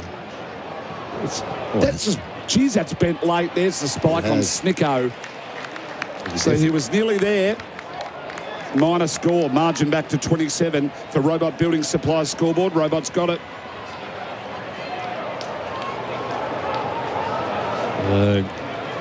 Missed opportunity as it's finally confirmed. Bad kick. Behind. It was a bad kick. Never hit it right at all. Hit the inside of his boot. Hawthorn on the move immediately. On the bounce, Hardwick takes it. His kick smothered. Ball over the line and out of play. Walter doing the defensive pressure. Well done, that. The top of the 50 for the Gold Coast Suns. This is a massive impact, Walter, but he's been really competitive in the air and even on the ground. So boundary throw in left half forward for Gold Coast. Witts and Reeves. Witts wins the tap down. Rao can't escape McKenzie. Graham Petrarca. He's clean. High ball. Walter, 2 to beat. Battle the fist from behind. McGuinness back to battle. Nash under pressure from Petrarca. Wow. Back to battle. Who escapes? Ward. Inboard. McKenzie. Eyes darting. Banana. Sends it to the broadcast wing and Watson is released. So Watson's released up to a one-on-one, a genuine one-on-one. It was Adams v Gunston over the back. It'll go through for another minor. So 13-12-90. 13-12-90. Hawthorn over the Suns at 9-8-62 for Robot Building Supplies scoreboard. Robot's got it. And of course, geez, we've got a few contenders for our Bar Crusher boats. Tackle your next fishing adventure in a Bar Crusher boat. Tackler of the day. There's plenty of them. Graham just escaped one of them. He found Weller. Defensive side of the outer wing. Goes long towards right half forward. King, Rose, got hands to it. Impey for the contest. Tried to feed it to Hardwick. They've almost coughed it up. Hardwick got it back. Found Scrimshaw. Piercing kick to the wing is good. Mark taken by McDonald. Releases D'Ambrosio. Sends it to left half forward where Ginnivan takes the mark. Just holds things up and delivers on a platter to his good mate, Nick Watson. Yeah, he makes good decisions, Jack Ginnivan, on the footy field anyway. Going to the races the night before the grand final, not one of his better decisions. By Jingo, he's a smart footballer. Good fun, though. Didn't affect his performance. I mean, they won the flag. At the end of the day. Might have got the quaddie as well, who knows? Got multiple jobs done. Nick Watson will kick from just inside 50, left half forward. He kicks his seconds. They've got the answers, haven't they? Every time they've been challenged, they've found a way to respond, Hawthorn. It got a little hairy in that third term, but they've regained a margin of 34 points. We've travelled 9 minutes in this final term on the Tyre Power, your trusted tyre experts scoreboard. 14-12-96 plays 9-8-62. Yeah, their pressure's been good. They just dropped it there for a period where second and third quarters where Gold Coast got a sniff, but they're now being snuffed out. Hasn't been 34 points in favour of Hawthorn since... think about the 26-minute mark of the second quarter. So managed to get it all back on the Robot Building Supplies scoreboard. Robot's got it. I'm done, Coxie. Over to you. No, I mean on the credits. So Meekie trying to get a clearance away. We'll have a throw up. And Hawthorn running hot for Ream. Install a Ream, Australia's favourite in hot water. Our major partner, 4 and 20 pies. You can't have footy without a 4 and 20 pie. Witts. Anderson, the free kick. Anderson still wants the advantage. None taken. Graham. Short to Noble. Got to get some run going, Gold Coast. Up the corridor. Ugelhagen the target. Weddle standing in his path. Mark not paid. Had to play on. Found battle by hand who goes out wide. Ginnivan was the sitting duck for Andrew. Came in with the fist. Knocked it over the boundary line. And out of play, will throw it in left half forward for the Gold Coast Suns, who trail by 34 points. All thanks to Tyre Power, your trusted tyre experts. Just a contender there for the 1%er of the day for -1. The degree of difference in transport or warehousing there from Mac Andrew. Just a fist in late, closing speed. Yeah, they need a big last half part of this quarter from him. Wits out of the ruck. Snapped inside 50. Weddle went one-handed, couldn't gather. Rogers did really well at ground level. Managed to get it back to Graham. They go all the way back to Yuland.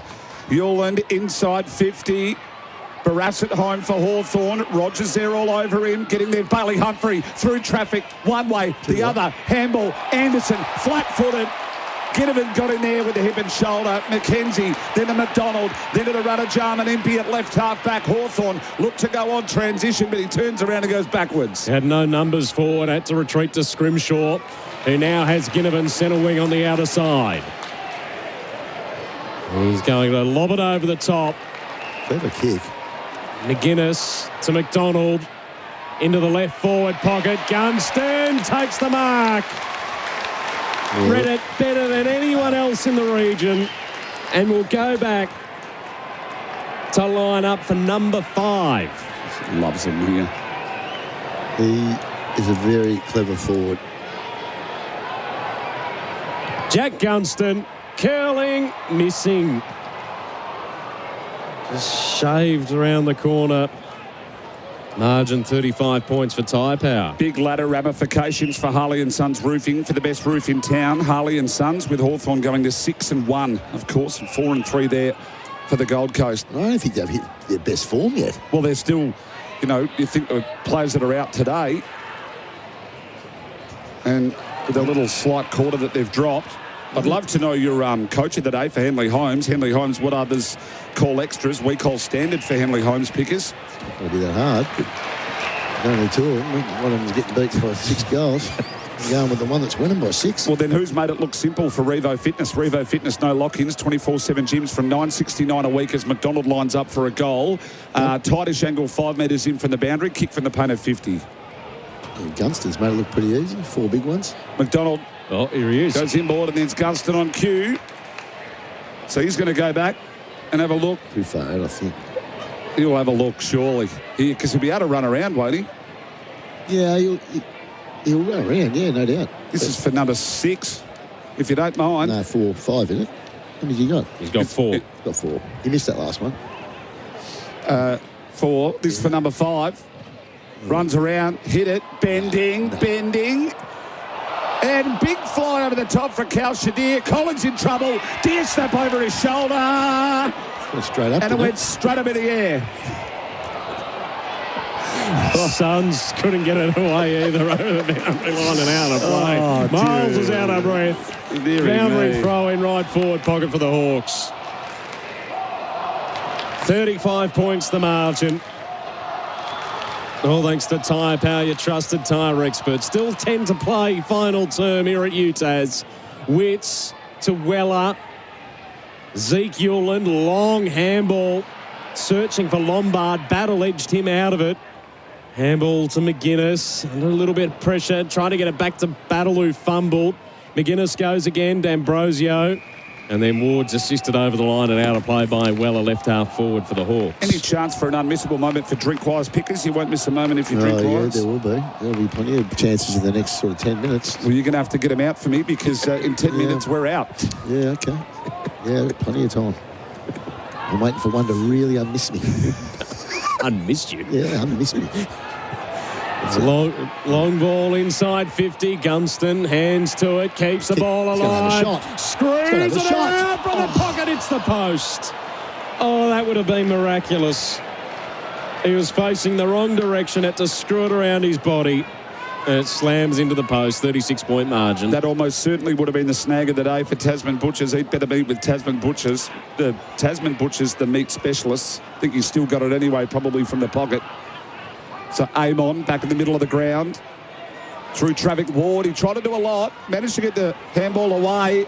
Went to McGuinness. Back to Amon. In trouble. So Miller with a turnover. To Humphrey. Centre wing far side. Lombard. Up towards right half forward. The target is Ugle-Hagan. Margin 36 points in favour of Hawthorn. So Scrimshaw well, just shrugged off the would-be tackler like he wasn't there with a big fend off. Elect to go up the wing. Humphrey there to intercept. Handball over the top, really, to a standing still Weller. Lowered the eyes, inside 50. Managed to find. Who's that? That's Lombard. Lombard looked inboard, went to Miller, now to Anderson, non-preferred around the body. It's going to go right across the face and out of bounds on the full Hawthorn turnover. They've had some opportunities this term, Gold Coast. They've been rare, but they've had them and they've missed them. As Hawthorn navigate the broadcast side, Dalton, handball inboard to Wheatley, takes on Ezekiel and his brother comes in for support and Dalton left it behind. Morrison now arrives. Hawthorn are able to get out of trouble. Yes. Little chip from Lewis is okay. They've got all the answers. Gold Coast, they've thrown their punch and now they're out of punches. Just landed it, thrown a couple and then just copped a couple back and went a bit hard for us today. Because how have you seen the ruck battle? The Mackay Tall Timber Ruckman of the Year, quality Tasmanian Oak Timber. Mackay Timber, manufacturer and supplies of quality Tasmanian Oak Timber. Well, it's pretty even. Like, Meek's been good. He's had 15 disposals, and so's Big Witsy. He's been good as well. So, even battle for mine. Ginnivan has it. He goes simply to battle and down the UK. Anything getting in the road of content. Sorry, anything getting in the road of the edge is the content, which is the game. 36 points of margin, 7 minutes to go. 98 plays 62. Well, McDonald's taking a mark right at the junction. Left half forward, left forward pocket. So this would be a hell of a kick for McDonald. He'll just pass off to Jack. And in he goes to Jack Gunston. So he will go back now for number 5, and that could be a tender for player of the day for Plantmark. Plantmark Wholesale Plants and Trees, Landscapers and Tradies. He's putting himself in the range of votes again, I would have thought. But you've got to get them out in the next 7.5 minutes too. Easy. But I'm done. One vote I'm giving to. I think we're done. Well, Hawks, that's Jack Gunston for 5 in a bag. He loves playing at UTAS. He absolutely loves playing down here. 15-14, 104 to 9-8-62 for Tyre Power. Don't worry, I'll get yours too, Coxie. And Jack Gunston gets his 5th. Margin out to 42 points. It's just disappointing. I mean, from the Gold Coast, it really is. I mean, they'd worked themselves back into it. They're now 7 goals down. So to get themselves back to 9 points, 10 minutes into the third quarter, just to not give a yelp after that, it's been really disappointing. Your assessment earlier in the game was mental. Do you still believe that? Just not tough enough. I think just weren't tough enough today. They haven't been. I mean, Hawthorn have had all the answers. Their contested stuff's been really good. Gold Coast have had more inside 50s, if you can believe it. 56 to 51. Tackles, they're plus 18. Hawthorn, they're just running it out of the middle of these now. Yeah, ball inside 50. Lands out the back. Might go all the way. No. Through for a minor score. McDonald's running riot this last quarter. 43 points now. The margin. It's pretty much their best side too, Gold Coast. There's no one on the injury list. No excuses. Ballard was omitted coming into today, so that was probably the only one. Turnover middle of the ground. Amon just overcooked the kick a little. No, he didn't, to D'Ambrosio, who's going to chip it up with the 9-iron to the top of the square. Fly over the top. Calcidir down to McGuinness. He kicks a goal. Margin out. Game high now. 49 points. He kicks his 2nd. McGuinness back in the side this week. Only his 2nd for the year. McGuinness has 2, margin 49, and that's going to be all she wrote from UTAS Stadium. Yeah, it's been a terrific professional performance from a team that's going places, and a team of upstarts, really.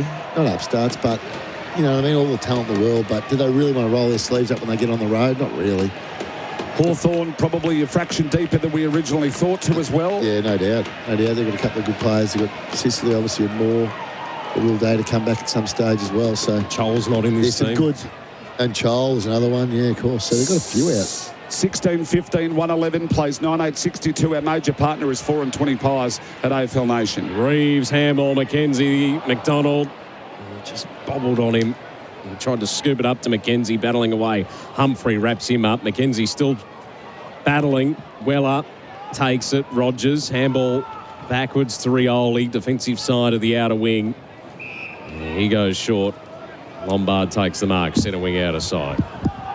We're not far away here. Just a reminder too, we're going to be going straight after the final siren, straight to the MCG, where they'll have the Anzac commemoration service is underway.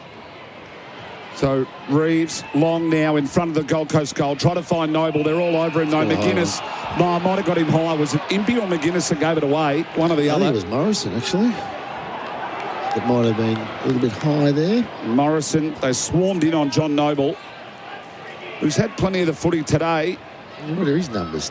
21. This is his 22nd disposal coming up. Of Johnny Noble, former Pie, mid-season recruit out of Adelaide. In he comes, and he pushes it right. Minor score, 9.963. The Trail Hawthorn, 16-15, 111. We've got 5 minutes remaining here on AFL Nation for DD. Yes, I DD this footy season. Ginnivan takes the mark, half back. Takes a bounce as he streams past the Crowes Electrical and Solar kick goals with Crowes Electrical and Solar bench. Towards right half forward, Andrew takes it and he's escorted over the line. Was he sufficient enough in his intent to keep the ball alive? He was. Boundary throwing right half forward for the Hawks. Where does this sit for you then, Picks, for the Hawks? Does this elevate them to the top echelon of teams chasing this season? No doubt. They're playing against a good opposition, or a team full of talent anyway, and... Raoul's kick. Amon probably could have taken the mark as he went the fist in front of Rogers. Ball out to the outer wing. D'Ambrosio gathers, sees off Weller and Rioli. Handball over his head to Amon, who just tracks backwards to relieve some pressure, finds Impey. What about the 12 clearances here from John Newcomb? Yeah, he's been good. Well, he equalled the Hawthorn record the other week, didn't he, with 14, which was Sam Mitchell's. He's really elevated himself with the co-captaincy. So often there's so many players that struggle with that mantle and responsibility. He's the one that's actually thriving in that position. So Impey in the middle of the ground has been probably... It'd be interesting to see whether or not he features in these votes, which have got to happen within the next 4 minutes. Liam Pickering. Yeah, we'll get to him. Watson, Trugs Noble, has some room. Nick Watson, helicopter, misses.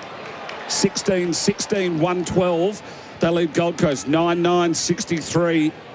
He's going to be a bit stiff, I think, unfortunately. Jarman, because I'm going to put Gunston in there. 5 goals. Good effort. 112 plays 63, margin 49 points. Odie Yulin's kick to the wing. That was a real worm burner. Yeah, and it worked out well for Rogers, who allowed Petrarca to find some room. His kick inside 50 to Ben King on the lead. Hasn't been the best Ben King day today, but he hasn't had great supply. I was going to say, is it to do with things further up the ground, or...? Yeah. And maybe when he's had a look at it, he's been all right, but he's been well beaten today by his opponent. And trying to see how this forward line functions with Jamara in it, with Jed in it, with Ethan Reid floating down there. Yeah, no, it's fair, but he's been able to handle it so far. Ben King comes in. Never looked like it. Get out the full. And just getting hands to it, the marking contest. The ball's actually still live. Ben Long, handball. Walter overran it. He was just in some space. Now the congestion develops around him. Amon taken by Petrarca. Ball up top of the goal square for the Gold Coast Suns, who trail by 49 points. We've got just under 3 remaining in this final term. So danger territory here for Hawthorn, but they carry a comfortable lead. So still good attack on the footy there. Newcomb wrapped up by Graham. Reid overran it. Clearance from McDonald. The ball goes out to centre wing to a genuine one-on-one. It's Rioli. The Calcidia. You can't throw it out like that. Sort of threw it out in front of himself. Rioli gets run down by Deere. There's your bar crusher tackle. No free kick paid. Surely not. And the Gold Coast will look to go forward again. Inside 2.5 now here at UTAS Stadium. Petrarca try to get to the contest. Right half forward. It'll spill out the back to Reeves. And, well, he sold Morrison into trouble. Back to Petrarca now. Turnover. Back to Graham. Now to Miller. Lowers the eyes to go inside 50. And a big punch from Walter over the boundary. Liam Pickering, I need you 3, 2 and 1, please, if I can get them from you. I'm going 1 vote to John Newcombe. I thought his game today is terrific. 30 disposals, 6 tackles, 12 clearances. That's a great game. 5 goals to Jack Gunston for 2 votes. I think Josh Battle's been impassable down in defence. He's had 29 touches. Unbelievable performance by Josh Battle. 3 to Battle, 2 to Gunston, 1 to Newcombe. Impey, and he's stiff or Impey dead. No, he's stiff. Reeves tapped down the front, straight to Petrarca, wrapped up by McDonald, who's been massive this last quarter. Reeves just dumped Ethan Reid like he's a bag of potatoes. And umpire said, I'm going to have it here. Is there a free kick going to go the way of Ethan Reid? We've seen plenty of tackles for Bar Crusher, plenty of McKay Tall Timber, and we're going straight to the MCG in probably less than 2 minutes' time. And you'll be joining the Anzac commemorative service. It's underway. Essendon and Collingwood there. Gerard, Wheatley, Andy Murray and Adam Simpson are waiting to join you for the coverage. So Ethan Reid with 1:30 on the clock. To get a look at it, to bring the margin back. It's certainly been all one-way traffic this quarter. Reid pushes it a long way right. Is it even going to register? No, it is not. Hawthorn still lead by game high 49, 16-16, 112 to 9-9, 63. It's an interesting week ahead for both of these teams because Hawthorn's got Collingwood at the MCG in round 8.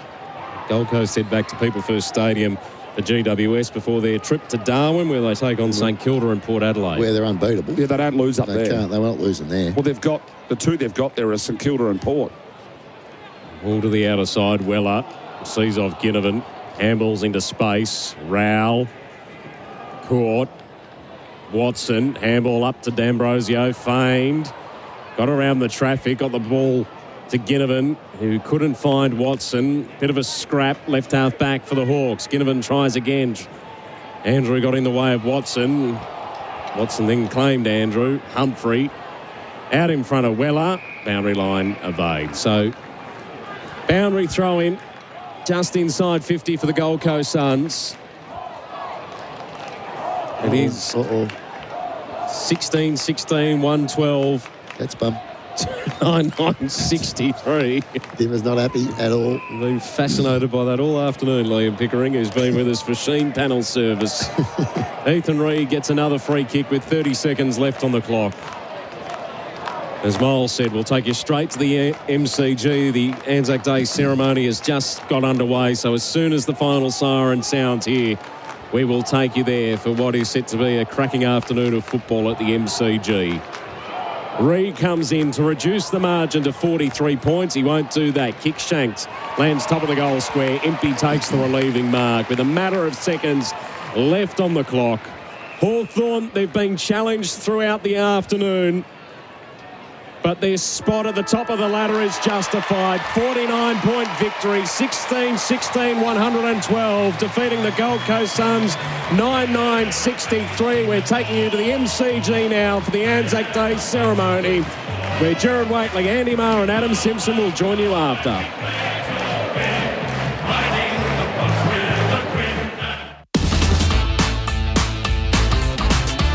SEN Track, the new sound of chasing, pacing and racing. You can find it at 1593 AM. Tosh to the people joining us. I'd like to acknowledge and pay my respects to them. But today I want to make a special acknowledgement. And I want to acknowledge the men and women, both past and present, that have served this country and pay my deepest respects to them. Woomera, welcome. Wurundjeri Bullock, Human Condi Big. The Wurundjeri people welcome everyone to land today. Wurundjeri, no, Buddenball War, Condi, Nangnak, Dubban and Big Bullock, Ball, Tillican. The Wurundjeri people want to look after and protect the land as they did long before. Wurundjeri country extends from the inner city of Melbourne. It goes across the mountain to the Great Dividing Range, west to the Werribee River, south to the Mordialloc Creek and east to Mount Baw. And the Wurundjeri people are part of the Kulin Nation and of the Wonwurrung language group. And while you're on Wurundjeri country, you're welcome to the traditional lands and the waterways of the Wurundjeri people. So Woomera, welcome, enjoy the game. Thank you.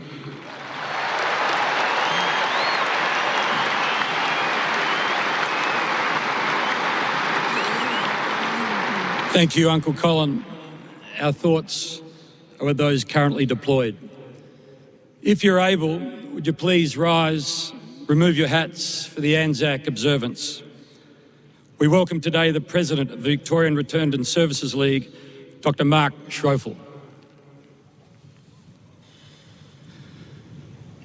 They shall not grow old as we that are left grow old. Age shall not weary them, nor the years condemn. At the going down of the sun and in the morning, we will remember them. Catafalque Party! 18! Catafalque Party! Present! Arms!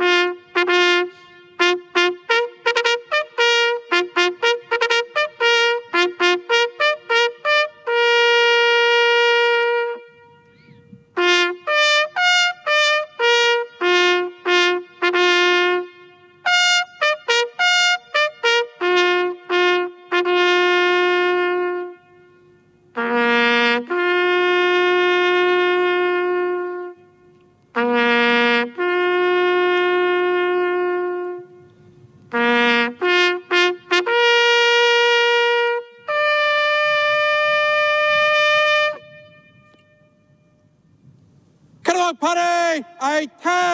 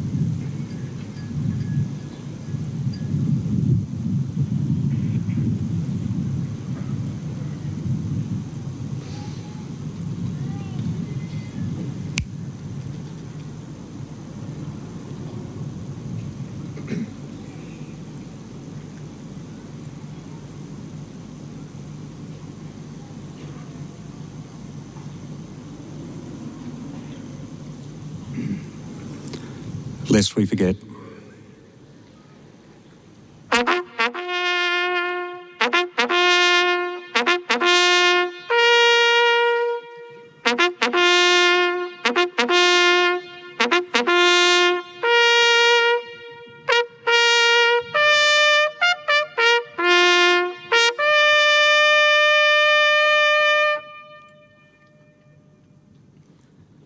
Please remain standing for the New Zealand National Anthem to be performed today by Lance Corporal Bryony Williams from the New Zealand Army Band. Catafalque Party! General salute! Present! Arms!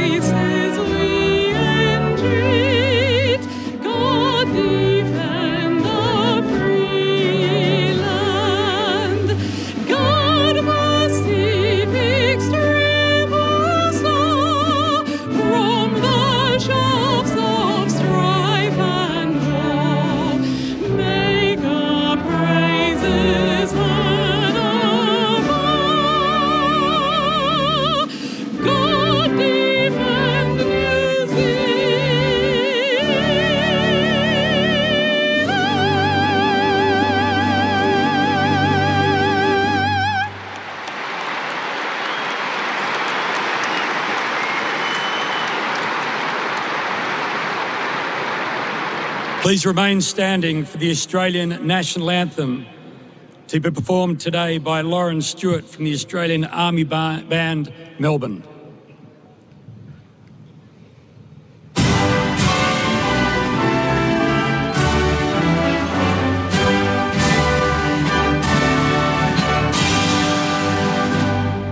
Australians, oh, let us rejoice, for we are one and free. We've golden soil and wealth for toil. Our home is that by sea. Our land abounds in nature's gifts of beauty rich and rare. In history's page, let every stage advance Australia fair. In joyful strains, then let us sing, advance Australia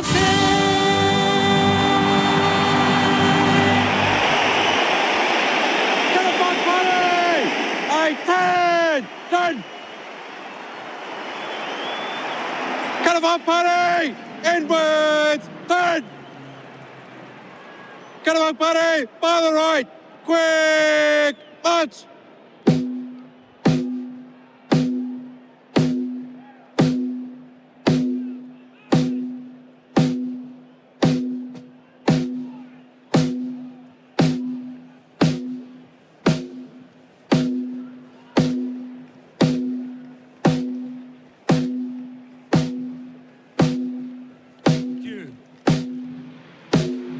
An observance as rich as ever.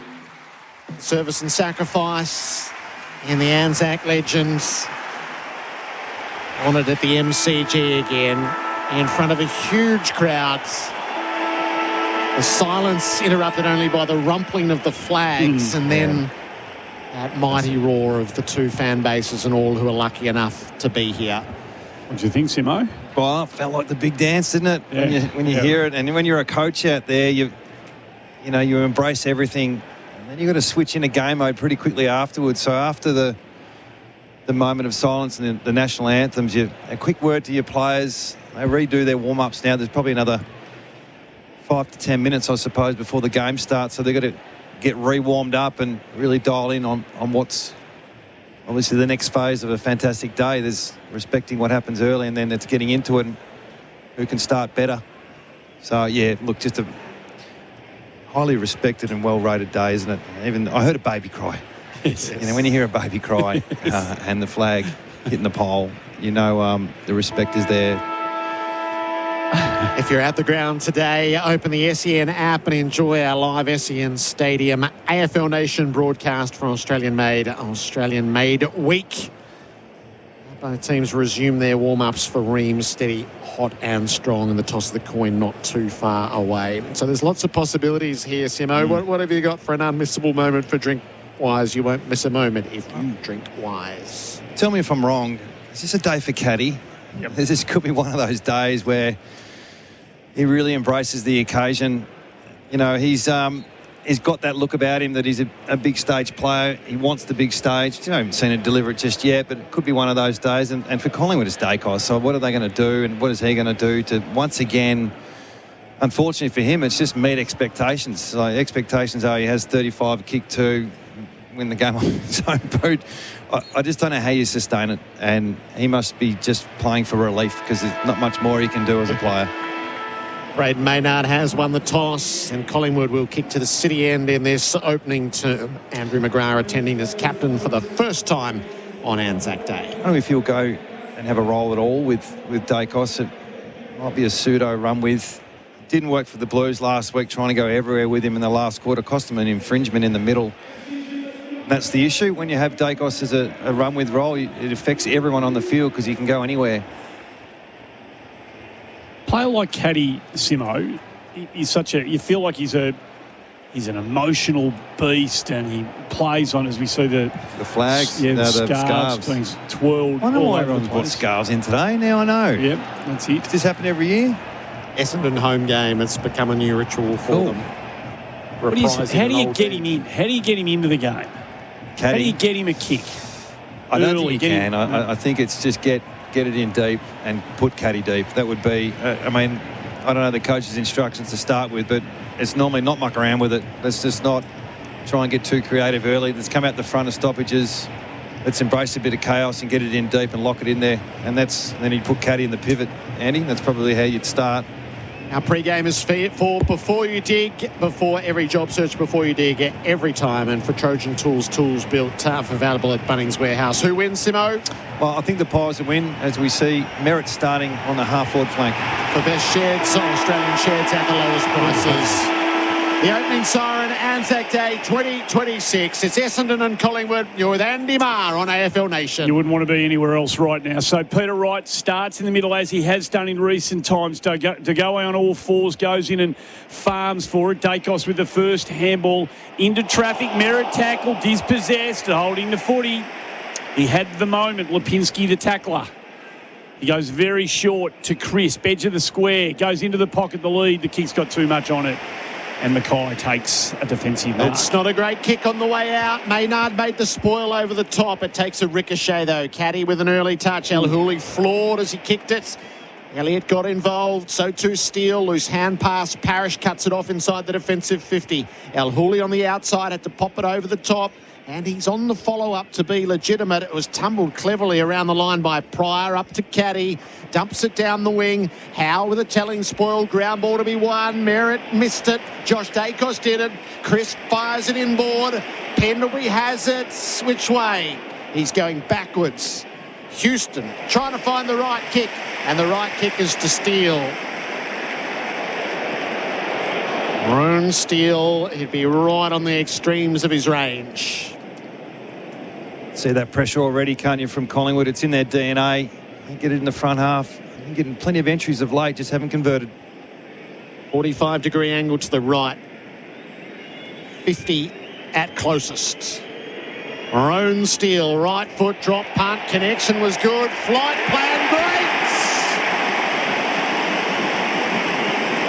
great. Maroon Steele in game number 12 opens the scoring in front of nearly 100,000 at the G. Not sure what the odds were for that first goal kicker, but we saw McGrath go to Dacos in the middle. Doesn't mean he's going to tag him, but they're on each other in the first centre bounce, and a couple of panic possessions from the Bombers early stages, but they're collapsing in on the ball, and Collingwood just waiting on the outside, and real smart players will get those balls. The Pendlebury types will wait just on the fringe and had an opportunity to go straight towards goal. A few feedback handballs and uncontested mark inside 50. So a little small alarm bell if you're the Bombers, and if you're the Pies, it's a perfect start.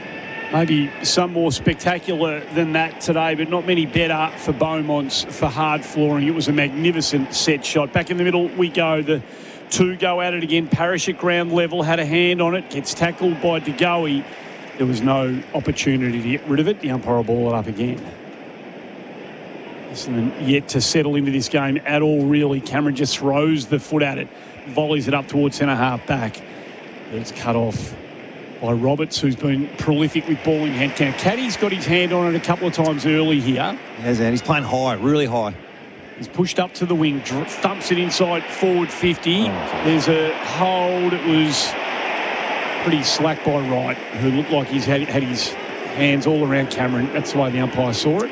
Free kick at full-back for the Pies. No, we like the mid-afternoon start, but the sun will play a bit of a factor there. Frampton and Howe combine inside the defensive 50. Maynard wants it right against the boundary. Howe thinks one more up to Steele. He's got himself into it early. Hand pass to Nick Dacos. Pumps it forward to Crisp. Tried to link it up with De Goey. McGrath stole it. Works it to Daywicks and Parrish. And Caldwell missed his target in Merritt. Josh Dacos, good touch. Collingwood went out. Lipinski puts it forward. McCreery onto it, breaks a tackle. Fed the hand pass low down to De Goey. Didn't do him any favours. Merritt with a tackle tidied up. Caldwell got to neutralise the contest. Such a sign of the modern game, isn't it? Just handball, handball, handball. No real composure at the moment. You seen anything yet to give a hint as to what they're doing with Dacos, who gets it from the cruise by straight up in the air, not far enough. Roberts was wrapped up, spits out into chaos. McCreary goes and gets it. Al-Hooley gets a finger on it, and over the boundary line it goes. Yeah, McGrath's gone to him, and it's just whether he follows him through. It's always a start point at a stoppage, but instruction from a coach will either be go win your own ball or follow him everywhere. At the moment, it's just a stoppage situation. Haven't seen enough. See what else he's doing. Coming on that for Holman Plumbing, trusted quality, Aussie standards. Collingwood inside forward 50. Cameron drops it down. There goes Elliott. He was dispossessed. Kako working back in defence. Essendon spit off half back. They've got some plays forward of the footy. Here's the young fella Road. He takes the mark. Goes inside forward 50 now to Durham. Stops prop. His kick was just affected by a lack of momentum in the end. Howe cut off the angles, and Collingwood good enough through Josh Dacos to find Roan Steele again. Steele plays it inboard to Pendlebury, 4:31 today. Off to Maynard, centre half forward. It's Sat Elliott. El-Hooley made the spoil to go. He's there to Crum. El-Hooley wore him close, knocked him off it. Elliott missed his hand pass. Maynard tried to tunnel it backwards, cut off by Caldwell. Langford at the source. Roberts lends a hand. El-Hooley off half back. Good opening up. Hand pass to Merritt. Choices up ahead. Kako's 55 from goal. Caddy's got a one-on-one. He goes there. Beaten by Howe. Oh, no mark. Oh, the far umpire called play on. The near umpire called a mark. Howe. Oh, heart would have been pumping there. It was. And you're dead right. You called it perfectly. Lipinski gets it from Quain up to Josh Dacos. Wing, outer side of the ground. Goes short to Pendlebury. Attacking side of the logo. Looks one way, then the other. Has about 4 or 5 options. Didn't move anywhere in between all of it. And he confused himself and kicked the footy out of bounds on the full. Seen that too often. A flustered Pendlebury. Coming short. Chain of possessions ends up with Peter Wright as he cruises down the wing position. Kicks it to absolutely no one at half-back. Howe to Maynard to Cameron patrolling that half-back line to Josh Dacos. He switches across the middle of the MCG. It's a 2v2. McCreary uses his body nicely. Daywicks will clench his jaw and make it a contest. McCreary just a bit too much speed. Drags it back in towards centre half forward to go. He couldn't control it. Durham put his head over it. Chris wrapped up nicely by Farrow. Quick kick, didn't go required. There's going to be a ball up here as Elliott was wrapped up 48 from home. Such chaos game. It probably suits neither at the moment, but it's frenetic. Collingwood, the only score a goal. Nick Dacos through the stoppage, shrugged them off, got the snap away, but it was never online. It's out on the full. AFL Nation for 4 and 20 pies. We've gone 7 minutes. Collingwood a goal. Essendon yet to score. Oh, the centering ball is picked off. It's a horror from Mackay. And Schultz bobbed up at full forward. Probably been the difference, hasn't it, between the two sides. Essendon's inability to hit a target by foot. I think the hands have been pretty good, getting good overlap, but 2 or 3 inside 50 entries have fallen over this time. As bad as you'd ever see, going across the face of goal. And Lockie Schultz with a gimme. Collingwood with the first 2. Tyre Power scoreboard. Think safety this month. Get the free 5-minute tyre safety check at your local Tyre Power. Collingwood 2 goals, Essendon yet to score. Yeah, this is probably the modern game, isn't it? Both sides are just trying to run and gun, and Essendon have got through their layers of Collingwood's defence pretty well. Once they get centre forward, there's a lot of isolation. Just the last kick inside 50 is not hitting a target, and it's allowing Collingwood to rebound just as quick. So not sure if this does favour the Bombers in terms of the way the game's getting played just now. It'll settle down a little bit as we go, but Collingwood just handled the bigger moments better so far. I wonder what Mackay thought he was seeing, because it was never on. Never on. No, and the clever ones like Schultz are looking at Mackay, looking inboard. They're reading all the cues, and he still went for it. Merritt from the restart. Roberts again. Sardis. They sweep it out to Dersma through the logos. Comes all the way out to Reid. Reid goes back to McGrath. He gets off Dacos. High ball. Good luck. It's going to be a pack come underneath this. No one can mark. Hits the deck. Almost a chance for Parrish. It spat away from him to Houston. Now comes out to the young fella Hayes, who must be pinching himself when he looks around at what's surrounding him. And he uses the ball beautifully to Membry. Very difficult kick, running away, pulling the ball back on your left. Back flank works up the ground. Long, slow drop punt down the line. almost to the man who kicked it to him, Hayes. Again, he goes back, gets the handball, finds a bit of space. Lovely little touch handball over the top to McStay. Goes inside forward, 50. That is a beautiful kick. And Elliott, on any other day of his career, would have marked that, but he put it to ground and an opportunity goes begging. So the Bombers just trying to get out of a tight spot. Merritt dumped it down the line, very close to the boundary. Durham kept it in and strides on. He's got Kako inboard. Caddy's the deep target. Kako plays it into the pocket and Caddy will get it. Lovely ball movements. It was Merritt's kick that opened up the possibilities. Durham had to skirt the boundary. Pretty high quality passage of play. Kako and Caddy, the future of the club right there. Only two players inside the forward 60, really. Up on the boundary line, though. He's in the Dom sheet pocket. And he's going to try to bend it in. Gets right under it, curls it. Not quite enough. It's across the face and needs an assist to knock through for a behind. Essendon's first score. They trail by 11. Tyre Power Scoreboard, your trusted tyre experts. Around the grounds for Chemist Warehouse fragrance sale on now. Hawthorn put Gold Coast away after a spirited fight back by the Suns comfortably by 49 points earlier. Houston takes the short ball into Frampton. Down the corridor he goes. The kick's got to bounce well for Elliott. It does. He traps it nicely, lays it off to De Goey on the 45. He goes out wide to Membry. Side bottom cruises past. Lovely flow in the ball. Man, that's magnificent. Oh, and again, another sitter put down by a mid-sized Collingwood forward. It was Elliott a minute ago. Schultz on this occasion. Essendon a chance to get out of this right, deep in the back pocket. Kicks into a bit of space. Needs someone to run onto this. That's really nicely done by Sharp, who had to make it a 50-50 against Perryman, and he did. We'll get a ball in just shy of centre wing position. Been going 11 minutes. Opening quarter on the Elders clock. Win with Elders Finance. AFL Nation for 4 and 20 pies.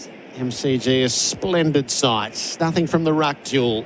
Sardis gets after it at the back, runs into De Goey. Able to release the footy. Dersma, Parrish, right. This is defensive side of the middle. Roberts has ball in hand and he weighted the kick well for Sharp. A bit of pointing at the mark. That's the flow of players. Get to half forward. It's his kick away in the nick of time. Up to a big contest. They fly and reach. No prospect of a mark. Kako released it. Durham underneath is in the tackle of Howe. Went round and round. Merritt. Oh, beautiful kick. Into the corridor. And Caddy couldn't help but mark. Should have been holding the ball prior, but once the umpire didn't blow the whistle, Merritt took full advantage. a couple of really important kicks from Merritt. He started well. We spoke about Caddy before the game. Started high and he's drifted deep. Up to his fifth disposal, second shot at goal. No angle to speak of. 40 metres out. Caddy to put up his first. Oh, it's getting away. Started on a line that had the Essendon cheer squad up and then drifted right to miss. They're down by 10 on the Tyre Power Scoreboard, your trusted tyre experts. He was ready to go up as well, Gerard. Ready to go. This is their test, though. They haven't had a forward half turnover yet. They're on 0. Can't keep the ball in their front half. Jay Dacos to Quainer to side bottom. They're names that Collingwood supporters are very happy to mention one after the other. Up towards half forward, the footy goes Membry 2v1. It spits out the back. It's good running again by Hayes, who just had a momentary look ahead. And the ball built from his grasp and out of bounds. It went in between wing and half forward, out of side of the ground. Geez, they should have had 2 more shots of the Pies, shouldn't they? Those two chest marks. Hurled in right, and Steen on this occasion. Parrish fights hard for it at ground level. Sardis, a looping handball. Good luck with that, Sharp. It was Maynard coming the other way as well. He bulldozed his way through the footy. The kick didn't have enough on it for Membry. It comes out to Parrish. A bit of time to balance up. He goes down the line to Crisp and Sharp and off hands out of bounds. In the sunshine, it's disappearing here at the MCG. A warm afternoon. 2 behinds the Bombers. 2 straight Collingwood. Tyre Power, your trusted tyre expert scoreboard. Stats for an Australian made. Schultz is just down having an ankle worked on by the looks of things. Steen took it out of the ruck. Hand pass forward. Cut off though by Edwards. He missed his target.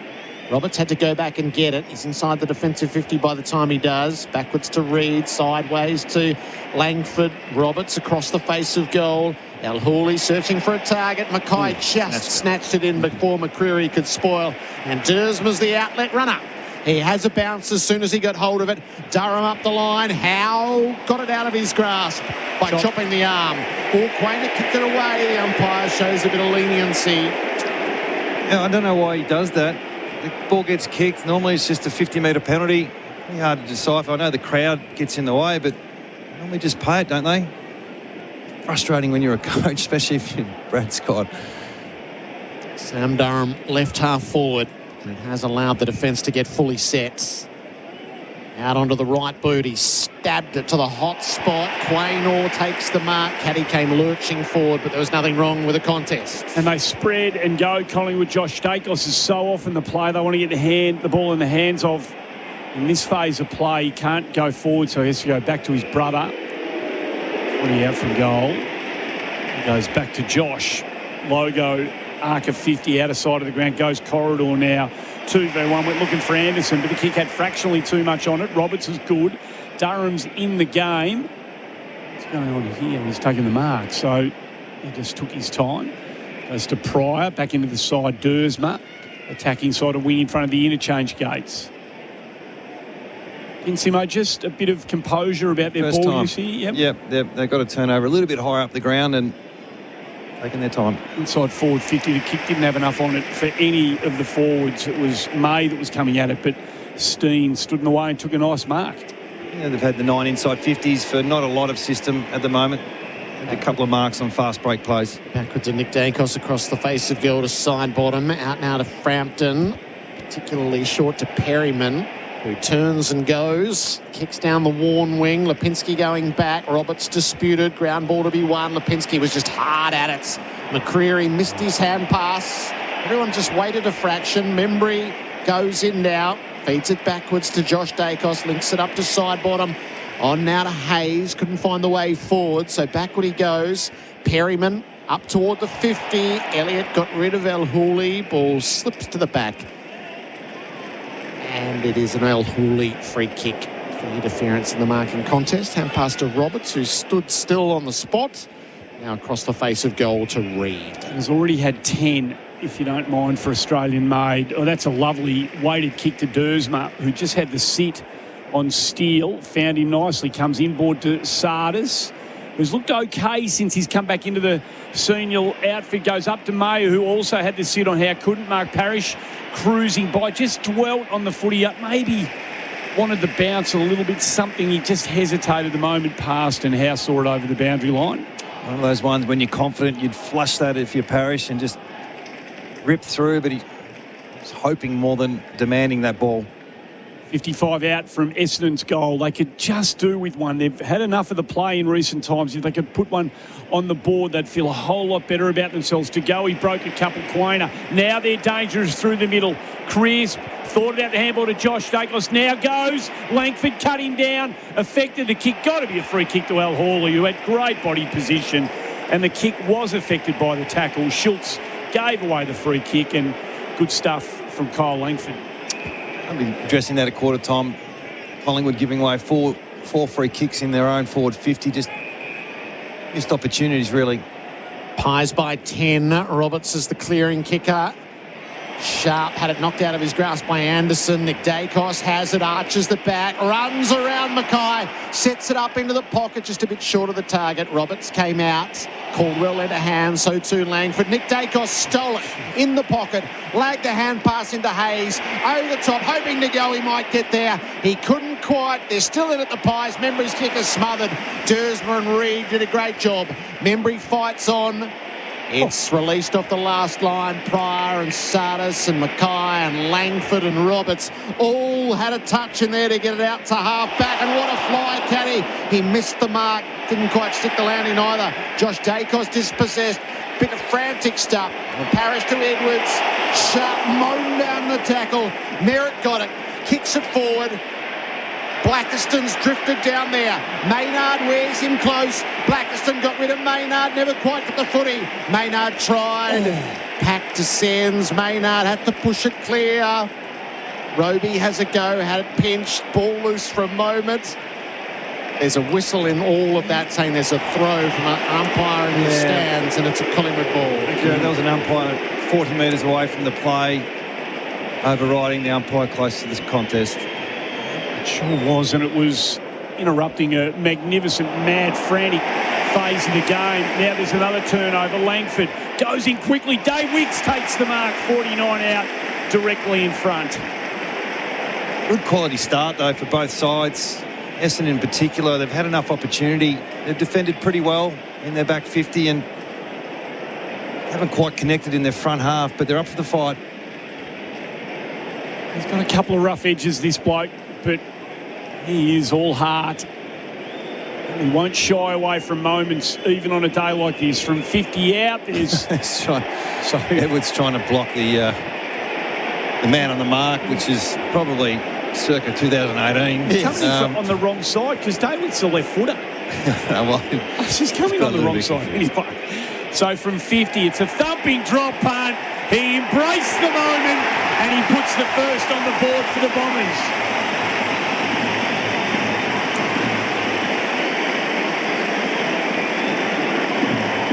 Essendon 1-2-8, Collingwood 2 straight 12, AFL Nation 4 and 20 pies. The numbers on the Tyre Power scoreboard. Think safety this month. Get the free 5-minute tyre safety check at your local Tyre Power.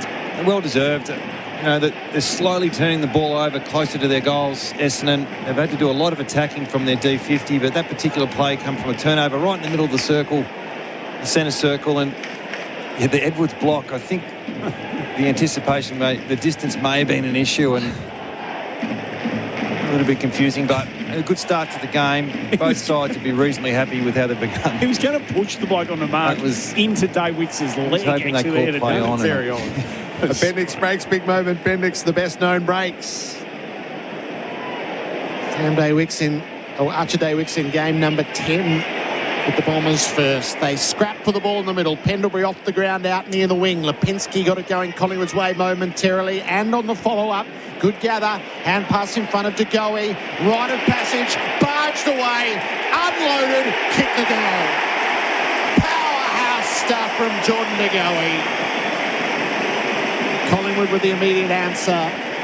3 straight, they lead it to 1-2. Tyre Power scoreboard, your trusted tyre experts. Great finish, great play. Looks a bit heavier than I've seen him before, but the power and the strength is definitely there. And unfortunately for Dersma, a bit like Pryor early on, a chance to bodyline the ball and bust it back open. He decided to wait to see where it bounced, and to go, he just pounced on the spare ball. And great reply for the Pies.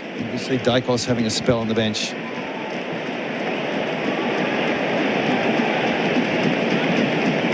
We've got to go. 4 minutes to go. Any type of moves done by each coach. I think you've both just let it go. See side bottom playing through the middle at the moment as well. Simo for Power by quality solar solution. Steen gets his crack at a centre bounce. It's not coming out of there. We'll have a ball up as Coll will sat on Pendlebury. Footy trapped underneath him. Right with the backhander. Pendlebury, the tumbling footy up towards centre half forward. It bounces 45 from home. Tough ball to be won in there. Gathered by Cameron. Just a wild handball forward. Hey, spits out of nowhere and kicks the goal.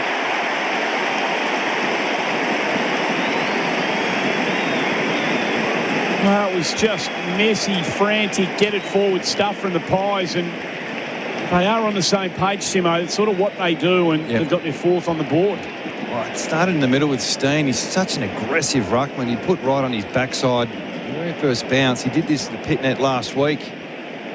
Just when you're a ruck trying to finish a quarter off, 4 minutes to go, someone like that comes in and sticks his knee in your chest. So secondary stoppage after that, centre ball up, and Pendlebury just surges it forward, and they're the best goals to get. The nice, easy, clean, crumbing goals from a stoppage in the middle. So you want to finish the quarter off well if you're Essendon. They've done a lot right, but scoreboard just away a little bit.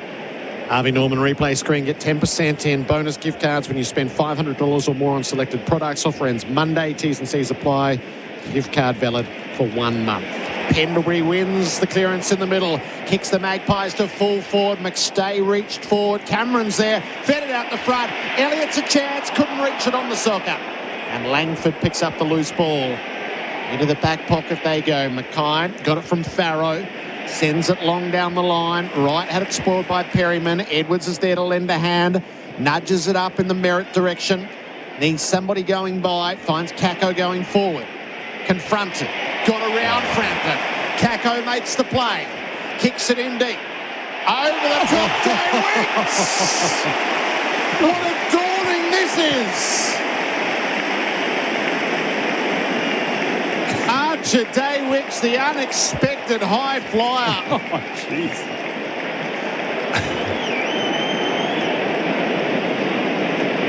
And Archer May underneath all the brunt of it all. Never looked like missing that, did he? As he looks to snap this from 45, it's always dangerous this far out. Day Wicks around the corner. What a fine term he's had. And he's only 19. 2-2-14, probably the best 2 moments of his career. Against 4 straight. Tyre Power Scoreboard, your trusted tyre experts. He's only played 9 games, Gerard. I wouldn't have thought, like, can you picture, he's in high school a couple of years ago, taking a mark like that in front of 90,000 people. It's what dreams are made of, really. And it was an important goal. Steen's made a real difference in the middle. He's so aggressive. He's karate kick type of play. You've got to address that. I think if you're Essendon, you can't jump against him. He's just going to be too dominant. Try and step around, do something different. But important goal as we finish off this quarter. It joins the moments that we've come to appreciate on Anzac Day. It's a great replay for Harvey Norman. Back in the middle we go. There's a whistle. There's a cross of the line. Marginal from right. Collingwood get the free kick. The kick from the instep was no good. Farrow read it nicely, takes the mark and just bounces off half back. That's the sort of kick that we've become accustomed to at junior level. Out in front, piercing left foot, finds its way to Roby in the pocket. He's got his man open. Oh. It's a mark or a free kick. Perryman was a little crude coming back on Caddy, who had terrific position. The kick was wonderful. Caddy's been awarded the free kick. 50-metre penalty, surely. Oh, he's taken his eyes off the ball on the replay, Simo. How is that not 50? Oh, my goodness. So Caddy on the left boot, and he's missed, and that's... Of all the rubbish they paid, you got a bloke assaulted in the pocket. No. They look for the little stuff, and sometimes they miss the obvious. 4 straight to 2-3. That's cost them 5 points.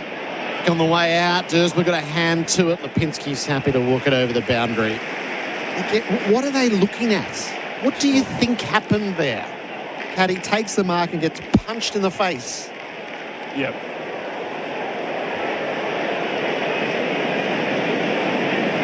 But they'll be looking for something in the ruck contest. They go, oh, he just touched his back there. Ferreting underneath. Caldwell will get a free kick for high contacts, but it's 60 out.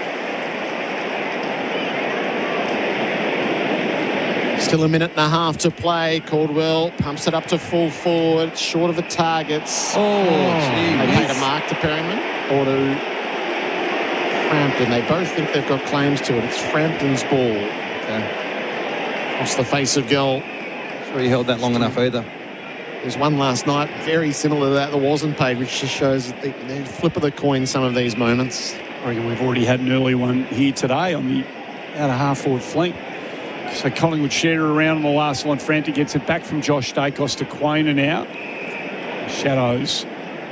The members stand down the line. He goes. Blackiston comes at it. Brings it to ground. Dersma was there for the crumb. It was 2v1. He goes 40 metres backwards to Reed. A minute to go. I think they try and ice the quarter a little bit. They've got the skill. McGrath, do you think about one last shot here, Simo? Let's have the last shot of goal. Way up. Merritt, Parrish, back to McGrath. They get some flow into this now. Dersma out the back to Merritt. He has an uncustomary fumble. He was ready to pull the trigger. Fights on Dersma at ground level. He's got Parrish out the back. It's not coming there. And the moment that promised something has passed, with a ball up 80 metres away from Essendon's goal. 4 straight to 2-3. Pies in front. We've been going 29 minutes opening quarter on the Elders clock. A bit of a clip with Dersma. You see Langford's a +1 behind the play, and Collingwood are happy to take a +1 as well. So happy just to play out this quarter. Desmond to the boundary for Thrive, your streamlined small business growth platform at the source. Nick Dacos combines with Pendlebury. Josh Dacos fed it forward. Parish had a play for a moment, but the Pies worked it out. Cameron Lipinski and McCreary has it bounced across halfway, ran his full measure, puts it in deep, trying to get Elliott a fly. Mackay controlled it well with McStay bearing down. Mackay goes backwards safely enough. Reed untidy across the face of goal. Farrow worked the hand pass to Langford. And that sees us to quarter time. An enterprising opening. Collingwood 4 straight. Essendon 2-3. So the margin 9 points in the Magpies' favour. Goal kickers, 2 for Daywicks on the Bombers' side of it. De Goey, Schultz, Hayes and Steele, all with majors for the Pies. This is AFL Nation Anzac Day at the MCG for 4 and 20 Pies. That quarter on AFL Nation was for Tyre Power. Big Easter sale now on with 25% off on selected Toyo tyres. tyrepower.com.au. With a no deposit 4.99% mates rate, upgrade to a Ram 1500 Rebel today. That's a 4.99% mates rate from Ram Trucks Finance. Ends 30 June. Visit ramtrucks.com.au. T&Cs apply. 48-month term. Approved ABN applicants only. The global fuel shortage is affecting us all, and we each have our part to play. Simple actions like pumping up your tyres, removing things you don't need from the boot, running more errands in fewer trips, and only filling up with the fuel you need can help make our supply go further and save fuel for our truckies, farmers and essential services. Every little bit helps. For more fuel-saving tips, visit fuelplan.gov.au. Authorised by the Australian Government, Canberra. The Choices Flooring Smart Style Smart Spend sale is on now. Discover offers on design-led flooring and window furnishings that look beautiful, are functional and work with real-life budgets to deliver impact without compromise. Whatever the project or budget, we're here to help you make the right choice. Plus, buy any Breeze carpet with Dunlop underlay and you could win one of 28 Dyson Purifier Cool Gen 1 prizes. Download the catalogue at choicesflooring.com or visit your local showroom. 2026 is the year to upgrade to your ultimate fishing weapon. And Bark Rusher, Australia's leading fishing boat builder, has the perfect weapon for you. Come see for yourself and check out the most advanced plate aluminium fishing boats on the market with industry-leading design excellence and quality. Find Bark Rusher boats at Bark Rusher Melbourne on Quality Drive, Dandenong. Or build your dream boat online at barkrusher.com.au. For 185 years, Elders Real Estate has been embedded in the fabric of our country. So when it's time to buy or sell in your part of Australia, you need a trusted name. Someone who knows Australian real estate like no other, who understands that it's not just a house, it's your past, it's your focus, it's your future. Someone with a network that runs deep right across Australia. There's one name you can rely on, Elders Real Estate. Some players just make it look easy. And at Revo Fitness, they make training easy too. With no lock-in contracts and no hidden fees. Just $9.69 per week for 24/7 access to any Revo Fitness across Australia. Yep, that means you can train when you want, how you want, at a price that's surprisingly affordable. Revo Fitness. Train like the pros. Visit revofitness.com.au to find your nearest club. If you drive a European car, make it stop as well as it goes. Bendix's Euro Plus disc brake rotors are designed specifically for European vehicles and feature high carbon metallurgy for superior braking. Their SwiftFit protective coating also inhibits corrosion, so rotors will look great for longer. A direct replacement for OE rotors and tested to strict European standards. Bendix's Euro Plus disc brake rotors are the perfect choice for discerning owners. Bendix. Put your foot down with confidence. When the day is done. But the job isn't. VB's got a mid-strength now too. New VB Mid 3.5. 18 plus, drink responsibly.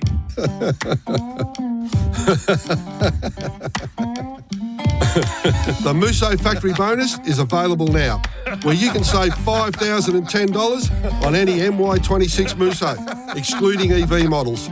starting from only $37,490 for the ELX and only $46,490 for the top-of-the-range Ultimate. Mate, you're laughing all the way to the bank. Get it done at your KGM dealer now.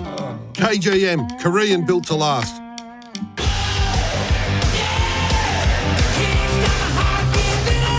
You're listening to AFL Nation for 4 and 20 Pies, Australia's original fan food. Houston trying to find the right kick, and the right kick is to Steele. Maroon Steele, right foot drop punt, connection was good, flight plan breaks. Maroon Steele in game number 12 opens the scoring in front of nearly 100,000 at the G. Now there's another turnover. Langford goes in quickly. Dave Wicks takes the mark, 49 out, directly in front. So from 50, it's a thumping drop punt. He embraced the moment and he puts the first on the board for the Bombers. Maccas, I'm loving it moments. Never miss a moment of footy with McDelivery. Collingwood by 9 points. Adam Simpson is our expert for Power Bay Premium Energy Solutions for Sustainable Australian Homes. Well, they're both playing a similar type of game. It's the chaos forward handball and a bit of a chaos entry. And you'd say Collingwood is slightly in front, Gerard, obviously in the scoreboard, but Essendon have had 5 shots to 4. They just haven't converted 3 of their shots, and one of them should have been a goal on the goal line with a missed 50-metre penalty. The Pies are up by 6 in contested possession, mainly pre-clearance sort of activation, and Essendon's scoring's come from the back half, so they've had 3 shots at goal from rebound 50, which sort of indicates both teams aren't quite on with their defence at the moment. Pressure's low. It's like 160 for both sides, and it's turning into an entertaining game. That's what happens when the pressure's down and transitions up. So I think both coaches would be reasonably happy with the start. Dacos, I'm trying to work out how to judge Dacos' bad games, and I think if you keep him to no or little score involvements, you've had a good day against him. So he's had 10 possessions, but we're putting out rightly up here in the box that he's had no score involvement. So that's a good indicator for me on keeping him quiet. And it's been McGrath for the most part, although he's popped up in different spaces, Dacos, mainly down back a little bit just to get the numbers up. The big issue in the middle too is Wright, especially against Steen. It's a bit of a mismatch. He's going to go head-to-head this quarter.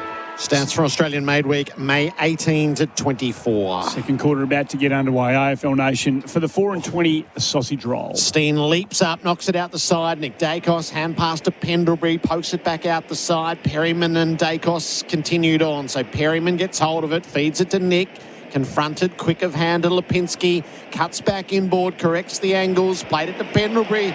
Was met side on by Kako, and it was an illegal push, the umpire said, in his endeavours to spoil.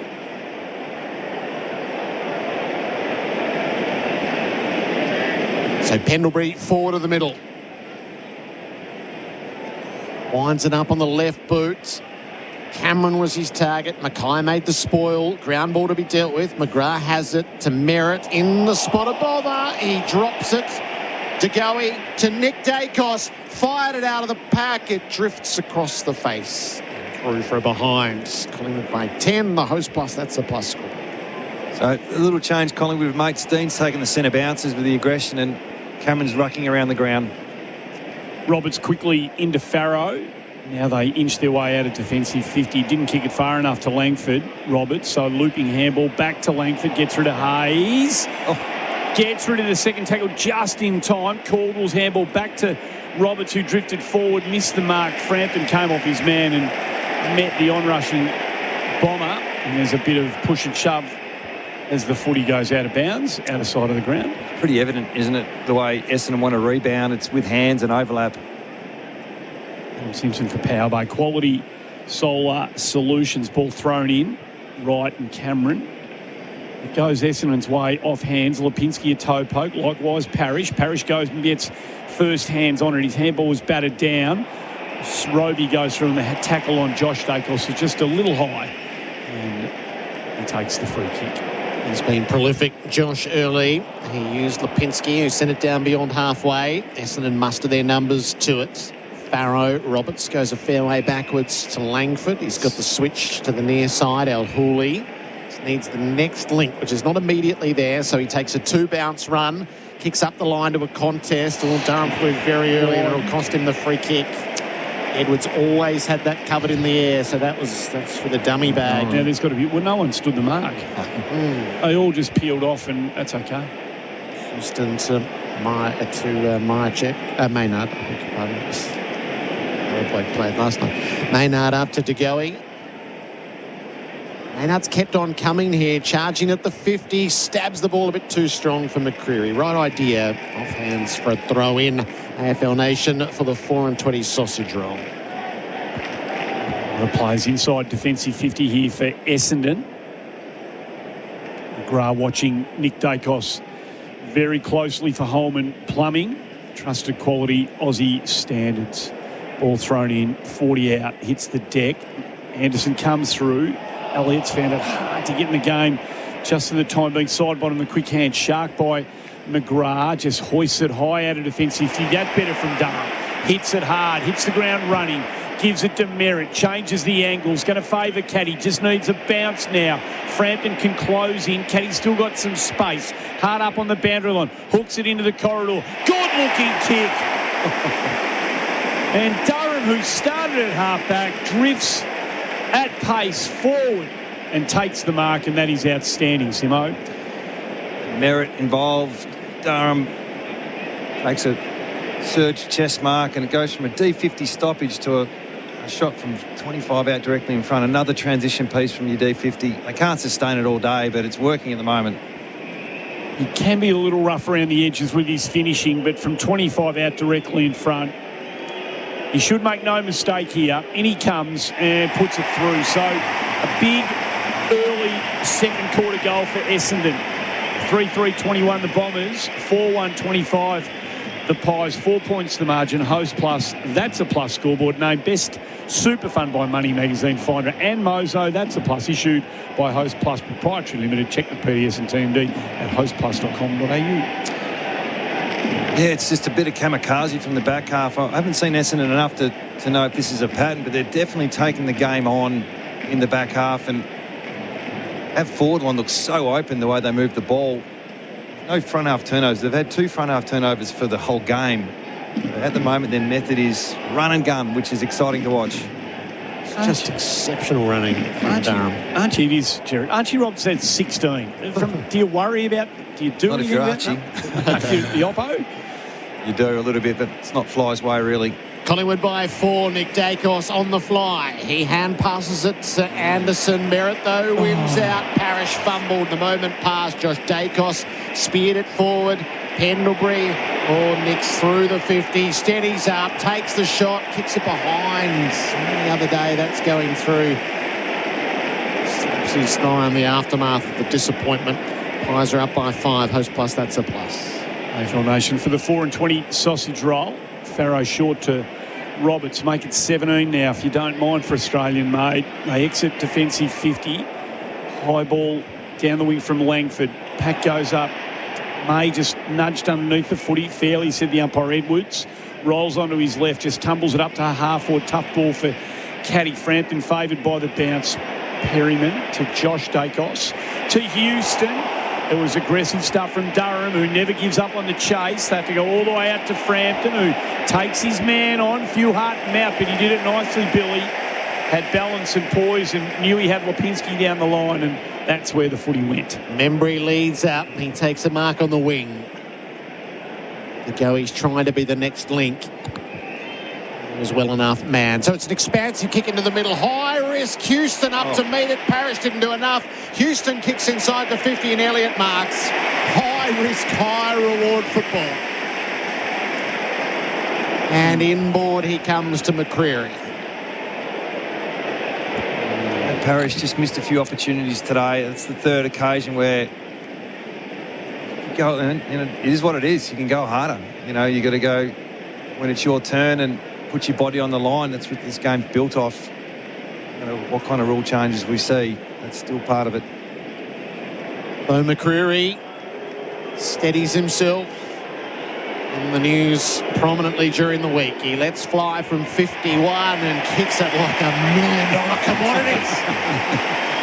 It's flown the goal line and landed in the stands. Bo McCreary extends Collingwood's lead to 11 points. It's a Bendix break's big moment. Bendix, the best known breaks. And if you're Collingwood, they haven't done a lot wrong at the moment. They seem to be taking the game on as well. They're scouting Essendon. They get to quarter time and notice Essendon have got 300 metres gained by handball already, which is just off the charts. We saw, I think it was Sydney the other night, around the 800 metre mark. So it's the modern game. But if you put enough pressure on those types of plays, you're going to get a look.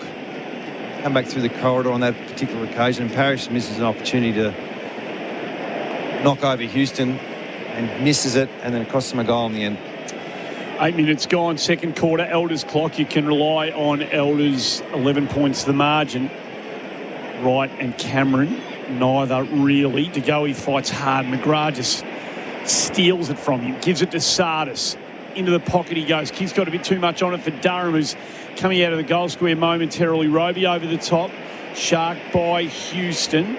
It's a good kick to centre half back. That's why he makes a couple of All-Australian teams. It found Chris to Dacos into a patch of 3v1. The one was Elliott Al-Hawley, ground level, uses Mackay out to Pryor to Dersma. They just had the numbers. Dersma tries to force a 50. First time they've been slowed up for a while, Andy. Then you get it going. He forced himself into a switch and he just had no back off once he'd made up his mind, and he pulled the kick, and Farrow was favoured by the fact that it was a horrible kick. Away to Roberts, touches it down, gives the hand pass to Reid, decided to kick rather than hand pass and kicked it straight into Lipinski, so the scrap is on. Reid and Lipinski go to work on the ground. It's dragged up by Membry, which was a good little piece of play. Perryman, Schultz hand passed it to himself, got it back. Crisp, Pendlebury gliding through the middle, side bottom his old running mate out on the near wing. Probes forward for McCreery. He's 55 from goal. De Goey was on a promising lead, but back around the perimeter to side bottom. Let's flood their numbers back.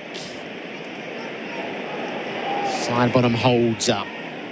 Short to Maynard. Paid as 15. Now inside the centre square. Cameron's the deep target. Maynard probably has no option but to pop it up and let the big man fly. It clears them all. Mackay had a fumble at the back. Drew a crowd as a result. Schultz has an arm pinned. And wins the ball up. 20 out from the Collingwood goal. First time we've seen Collingwood take their time with an entry. Quick throw up. Hits the deck. Al-Hawley was clean. Gives it to Roberts, who has a bounce. Runs out of 50.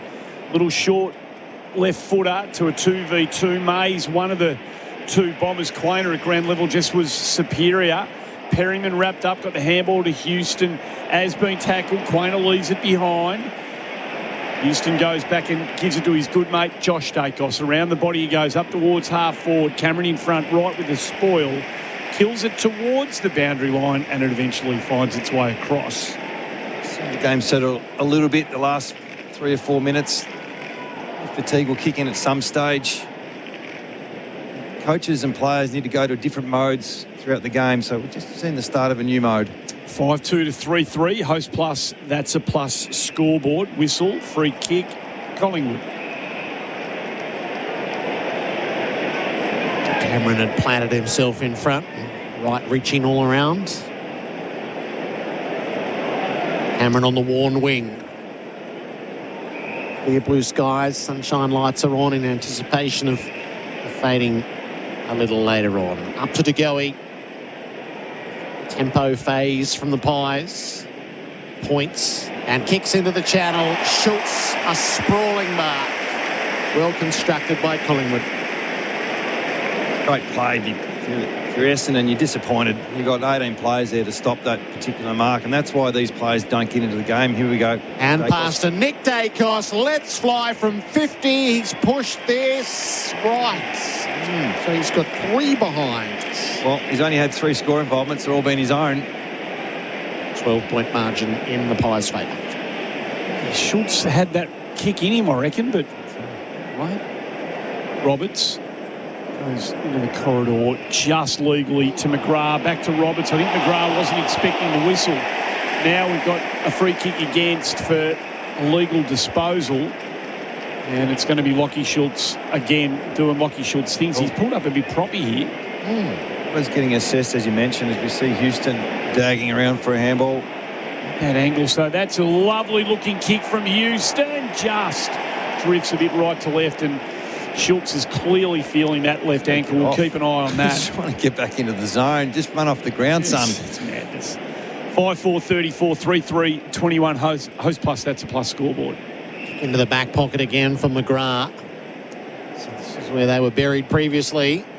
McGrath runs on outside the boundary, kicks it long up the line. Cameron has his way with right, didn't complete the mark. Pendlebury, though, works for him underneath. Sweeps the hand pass forward with great vision. And it's for Steele to place into the path of Elliott. A bit too much poise from the Pies here. First 2 minutes of the game, they got him on the outside. Last couple of bits of play. Collingwood players just getting ahead of the contest, anticipating a turnover, and the Bombers just get sucked in a little bit. These are the type of plays that Elliott thrives on. A quick turnover, bit of space to lead into. He's played his role in Anzac Day past quite spectacularly. Jamie Elliott through the 50 for his first score. It's going to be a behind as he jabbed it hard and left. 14-point lead. Building it one at a time. Onside 50 starting to get out of control now.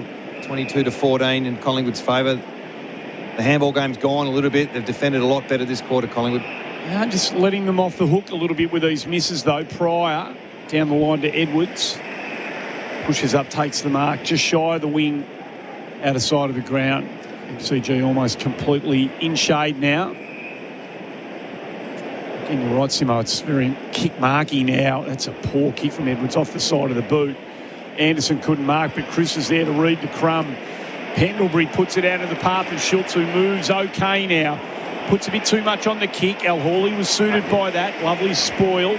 Gathered by Roberts, who comes up for 22, if you don't mind, for Australian-made. Back to Al Hawley from Dersma. Al Hawley comes in board, generally nice and composed, this bloke. Goes to Day Wicks, wheels onto his left, goes quickly, chance, May, can't get into the game at all. And Cameron doing what Cameron does, drifting back with the flight of the foot. He takes a terrific defensive mark. That's how they defend here, the Bombers. Trying to lock and get a forward half turnover. To the defensive goal square for Quaynor. Takes his allotment of time, long to the near side. Schultz is his target. Roberts made the spoil. Crisp underneath, forged a path where there wasn't one. Got it back from Lipinski and played it up to Nick Dacos. Roberts comes in and gives away a 50. That really, I know he's young, but that is absolutely terrible. You are simply not allowed to do what he did there, to come and man the mark. So Nick Dacos advanced to left half forward. Schultz making space. Almost like Collingwood are happy to take their time, get as deep as they can and get your repeat entries. And around a Crisp at centre half forward. Seen this a lot, haven't we, over the years? Just now for Quaynor. Work the arcs. Houston. Front line of the centre square. So there are Collingwood fans who think, go on. It doesn't need a whole lot of encouragement. I think it's 62, won't he? Yeah, the distance. It feels optimistic, but who's to say? Dan Houston winds it up. He launches it deep. It's going to be well short and off hands. It's punched through for a behind. 15-point leaders. Post plus, that's a plus. We have gone 16 and a half minutes on the Elders clock. You can rely on Elders. You see why they're such an inefficient side sometimes, Collingwood, with the way they strategise their entries. When there's no chaos, it becomes quite laborious. Adam Simpson for Powerbay Quality Solar Solutions, AFL Nation for the 4 and 20 sausage rolls. Almost a turn. It's all the adventures gone out of Essendon at the moment. They've gone right back within themselves and they're turning the footy over. They're asking for all sorts of trouble. There were a chain of almost turnovers inside defensive 50. Pryor gets handball just away in the nick of time. Parrish runs into traffic, gets it all the way back out. They're dancing through the middle of this. The young fella Sharp was in the middle of it. It's calamity upon calamity. Nobody can do anything with the footy. And in the end, it stops and we'll have a ball up. That's the Collingwood message at quarter time. Let's press the hell out of these guys. They're known for their pressure, and if you want to take us on, good luck. Almost worked, though. Been able to find a way through. Caldwell threads his way through traffic to Merritt. Tumbling footy up towards half forward. Picked off by Quainer, Perryman, and they've got the corridor to attack now if they want. Howe just balked the initial kick and goes deeper instead. He liked the look of McStay. Reid made the spoil and the gather. Well done. Hand pass in front of Edwards. Now the players open up ahead. He has a look and gives it to Merritt. Runs across halfway. Takes a bounce. The veteran looking deep. Sets it up. He wants to draw out May, who took the contested mark against the boundary. Frampton couldn't get it out of his clutches. Get it in the right player's hands, don't you? Once Merritt gets the ball, good things happen. So Archer May, left forward pocket. He's still 40 out. He's going to kick this around the body. May is on the move. He thumps it. It's pretty well the near side. It's his first touch of the day for Australian May. Nice. 14-point deficit on the host plus. That's a plus score. Houston short. Back pocket. Outer side of the ground to Perryman. I sense it's different for the Pies too, don't you? Less chaos, more kick mark. Down the line, up goes McStay. Third bite, couldn't control it. Got the footy at ground level, gave it to Steele to Hayes. A couple of the fresher names in the Collingwood side. His kick was a tumbler up towards half forward. It was good control again from Langford. The switch is on here. They've got some loosies. Roberts is going to come up for his 23rd for Australian, mate. The kick just hung in the air. Dersma bravely went back. Houston spoiled. Dersma just handballs into a bit of Collingwood traffic. Side bottom was good enough to do something with it. Got it to Chris. Back to side bottom. Houston runs into the tackle of Coll. Well, how did he get rid of it, umpire? Play on's the call. Spat out in the tackle. The umpire must have thought. Josh Dacos around the body. Misses Crisp. Over and out it goes. It'll be a lasso for Archie Roberts, who's coming up for his 24th. Oh, my God. Fair income. They need to be locked in a classroom, these blokes, and taught about holding the ball. Kick up to half forward. They all flew. There was no mark. Kako, Dersma, knocked down by Pendlebury. Quaynor has a go. Parrish is over the footy. Quaynor wraps him up. Ball it up. It's confusing. Just admit, prior opportunity or no prior. Took on the tackle. Tackled and then threw the ball away. Yes, that was just threw it away. Without dispute. Kako fighting hard at the source. All right. So we've come up with a hole in the ball there. Pendlebury signalling something. He's got the free kick. So Kako barely had possession. He leaps up, the ball falls out of his hands, and they pay holding the ball for that. And this is the whole problem with what we lived through last night. And in that phase of play, Gerard, they could have paid the free kick to Anderson against Anderson for exactly the same thing. So one no and one yes. The no looked like a yes, and the yes looked like a no. It does confuse. Side bottom in the end takes the short ball in front of the interchange gates. It's been pretty busy down there. On that for Thrive, your streamlined small business growth platform. High ball up towards half forward right. Stood there as memory fell over. Takes the mark at half back. Dersma rides the boundary line and is used by Wright in between half back and wing position. They can't get anything going at all this quarter. He has to go high, hugs the boundary line. Durham's going to be the flyer against Howe. That's easy for Jeremy Howe. Over the boundary line, we'll have a throw in. They've just tightened up their defence, Collingwood. And I think they've done it with the ball as much as they didn't like the chaos of the first quarter, so they've slowed their ball movement down, which makes it easier to defend if you turn it over. Hasn't got away from Essendon at 9 at quarter time, 14 right now on the post plus scoreboard. So if they can find a way to generate something, there's really no damage done on the board at least. They're fighting hard around the stoppage here. 4, 5, 6. Looks at it. Merritt eventually was clean. Gave it out the back to Wright. May comes up at it. Can't trap the footy. Sharp wrapped up by a couple.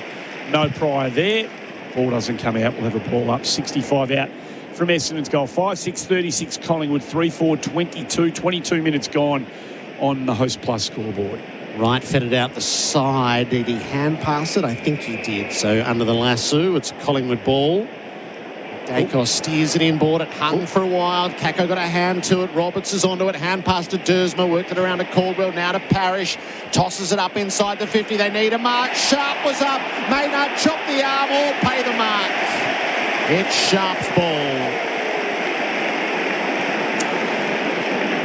Good bit of play, but once again, Essendon sending a number up around the ball, around the clearances, and Pioneer is dropping off as an extra behind the play, so they can't bomb it in. They're going to have to use their hands, and several handballs before that kick went in. A pretty good mark in the end. I think we pay that one, don't we? Yep. Dyson Sharp in game number 3. One of a set of teenagers in this Bomber lineup, tasting his first Anzac day. Sharp from 48 kicks it into the man on the mark. Nick Dacos got up and smothered. Crisp hand pass. Dacos taken to ground by Daywicks. Side bottom fights the fight. Pendlebury found a way out.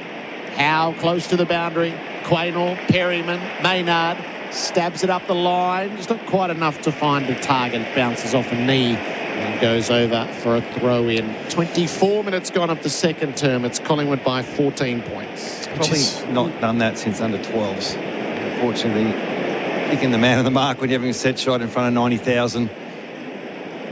Better of him. It's one goal apiece this quarter. All thrown in. Cameron gets hands to it. It's taken by McGrath. There's a whistle. We'll look around. Might have been a hold of Andrew McGrath's jumper. How have we seen Dacos' game so far, boys? He's plenty of the ball.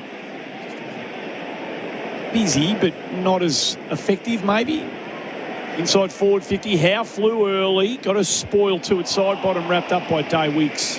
What do you reckon, Simo? Well, he's had the 20 possessions. I feel like they've been more back of centre. He's had 3 shots at goal. I suppose if he kicks 3, it's a different ball game.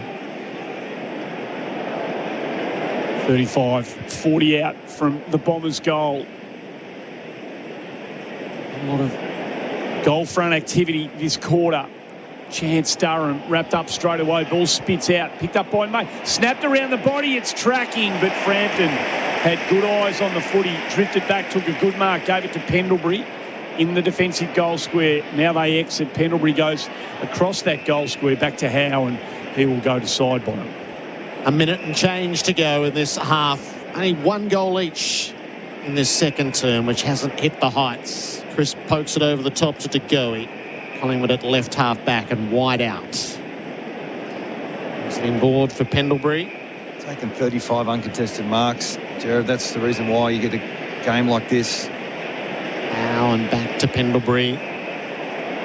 Collingwood decision, I think. Start 5 minutes into this second quarter. Just pulled the reins a little bit to play in a different mode.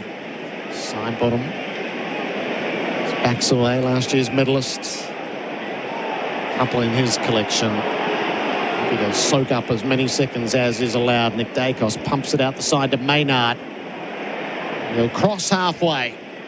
McStay is his target. Cameron was in a tangle with Blackiston. No mark taken. Mackay had a fumble, took his eye off it. McCreary trying to brush his way clear. Hand pass to Schultz. Popped it forward to the play. McCreary's looping around. Breaks a tackle. Inboard. Anderson had to release and did. To go in. Oh, it was right on there. Hayes to Perryman. The siren beat the play. Is he breathing a sigh of relief? 14-point leaders at halftime. Collingwood 5-6-36 to Essendon 3-4-22. Single goal kickers: De Goey, Schultz, McCreary, Hayes, and Steele. 2 for Daywicks and 1 for Durham. Give us a thought or two, Adam Simpson, for Power Bay Premium Energy Solutions for sustainable Australian homes. Well, the old Collingwood would have just taken you on all day, and eventually they break you with their overlap and turnover game. But the new Collingwood is evolving a little bit. It's more control when they sense the game is not the way they want it. So they've had 7 shots at goal to 2 that quarter. So there's a bonus there, and the field position was definitely there. I just don't think their forwards are built for the slow play. I think Elliott and Schultz and these types, they like speed and turnover to turnover. So in favour of Collingwood, I think they've kicked their way not out of it, but they could be further in front. And if you're Essendon, just got to find different ways to go other than just turbo. It's a young team, and they'll keep learning. Full thoughts of Adam Simpson coming up next. So around the grounds for Chemist Warehouse, fragrance sale on now. Hawthorn beat the Gold Coast by 49, and at the MCG, it's Collingwood by 14 points over Essendon. This is AFL Nation for the 4 and 20 sausage roll. That quarter on AFL Nation was for Host Plus, named Best Super Fund by Money Magazine, Finder and Mozo. That's a plus. Issued by Host Plus Pty Limited. Check the PDS and TMD at hostplus.com.au. When you're serious about getting the job done, you need equipment that delivers day after day. The Coyote range is built tough in South Korea with reliable diesel power, smooth transmission, serious lift capacity, and all-day comfort across 25 to 140 horsepower tractors. Plus, check out the Coyote zero-turn mowers and skid steers ready to tackle any job. Backed by local dealer support. Explore the full Coyote range in the new catalogue out now at your local dealer. Coyote, we've got you covered. A legendary country deserves a legendary bottle shop. At Liquorland, we've been filling fridges and helping Aussies raise a glass for over 50 years. Cold, but cosy nights in. And summer sundowners, hosting the watch party. Or cooking for a full house, for the last minute dash on the way, or ordering your favourites from the couch. Yes! We'll bring the epic value and the legendary drinks. Liquorland, legendary. Choose to drink wise. Hitting the road this Easter holiday period. Hop into Metro Petroleum and fill up with quality fuel. Or fuel yourself with one of these excellent deals. Try the new Mr. Whippy limited edition salted caramel whippy cup. Sweet and salty with a caramel drizzle. Limited time only. Or need a caffeine kick? Try the new Dare Charged Hazelnut Latte for only $3. Smooth coffee, rich hazelnut flavour, and a taste that fires on all cylinders. Offers available April 1st to 30th at all participating Metro Petroleum locations. This is the moment. They're off and racing. Step in early to the Melbourne Cup Carnival, because before the crowd swell, there's a window. 4 days of racing, revelry, fashion and flavour at Flemington waiting to be claimed.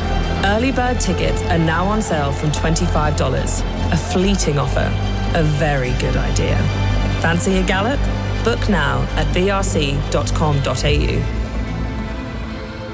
4 and 20, Australia's original fan food, and Coles are giving your local club the chance to win $2,000. That's $1,000 cash and $1,000 worth of 4 and 20 pies. You beauty. From April 1st to May 31st, it's game on. Register your club, buy any 4 and 20 pack from Coles, enter online and collect the most points to win. Track your club's progress on fntsportspromo.com.au. Every pack counts. 4 and 20, Australia's original fan food. T's and C's apply. Ends May 31st. It's official. 3 of Australia's biggest players, Money Magazine, Finder and Mozo, all declared Host Plus the best super fund winner. That's 3 big wins for your super. 3 from 3. That's a plus. Awards and ratings are only one factor to consider. Issued by Host Plus Pty Limited. General advice only. Consider the PDS and TMD on our website before deciding. Search Compare Host Plus today. Melbourne, looking for a proper footy pub? I'll stop you right there, Mads. It's the Riser for mine. For yours, yes, the Rising Sun Hotel in South Melbourne. The best steaks in the city, top-tier service. And a sports bar absolutely loaded with screens with every game from every angle. Swans fans, it's basically HQ. But even if you're not red and white, they'll allow it. Big atmosphere, central location. Mads, this is how footy is meant to be watched. The Rising Sun Hotel, South Melbourne. Melbourne's best classic corner pub. Make the switch to Kia's award-winning EV range. Experience up to 612 kilometres of range in the all-electric EV4 sedan. Relax in the premium massage seat of the all-electric EV5 family SUV. Or test drive the reigning Motoring Car of the Year EV3 SUV. Now from $46,990 drive away. Visit your local Kia dealership today. Kia. Movement that inspires.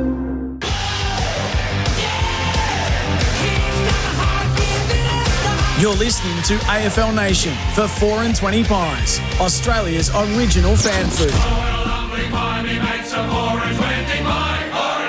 Frampton can close in. Can he still got some space? Hard up on the boundary line. Hooks it into the corridor. Good-looking kick.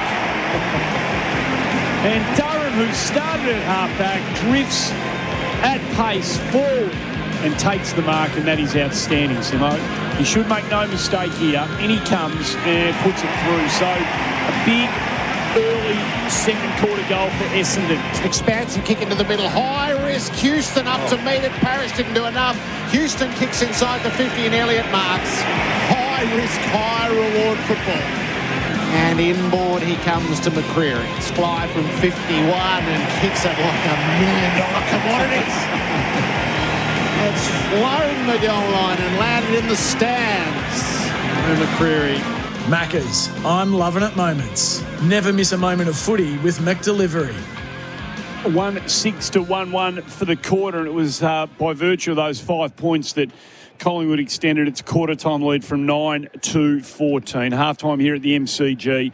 The Pies 5-6-36 on Anzac Day. Essendon 3-4-22. Let's get into the Choices Flooring Half-time Floor Show.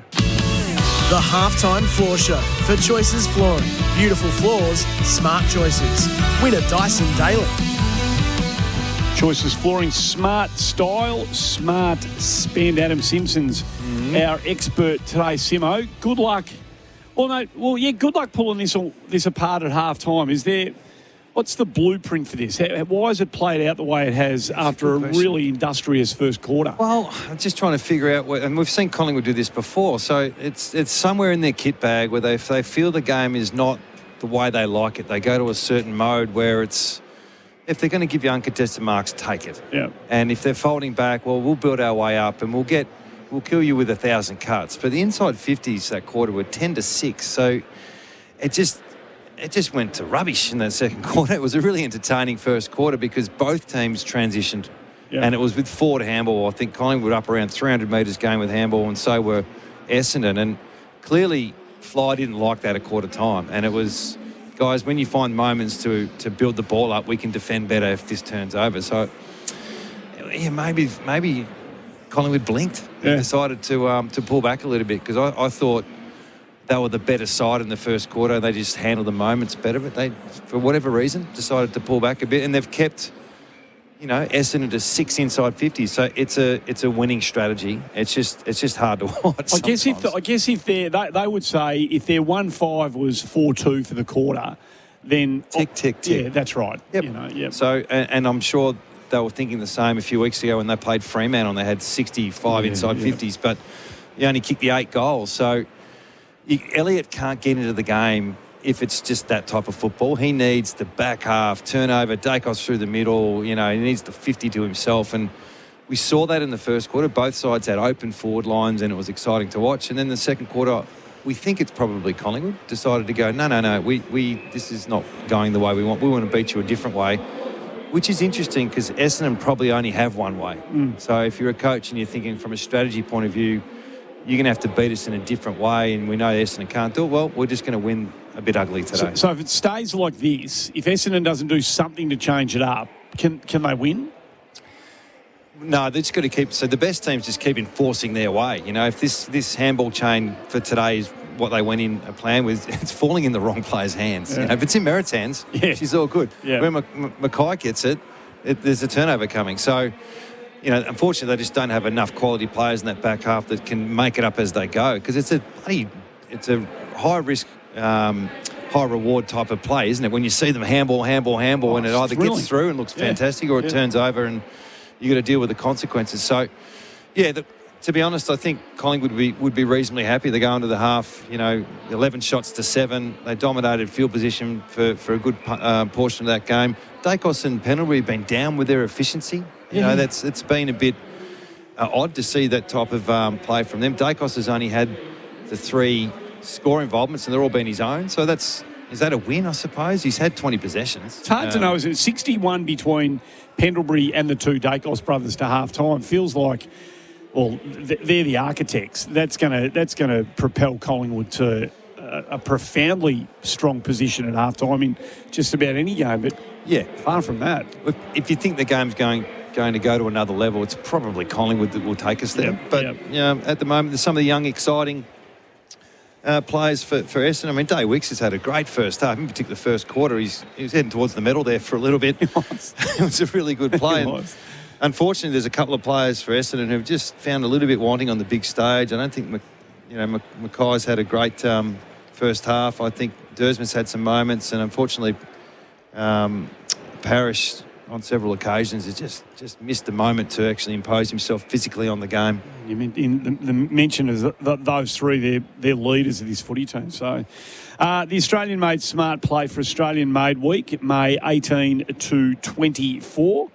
Have you got a smart play, someone who's exhibited something like that out there so far? Oh, it's probably smart versus just effort was Durham's, he takes the mark centre back and takes the mark 20 metres out. So in terms of using his smarts with his tank, we can loosely connect the two. That'll do. Australian-made week, May 18 to 24. Unmissable moment for Drinkwise. You won't miss a moment if you Drinkwise. I think it's Daywick's hanger. Yeah. How tall is he? He's not that tall. 186. He's taller than us, so it doesn't look that tall. Maybe he's got short arms or something. I don't know. He doesn't look that tall. He looks, because he's so broad, probably look like a But block. he obviously, he's kicked 2 in the first, and that mark, he got some real elevation, so he's had a good start to the day.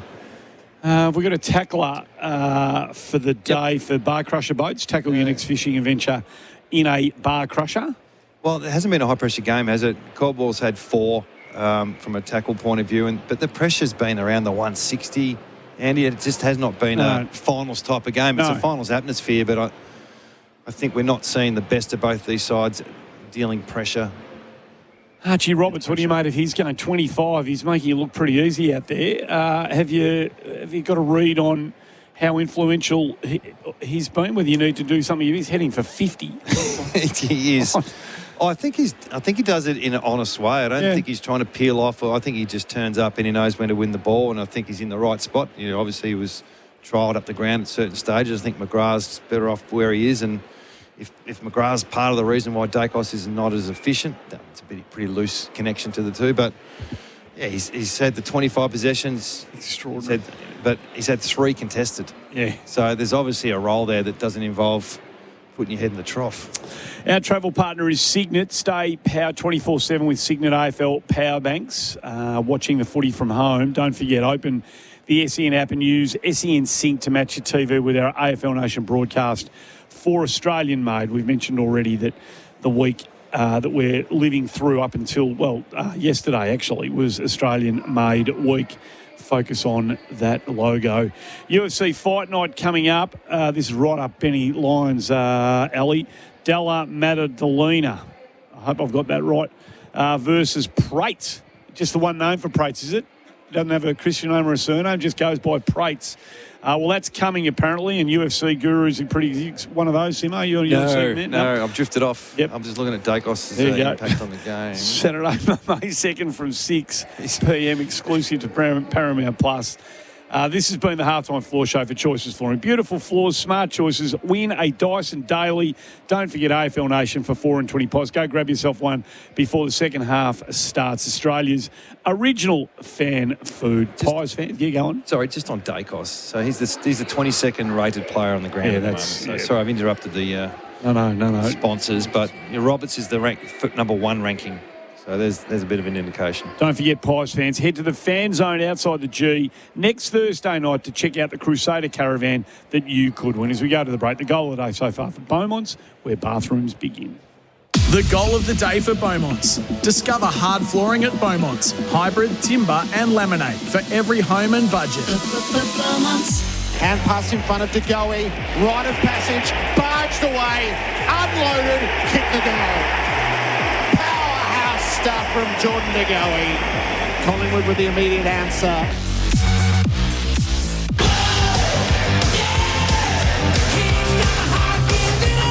You're listening to AFL Nation for 4 and 20 pies, Australia's original fan food. For those who demand more from every acre, there's no compromise. Deutz-Fahr tractors, engineered in Germany, built with precision, driven by innovation. With a powerful tractor range from 62 to 336 horsepower, Deutz-Fahr deliver premium performance, comfort and reliability season after season. This is what premium feels like in the field. Go to deutzfahr.com.au to see the latest offers and find your local dealer. The grass is greener with Deutz-Fahr. A Kogan TV is just like a TV. Both TVs do very similar TV things, but with slightly different little logos, remote shapes, and legs.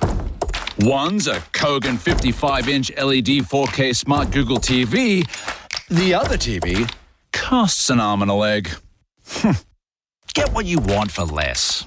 Shop Kogan.com today. Kogan.com. Clickin' awesome. The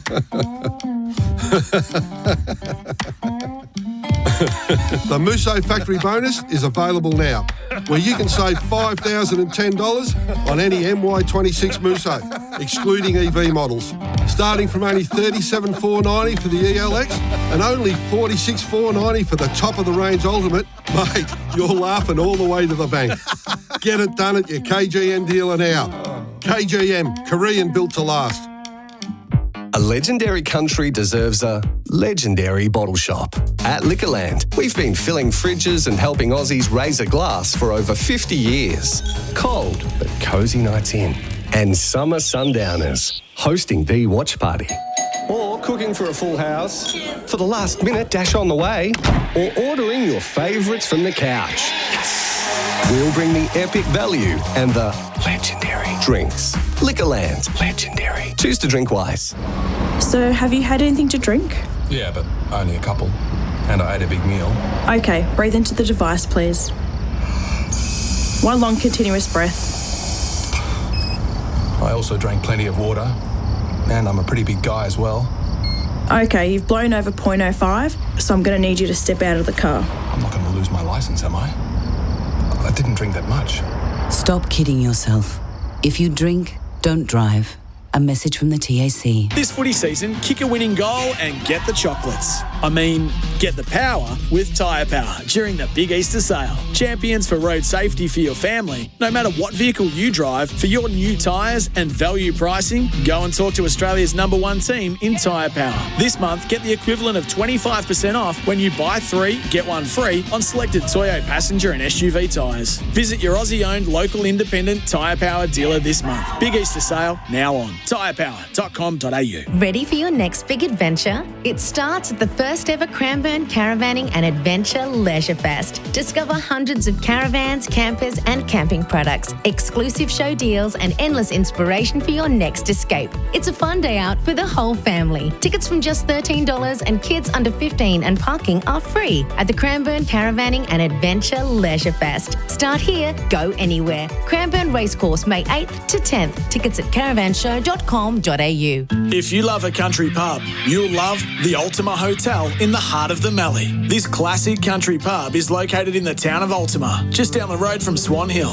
Whether it's a Sunday session with meat off the famous smoker, a few games of pool, or just a great day with mates, head to the mighty Ultima Hotel in the heart of the Mallee. They're also proud supporters of the Ultima Roos, Lara Cats, Swan Hill Jockey and Bannockburn cricket clubs. Follow them on Instagram at the Ultima Hotel to stay informed with what's going on at the pub.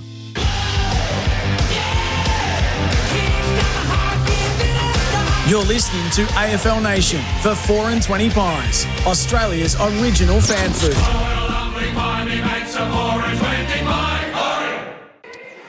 AFL Nation for the 4 and 20 Traveller. They're about to begin the second half. Anzac Day 2026 at the MCG. It's Collingwood by 14 points over Essendon.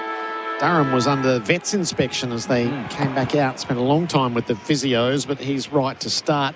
I just saw on Fox they put up that it was Nick Dacos's lowest rated and ball use in his career. Of his career? And ball use half of his career. Isn't it funny when you have 21 possessions, you get critiqued in a different way when you're Dacos? I mean, when we spoke about it only having 3 score involvements and his efficiency's down, but if he kicks 3 in the second half, he probably wins a medal. Righto, let's see whether we can find a bit more adventure in this third quarter. Steen rises high. McCreery does make things happen in the middle of the ground. Couldn't take the footy with him. Wright goes back. Handballs into a bit of space. Nick Dacos has a look at it, wrapped up by Wright. Ball spits out to Goey.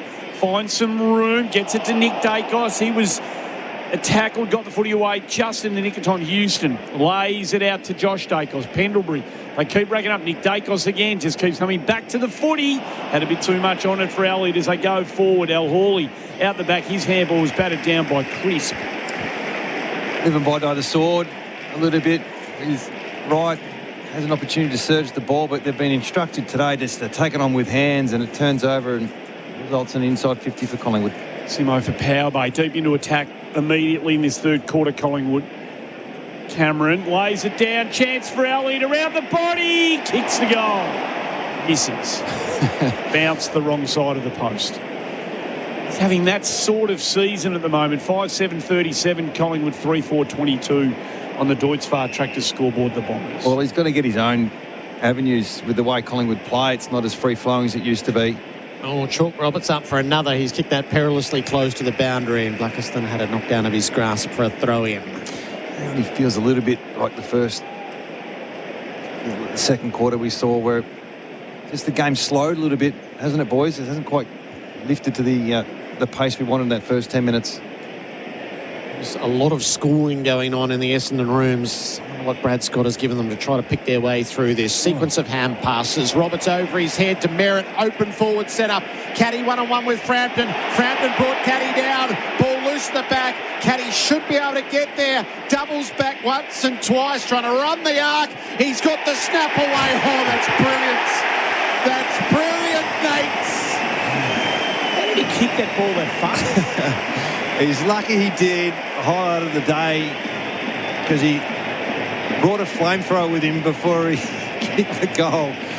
The old no U-turns out the window when you can snap a goal like that, 45 out. And it came from the chaos that we spoke about earlier, that forward back half stoppage. It was a flick handball over the back of the head. Merritt gets in the clear, kicks it to isolation, and that's when Essendon look at their most dangerous. If they get through the Collingwood pressure, there's some space in the front half, and you saw the handball over the top. I think it was Roberts that did it. Yep. And it's a big goal. 4-4-28 Essendon, 5-7-37 Collingwood, the Deutz Fahr Tractors scoreboard. And that noise was the Essendon supporters rising to the Harvey Norman replay. So from the restart, Dacos gets on it, goes straight down the corridor, look for Membry, couldn't mark, lays it out to McCreery, stop, drop, free kick. Daywit saw him, hunted him and knocked him over and wins the free kick. Spectacular opening quarter on his left. Drives it down the line. It's going to come all the way at the back here to May. There's a free kick. Take the advantage. Archer May does. Needs to step around Howe now. High ball up. Howe now was a good horse. Up to half forward they go. No one can do anything with it. Crisp gets it to Josh Dacos. Lays it over the top to Maynard in front of the interchange gates, and he takes the mark and slows everything down. well, this is what they did in the second quarter.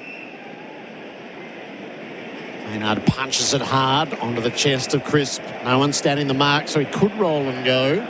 He signals his intentions, then takes off. Merritt comes up to confront him, kicks it up to full forward. Cameron set himself. Membry brought it to ground. Goey on the snap, kicked the behind as he hit the posts. It was there for him. They're up by 10. You know, early Essendon in the year, we're conceding so many uncontested marks. You wonder if they've gone to school a little bit on how to get it. If it's on, take it. Docile defending then by Essendon too. They're all just sort of standing around watching Goey peel off that aerial contest. Parrish, he's had a very iffy day. Pushes, he kicked it, but Langford just inside the line. Plays on straight away to Sharp. Wing position out of side of the ground. Drops it down the line. Easy kill for Howe. Gets his own crumb. Lays the handball off to Frampton. Gets the handball back to Howe just in the nick of time. Around the body goes Howe. This is pretty sluggy stuff by the Pies.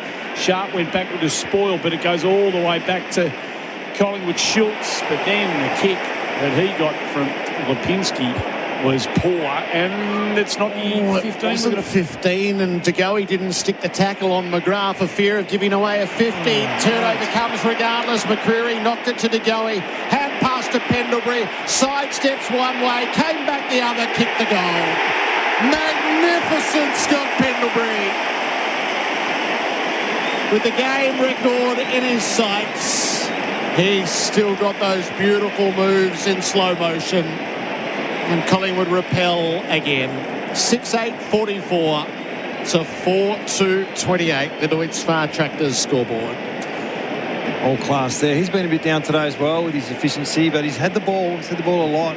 You know, he's up to 25 possessions and a goal. Come off a turnover. Essendon's propensity just to take it on with hands is going to get you unstuck at some stage, and this has sort of been the battle of the first half. Can Essendon keep going at you and get through versus Collingwood's pressure and turnover game? Adam Simpson for Powerbay Premium Energy Solutions for sustainable Australian homes. Pendlebury now up to 24 for Australian made. Back in the middle we go. A goal apiece, early stages this last quarter. Nick Dacos has been everywhere in this term. Gather has a bounce with McGrath hot on his hammer. This is what he does. He gives it, gets it back, drops it into the corridor. And this is the stuff that separates him from just about everybody else. Anderson marks 35 out directly in front. Up to know the stats of Steen in the ruck and Dacos with clearance. It's a great combination. They always become best friends with the ruckman. I've got about 4 of them. No doubt the relationship's been built. That was a hit away from the contest. Steen loves to hit over the top. He brought it back and had 3 possessions in the chain. His give and go is really quite breathtaking, Dacos. Anderson's made the step up to AFL level pretty seamlessly, and that's a beautiful finish. So quick response to the caddy goal, Pendlebury and Anderson, and they bounce it out to a 22-point lead. 7-8-50 Collingwood, 4-4-28 Essendon. Deutz Far Tractors scoreboard. Jump the fence to a Deutz Far Tractor where the grass is always greener with German engineered precision. The way they've been doing it since quarter time is Steen takes the ruck and Cameron will ruck around the ground. They're +7 at clearances out of the middle and they've kicked 2 goals, 1. So it's sort of been the difference, hasn't it, from a field position game. You get this dominance. Wright's not really a bona fide ruck. He doesn't really want the contest, and Steen just wants to fly kick him every time he jumps. Yes. Both players for Nutrient Water, your irrigation pump and filtration specialists. Angus Anderson. Steen and Wright go at it again. Steen up, clean tap. Pendlebury tries to bobble it forward and gets it off the ground. So he took a yard or 2 more than was there, and he's still going. Anderson lends a hand. And he's tackled to a standstill once he picks it up. So dangerous, doesn't it? In the middle there. Set a half forward for the Pies. Cameron does this piece of ruck work. Durham put his head in the hole. Nick Dacos held him up. Blind hand pass. Steele gets there first. Kick was smothered. Ricochet inside 50. Elliott sleight of hand. Nick Dacos taken to ground without it. No whistle on the play. Blackiston hand pass. Sardis took a while to get hold of it. Out to Caldwell. Same for him. Up to Merritt. On to Sardis. Needs Blackiston on the outside. Confronted. Back to Sardis, who's hot. Works it away to Farrow. Out the back to Reed. Stuck at half back. Confronted. Measured the kick off well. Sardis has the job to find the way forward. Oh, it's high. Heavy-duty stuff from the Bombers as they find a bit of peace in the middle of all of that. Up towards half 40 goes. Massive fly from Caddy. Sat on the head of a couple, couldn't take the mark. Merritt gets the crumb. Just puts it beautifully into space. And Peter Wright's got no choice but to run onto the footy and mark 49 metres out directly in front. Fascinating battle, isn't it, with Wright slipping forward on Cameron, who went to the contest. He's a natural forward ruck, Wright, trying to play as a ruckman, and he just got ahead of the play at the right time. Merritt gets his hands on the ball and Surge kicks to the top of the 50. Mark uncontested. He's generally very good at this. The 52 or 53 that he's going to have to kick it shouldn't be a problem. A very good set shot kick for goal. Drop punt's on its way. He's pushed it out to the right. Problems at playing the ruck, though, Andy, you just get a little bit more fatigued. You don't have the same freshness in your legs with these long shots. 4-5 to 7-8, Deutz Far Tractor scoreboard. Maynard into Howe into Pendlebury. This is straight up the channel, and on it goes to Anderson. He thought about the link-up run of Frampton. Realised probably better just to check the kick up to Elliott's. Elliott's on the worn wing, adjacent to the centre square. Going to pump it to the hot spot. Let McStay have a fly. The crummer is Steele, and he has nerves to match the name. His second Anzac Day goal. And Collingwood have found a decent buffer. That's 27 points. The Deutz Far Tractors scoreboard reads 8-8 to 4-5. We've gone 11 minutes on the clock for Elders. Win with Elders Finance. Well, one of the massive issues for Essendon is they've had 3 turnovers in their front half, and the average is 24. So you have a missed shot at one end in right. Collingwood transition the whole way. I speak a lot about kick-ins in zone. It's a really good indicator for if your team's switched on, and they've conceded 3 shots at goal from their zones, Essendon, and that one they paid the ultimate price. Did everything right. Rowan Steele then. He was a great crumb, wasn't it? Yeah, perfect. So back in the middle we go. Nick Dacos has been unstoppable. Durham's having a crack at him now. He wheels and goes long. Membry can't mark. Ball hits the deck. They're under all sorts of pressure now. Lipinski tackled just as he's about to throw it on his left boot. It was a good tackle from Reid, who wins the free kick, comes out to Mackay, Member's side of the ground. Takes the run of Pryor, who goes over the top to Dersma. Kick didn't have enough on it, so Dersma under pressure. Blackiston tried to take it with the one hand, loses control of the footy. Steele again, forward handball to Elliott, and guess who? Dacos marks just worse than a 45-degree angle, about 45 metres out. Got the special boots on today. His normal style. Was it the fluoro green and orange, Andy? I'm not accustomed. Gerard, you're nodding. Is this something a bit unique? Yep. I don't think I've seen him in those before. Might have wanted to throw him in the bin at half time, but let's see what happens with this kick. He's been on fire this quarter. Kicks from 48. He's tugged it to the left. It's trying to come back. It just hits the post halfway up. That's been silly. That does happen. If you've got new boots on and you've kicked 4 points, you need to reflect at three-quarter time. Get the old ones out of the bag. 8-9 to 4-5. So the Bombers are spending all of their time trying to work out of defence, and even the thought of constructing a goal seems a long way off. Pryor from the back pocket, kicks it long right, lopes up, moved underneath, and Cameron takes the contested mark. You're looking a bit tired too, Gerard. In this uncontested game that Collingwood play, it's hard to defend. You spend all your time trying to man up and work your way through. When you get it back, you've got to rebound from your back half. A kick mark into centre field, and Crisp loads it up to the 50. Cameron's coming back with the flight. McStay! Clean hands on the lunge forward. And they are about to put a gap in this game, you fancy. There's a class differential here. McStay and Membry really have been non-existent today. He's coming up for his 3rd possession, McStay. You want to make the most of them. Slight angle to the right. 30 out. McStay jabs it through. And Collingwood establish the gap in the game. It's 34 points. 9-9-63 to Essendon 4-5-29. They're running hot for Ream. Australia's favourite. That's steady, hot and strong. Just a couple of stats that have jumped up on us, Gerard. Contested possessions, Collingwood are 21 in front. It's been a real weakness of theirs this year, so they've rectified that. Their clearance work, they're +8 in the centre bounce. The 2 goals won.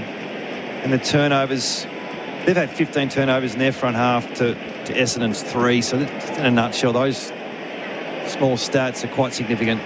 And suddenly, Simo, Nick Dacos has had 6 clearances, 3 more than anybody else on the ground. And well, Steen's been on a platter, and we see he's off the ground for a rest now, Dacos, but Steen's been the difference in the middle. So Cameron goes in and Blackiston reaches over the top of him, and look at this, Essendon get the takeaway. Sardis goes inside forward 50. Sharp couldn't mark, ball hits the deck. Bombers do come hard at it. Langford's gone forward, forced the turnover. Roby ends up with Caddy, tries to break the tackle, just gets the handball. Weeks steps into the corridor, high ball. Sardis, you've got to stand under it. Ball hits the deck. Kako's going to be up against two now, side bottom. One of them, Kako causes some trouble. Off the ground, it's a brilliant goal. He never gave up on it. And literally something out of nothing by Isaac Kako. That is a magnificent goal.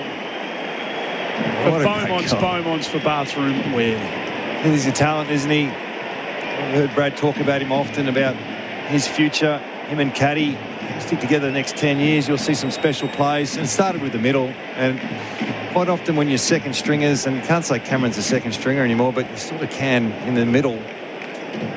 Hit-outs are important. Field position's important. And Essendon just haven't had enough of that.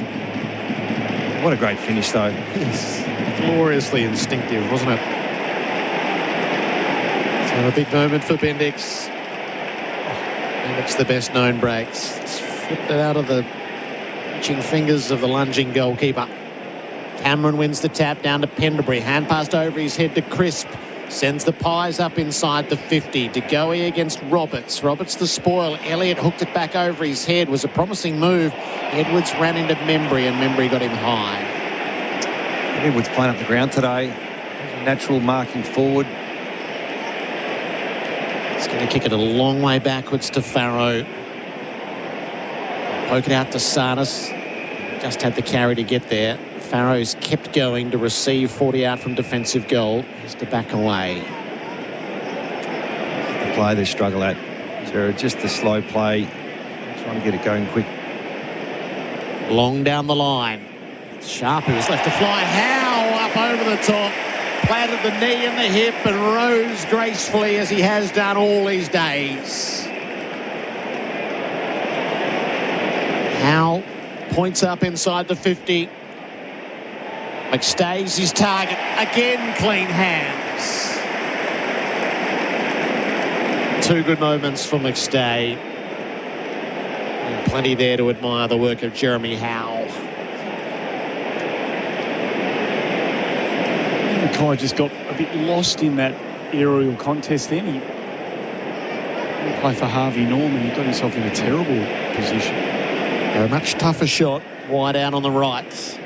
Step inside 50. McStay caressed it out across the face. Through for a behind. 29-point leaders, the Pies. The Deutz Far Tractors scoreboard. 9 shots to 19 at the moment. And some gettable ones too. Yeah, they have. Roberts to Reed, back to Roberts to Sardis, still inside defensive 50. What's Roberts up to? 31 possessions. Pendlebury's had a season high 29.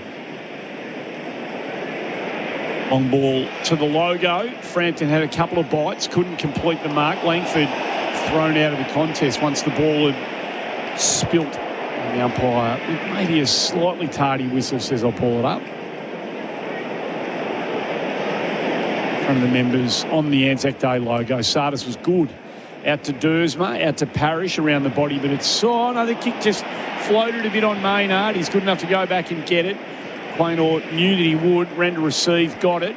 Lipinski over the top, he goes. Steen has to reach down, then handballs it over the top into a bit of space. Pretty speculative in the end. Sardis to Parrish. He toe pokes it down the line, made it hard for Langford. It's coughed out the back, comes to Roby, goes inboard to Day-Wicks. He had to reach for it. Dersma puts himself in a receivable, usable position, but then the handball was no good to him either, and it fumbled and bumbled around, and on the edge of the square, we'll have a ball up. The great teams don't do that. No, when the good teams get in those modes, it's a lot cleaner than that. Blackiston the tap. De Goey first access. Crisp coming through. Hand passed into the middle. Roberts backed himself, won the footy, got it to toe, but Howe left his man Langford, and he takes the intercept mark. No damage done. Langford's been disappointing today. Don't fight a shot at all. Crisp out to Perryman, running off half-back. It's the pass up to Pendlebury for another. Pokes it forward for De Goey. Has a look deep. Kicks it up for Elliott to have a jump at. McStay arrives late. There's some holding on. It's going to be an Elliott free kick, I fancy. Against El Houli. Yeah. Just. It was a fleeting arm. It was high. A couple of behinds only for Jamie Elliott's left forward pockets. 25 out. Come on the J curve. Elliott takes his shot. He's on the board now. Collingwood again by 35 points. The Deutsche Spark Tractors scoreboard 10-10-70 to Essendon 5-5-35. And the clock, the Elders clock, win a $10,000 travel voucher with Elders Finance. Has 6.5 to go in the third. Well, a bit sloppy earlier on from the Bombers. They had opportunity to shape their way through the chaos. If they're going to get good at that play, if they're going to rely on it, keep training it. Some younger players in this side who can't quite handle the pressure situations today. Just saying when the moments really matter, they're not quite up for it. You see McGrath come back on and Dacos is back in the middle with Steen in the ruck. And he's starting behind the ruckman here. We'll be interested to see if it's going to go to Dacos. It's just where. Parrish sidles up alongside him. Blackiston got good body position on Steen there. That's holding the footy, unfortunately, for Caldwell, who just underestimated the Degoe closing speed. I'm not sure how. Pendlebury continues to run hot for Reen. Lays it off to Josh Dacos. Top of the square. Good-looking ball. Got back Al Hawley. Couldn't get it across the line. It doesn't get across the line. And Anderson kicks his second. There was a lot of assuming going on the last line then from the Bombers. Angus Anderson stayed alive to the possibilities of everything. And from a foot out, kicks another one for the Pies. 11-10-76. Collingwood, Essendon 5-5-35. Deutsche Spark Tractors scoreboard. He might have been Pryor, just missed an opportunity to knock it over the line. Tried to do the old backhander. Doesn't come off, but it started with the Degoe pressure and tackle. Blackiston in the ruck. Looks a bit different than Wright. I think it's a better look. But Degoe's pressure, and really Collingwood, it's been a low pressure game, but when it's really mattered, I think Collingwood have stepped right up. You see it, possible centre bounce infringement with Essendon, and things start to happen now. When you're 40 points down, you're trying to make some moves, push a few buttons if you're the Bombers. Pendlebury's had 30. His career high is 42. Imagine how preposterous that would be. They get to work in the middle. It's on. It's right on. He's got it again. Gets a hand pass away. It turns over. It still counts as a number. Sardis is on the break. He has a bounce. Kicks for full forward. Quaynor's got good position out the back. Brought it to ground. Perryman's there. Caco's lurking. Ducks back. Broke a tackle. Opened it up. Almost got run down. Hand pass was just a bit too fierce for Caldwell. He's the one trying to make the play, though, Caco, and he'd encourage it all day long. Quaynor brings it out, kicks it long down the line. Good position from Reid, but he dropped the mark and the ball's in dispute. Schultz fed it out the back. Membry worked it up. McCreery keeps himself clear of Roberts. Back to Membry, into Anderson. McCreery's kept on going. Well, Pendlebury's wide open in the middle. Kid didn't see him. Ball loose. Lipinski fed it forward. McStay ripped the ball out to Mackay. McStay dragged him to ground. McStay keeps going. Anderson has a shot at his third. It floats across the face. How wide open was Scott Pendlebury for that entire duration, Simone? Oh, that's part of the smarts from Collingwood. Obviously experienced players. They know how to get on the outside, but the Essendon defenders, plenty of time for that. That was a turnover in the forward pocket for the Bombers, wasn't it? They managed to transition the whole way, and Pendlebury's just finding so much space. If you're betting in the run, I'd love to be on him for the medal from here. There'll be a number that's just irresistible. Yeah, because of game 431, 10 score involvements. 10 score involvements. Yeah, the numbers are stacking up. There's no doubt about that.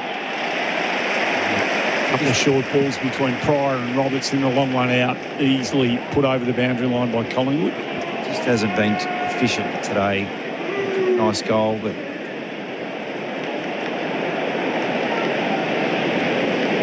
he's won 3 previously. 55 from the Maggies goal. Steen and Blackiston, neither in the end was interested in the footy. The umpire let them sort that out. Crisp to Pendlebury, another one for you, Gerard, out the back to Frampton, into the pocket with the long driving drop punt. McStay gets off everybody, and they're losing him this quarter, and there's just a lack of something down there. It's Mackay, to be honest. He's had a reasonable day defensively till this quarter, and I'll take that back about Pendlebury. He's going at 81%. He's the cleanest, most effective player on the ground, but you know, he missed that handball before. He does. It sticks in your mind. Right.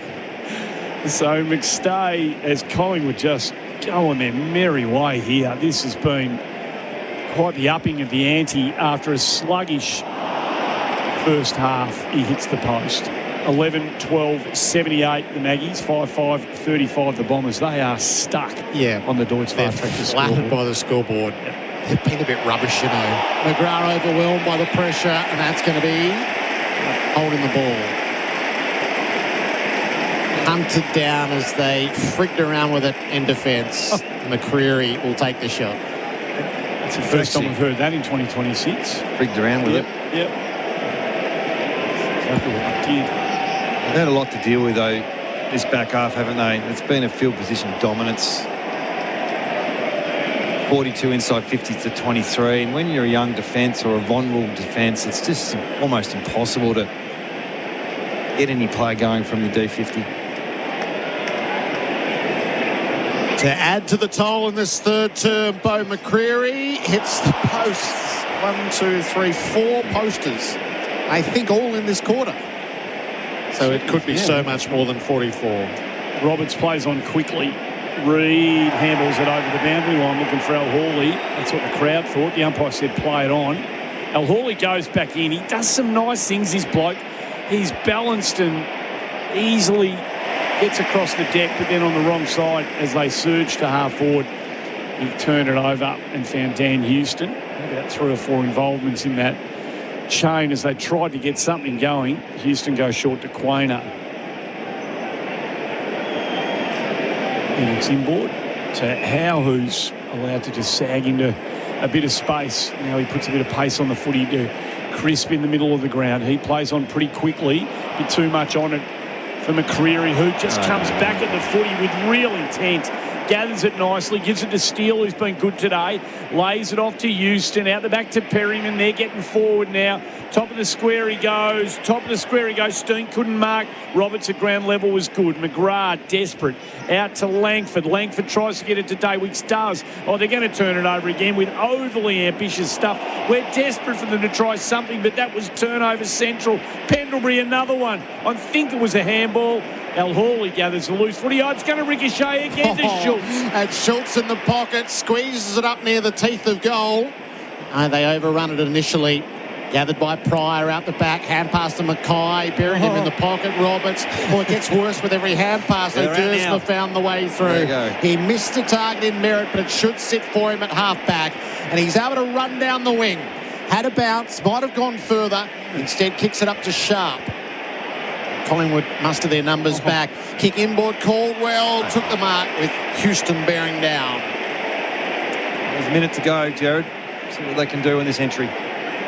Caldwell sees right lead, and that's where he goes. It was decisive and efficient. Will still take some kicking, but has set up the shots. Just haven't seen enough of that composure. It's either chaos or nothing. And they criticised Essendon a while ago, trying to control the ball a little bit too much. We've seen no control tonight. It's been chaos or bust. It has not worked. Peter Wright wide out on the right. Kick from 48 metres out. Wright with the drop punt. It's near side all the way. So his 2 shots in this term have resulted in behinds. They're down by 43. The Deutsche Fahrtractor scoreboard. All the big moments this quarter for Bendix breaks have belonged to Collingwood. Howe goes short. Maynard called to play on. He did take a step. Quaynor know each other pretty well. The foundations of this back 6. And that's the end of the quarter. With one to go here on Anzac Day, Collingwood take a commanding lead into three-quarter time. 11-13-79 the Pies, Essendon 5-6-36. Multiple goal kickers, Anderson and Steele, 2 each, and Daywicks 2 for the Bombers. This is AFL Nation for the 4 and 20 Traveller. That quarter on AFL Nation was for the Deutz-Fahr Warrior range. It's Deutz-Fahr Evolved.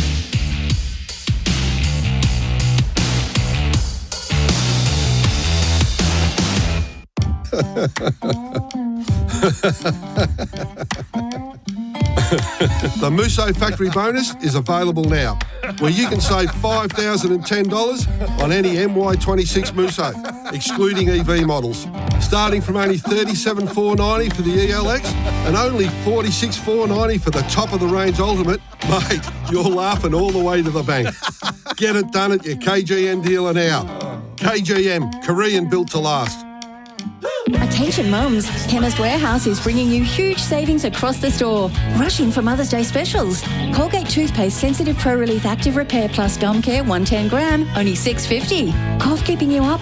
Get Strepsils Herbal Chesty Cough Plus Liquid Cherry Flavour 200ml, just $12.99. Look out for Centrum for Women 90 tablets, it's only $14.49. And if you prefer to water floss, try the Waterpik Cordless Express Pink for just $67.50. Chemist Warehouse, great savings every day. If you love a country pub, you'll love the Ultima Hotel in the heart of the Mallee. This classic country pub is located in the town of Ultima, just down the road from Swan Hill. Whether it's a Sunday session with meat off the famous smoker, a few games of pool, or just a great day with mates, head to the mighty Ultima Hotel in the heart of the Mallee. They're also proud supporters of the Ultima Roos, Lara Cats, Swan Hill, Jockey and Bannockburn cricket clubs. Follow them on Instagram at the Ultima Hotel to stay informed with what's going on at the pub. Exclusive to Paramount Plus. This is UFC Fight Night. UFC Fight Night is coming to primetime Saturday, May 2. Catch Australia's Jack Della Maddalena. You gotta be kidding me! In front of his home crowd. Aussie, Aussie, Aussie! As he takes on Carlos the Nightmare Prates. UFC Fight Night. Della Maddalena versus Prates. Saturday, May 2. Only on Paramount Plus. In the footy, we often hear in commentary, this is a big 5 minutes coming up. Well, at Tyre Power, your 5 minutes is here too. Drive in for their free 5-minute tyre safety check. They'll check your tyre condition, tyre wear and air pressure. The safety of you and your family on the roads is not a game. So visit your Aussie-owned local independent Tyre Power dealer today. The Big Easter sale is on now. You can buy 3, get 1 free on selected Toyo passenger and SUV tyres at your local Tyre Power. Hey, Andy Lee here with some tips so you're store fit this Australian Made Week, May 18 to 24. Practice speed pay. Push your limits. Carry all your shopping bags in a single trip. And train your eyes to lock in like a wedge-tailed eagle on the green and gold kangaroo logo. Because whatever you're buying, the Australian Made logo is the way to know it's made right here. Australian Made Week. Buy Australian, May 18 to 24.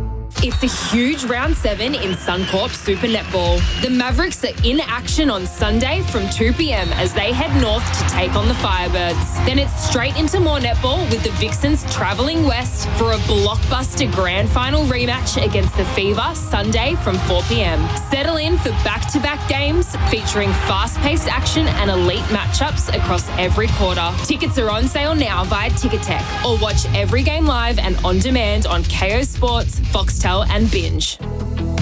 Make the switch to Kia's award-winning EV range. Experience up to 612 kilometres of range in the all-electric EV4 sedan. Relax in the premium massage seat of the all-electric EV5 family SUV. Or test drive the reigning Motoring Car of the Year EV3 SUV.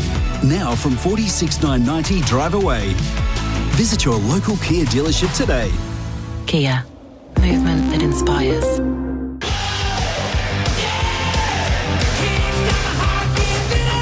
You're listening to AFL Nation for 4 and 20 Pies, Australia's original fan food.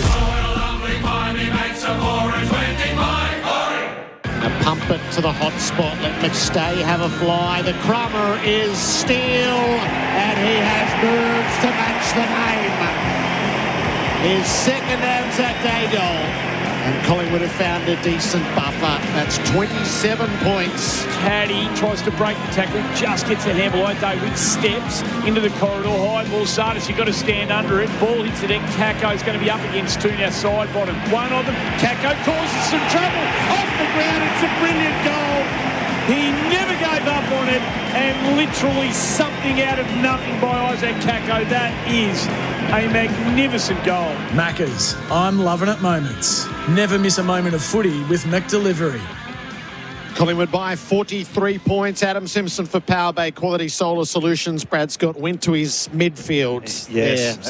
There, well, when you're the midfield coach and the big dog comes over and says, just step aside for a second, let me take control of this, you know you got to butter up a little bit because he got the bazooka out. And fair enough, minus 15 in contested possessions that quarter, and clearances were a real issue.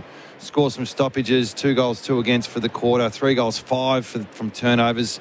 They're not defending well, Gerard. They're not defending well throughout the midfield, and you just can't rely on your back half transition when you're a young Essendon side. So look for a response from some of their players. And if you're Collingwood, it's been a very mature game, really. They've met them head on in the first quarter. Handball receives, handball meters game was through the roof, and they've just managed the game really well to hold a significant lead at three-quarter time.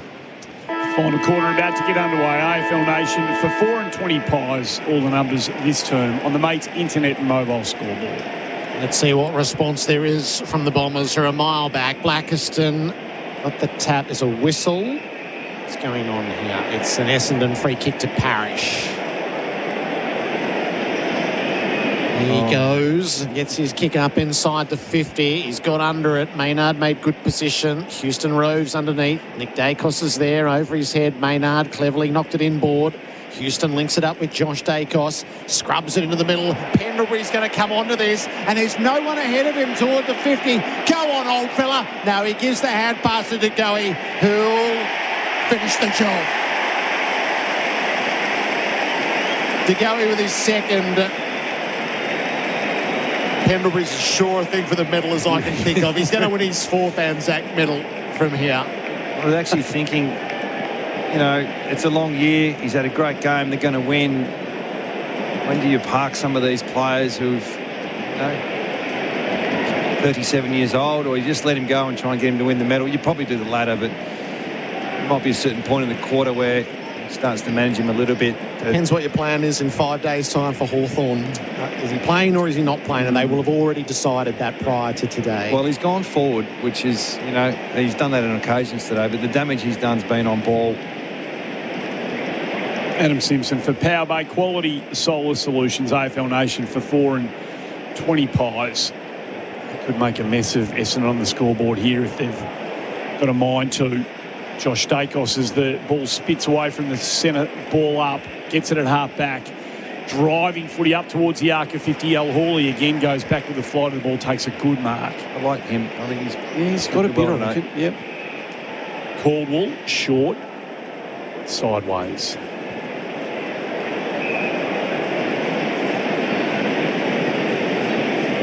Slow ball out of side of the ground for the Bombers. Farrow on that left foot up to Ornaz, just kicked it out. Ran out of space and ideas and had to kick it. Just had no one he wanted to kick it to. So over the line she went. Darcy Cameron nearest there will accept the free kick, and he'll come all the way back into their back pocket to Billy Frampton. Oh, where are you going, Billy? Finds Nick Dacos, ran hard to open up the space. He jabbed that ball into centre field for Pendlebury, who sweeps the hand pass on to Perryman, who plays it up to centre half forward for McStay, who gives it off to Anderson, and Angus goes whack and misses to the right. What a fluent move that was. So Pendlebury's gone forward. There's a role for that, Gerard. Every club calls it different, but you pretty much patrol the corridor. Look for Pendlebury this quarter through the middle. They bring it out of defensive 50. Maynard kept... Oh, no. May's done his knee, hurt his knee here. He's feeling his left knee. We hope it's okay. We'll keep an eye on that. DeGoey again gets the crumb as Collingwood surge forward. And as May's in the hands of the trainers, DeGoey kicks his third. holding his nose as well as his knee. Looks a bit rattled down there. He clutched at that left knee immediately. Yep. Walking off, so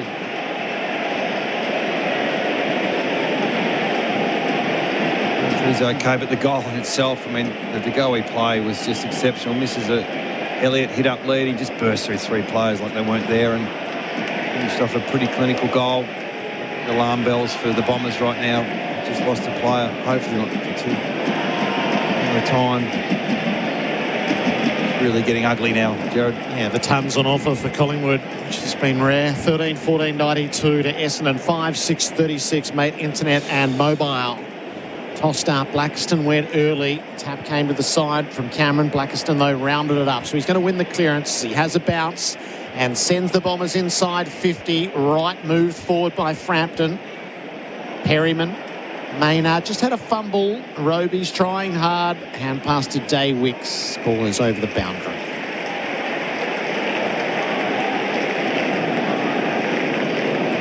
The crowd has thinned considerably at three-quarter time. It's a Bombers home game. Some have seen enough for the afternoon. The throw in. Cameron won it down to the front, put his head over it, won it. Josh Dacos, Perryman, Josh again. Hand passed over his shoulder, not as effective as he would have liked. Bombers are a chance. Merritt stepped out of traffic. El Hooley slices it to the hot spots. Up went Frampton. Ball to be won underneath. Kako did. Released it. Not to advantage, though. Pendlebury's there. He got a hand pass away. Merritt is onto it. He's dragged down by Anderson. Stern stuff. Langford offloaded by Steele. Collingwood keep their numbers around it. Anderson and Josh Dacos, who places it well for Membry, defensive side of the middle. A surge forward, and there's always that sag up to get that short ball. Houston it is, and Pendlebury again gets another one. Mark handball, middle of the ground to Maynard. Goes to side bottom. He can run to 48. He's got a loose in the pocket, and he finds him easily, and it's Bo McCreary. Will go back and presumably have another shot at goal. He's kicked one for the day. Could have had another one or two quite easily. Go around the body from about 30 out. 8 to 10 steps in from the boundary line. Gets into his movement now. He starts it out to the right. And it does work back late. Expertly done. And McCreary's got a couple. Collingwood have kicked 3 in the first 6 minutes of the final quarter on the Elders clock. Mate, internet and mobile, 14-14-98 Collingwood, 5-6-36 Essendon.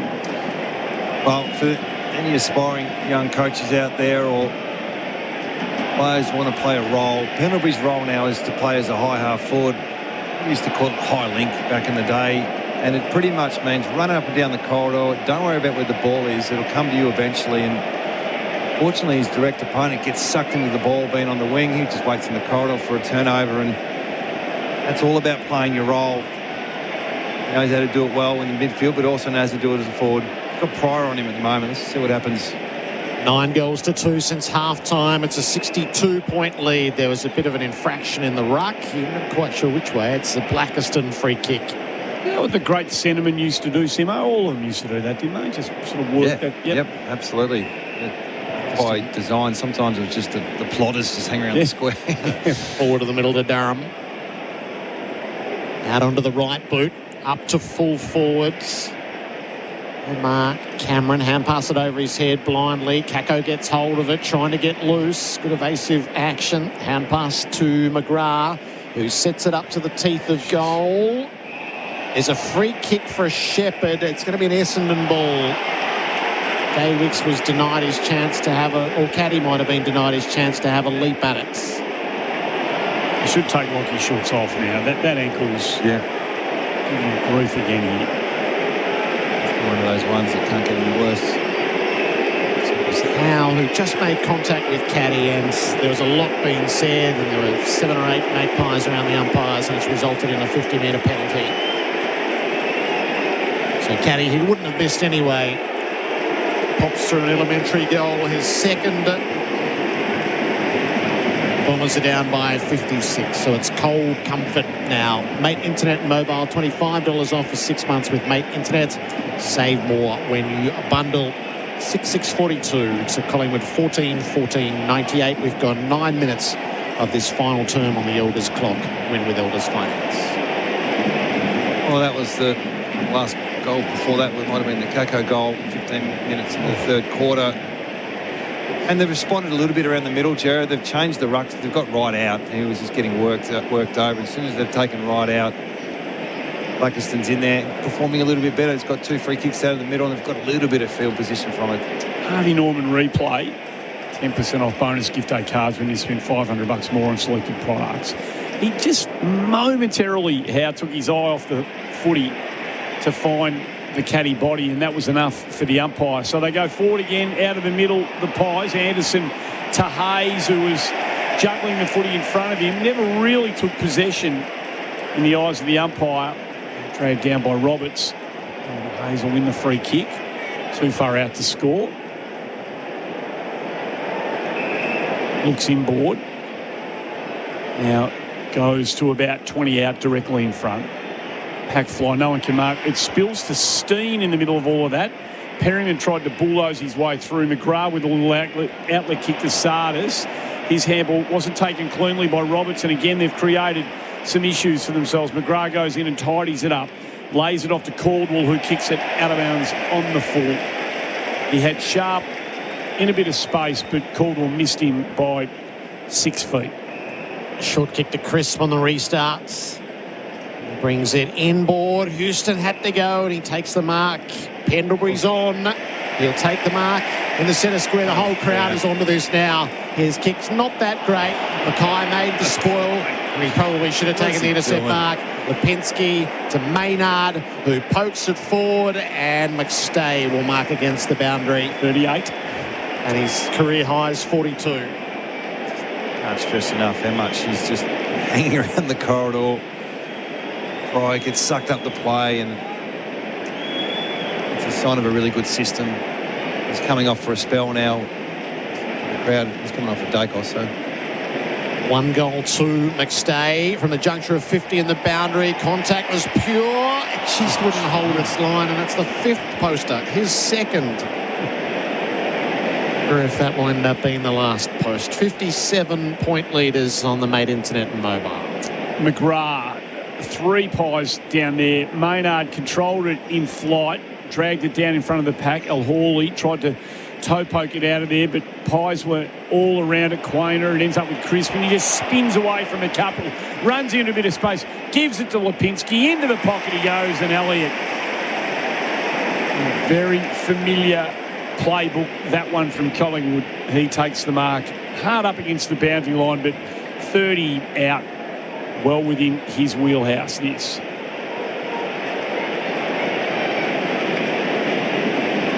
Kick 1 in the third. It's been a domination, really. Scoreboard probably doesn't underline just how dominant Collingwood have been. On his way in, Jamie Elliott kicks from 35, starts it out to the right, it stays there, it won't score, off hands, through from behind. That's going to be no, it's gone out of bounds, I beg your pardon, it didn't review it either. No, Gerard, just got on with it. Cross inside the boundary, up behind post, he'll have a throw in. Thank Evans. Collingwood deep forward at the throw-in. Blackiston knocked it to the open side. McGrath tidies it up, and he goes on a bouncing run through centre half back. Kicks beyond halfway. Langford's been stone cold today, but he takes the mark in a one-on-one duel. And gets 50. Is it Lipinski? Looks like it's Lipinski, and Langford's going to get marched to 20 metres out. Directly in front. So Houston did the right thing, and Lipinski has run through the protected area. He's not chasing the player. He was leading the way, so he can't do that. That one's easy enough to understand. There's been a couple of befuddling ones in the previous 2 games.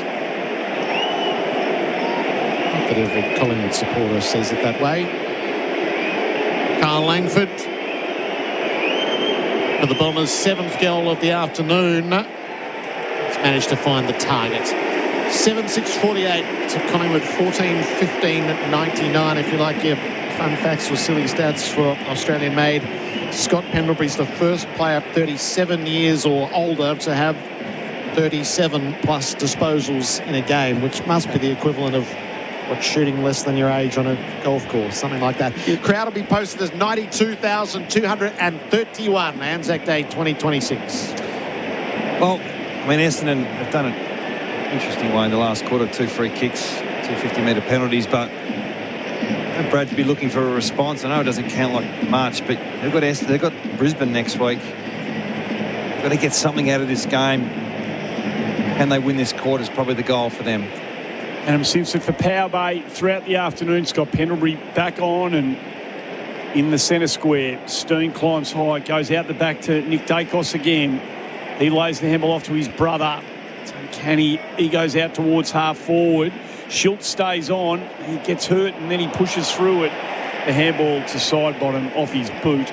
He sort of did try to trap the footy, manner of attempts, and it does go off his boot out of bounds. So the free kick to Essendon. And short to Farrow and half back. And a great experience for these young Bombers. Not a great day on the scoreboard. They'll have plenty more of these before they hang up their boots. Durham, just shy of true wing position, outer side of the ground. Driving footy inside forward 50.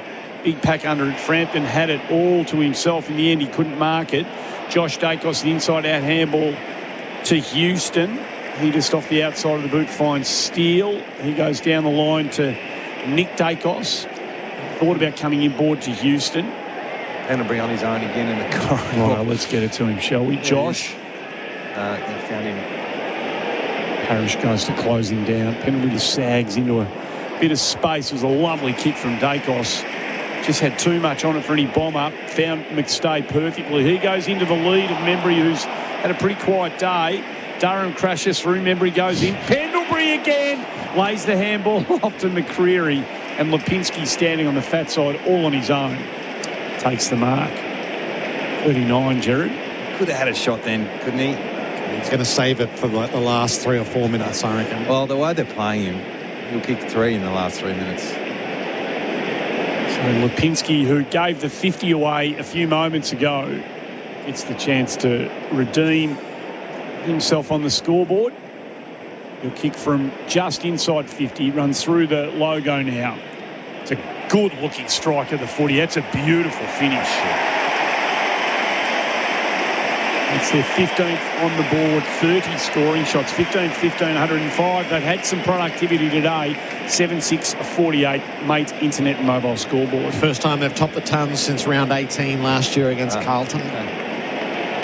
Trying to work through whether it's just who they're playing or there's something different in their style of play. Probably a little bit of both. I mentioned throughout the week, Gerard, that their contest work's been horrendous this year, Collingwood, and you get to work on something, you get it right, and suddenly the other parts of your game come into it. As we see May getting ice on his knee, hoping for the best for him. Pendlebury back in the middle now with Dacos, so they're looking to really leave a scar in the last 5 or 6 minutes. Well, there's still 10 minutes to go.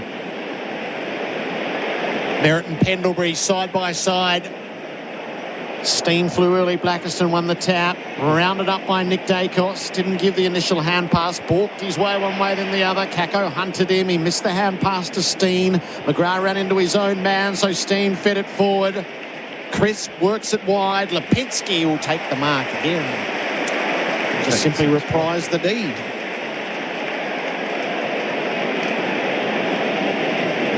Scott Pendlebury just tells him to take the full 30 seconds to soak it all up.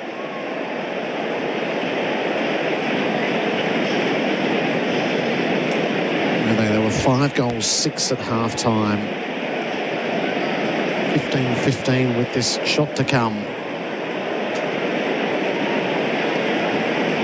Lipinski for 2 in a row. Hit it as sweetly this time. Dragged it near side and through for a behind. 58-point margin on the Mate Internet and Mobile score. Quick ball in from the Bombers.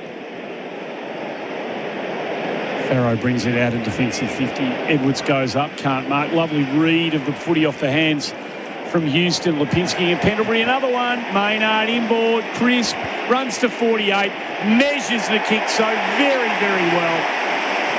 And it is party time now. This last 10 minutes could get very, very messy.